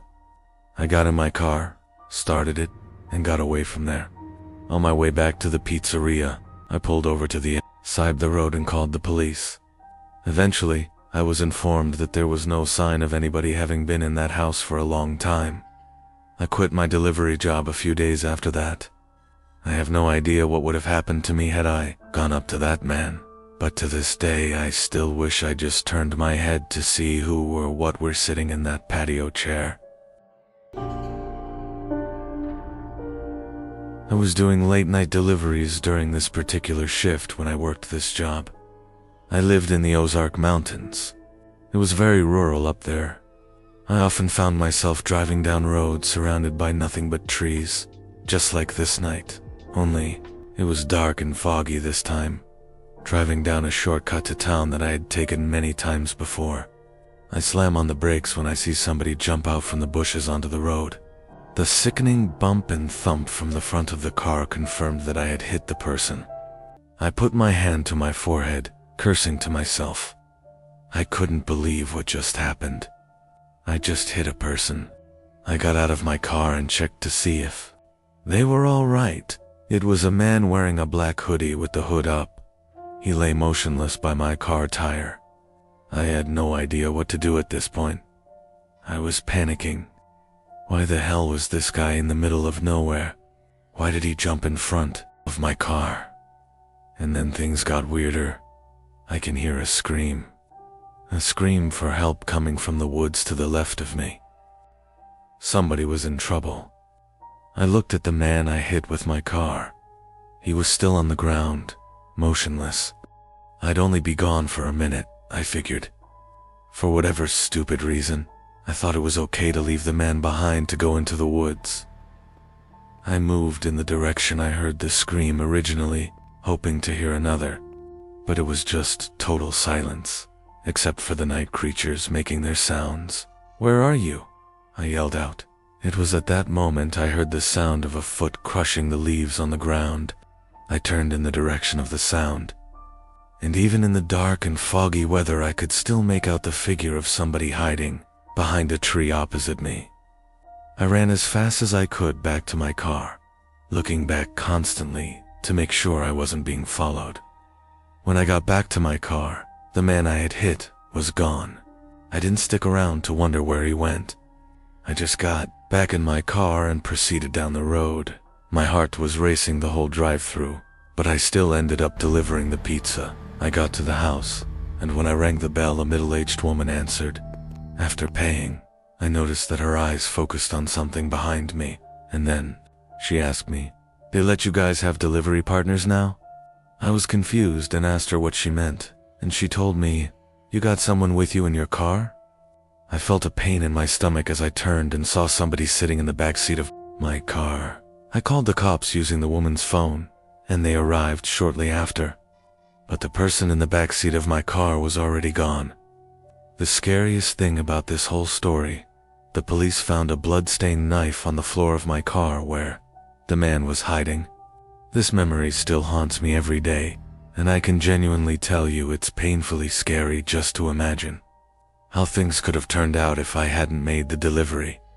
And that wraps up tonight's terrifying tales. Want to see more of this content? Click the video on screen to watch more real horror story tales. Which story chilled you the most? Tell us about it below. Also, if you have any horror stories you would like to share, please comment that too.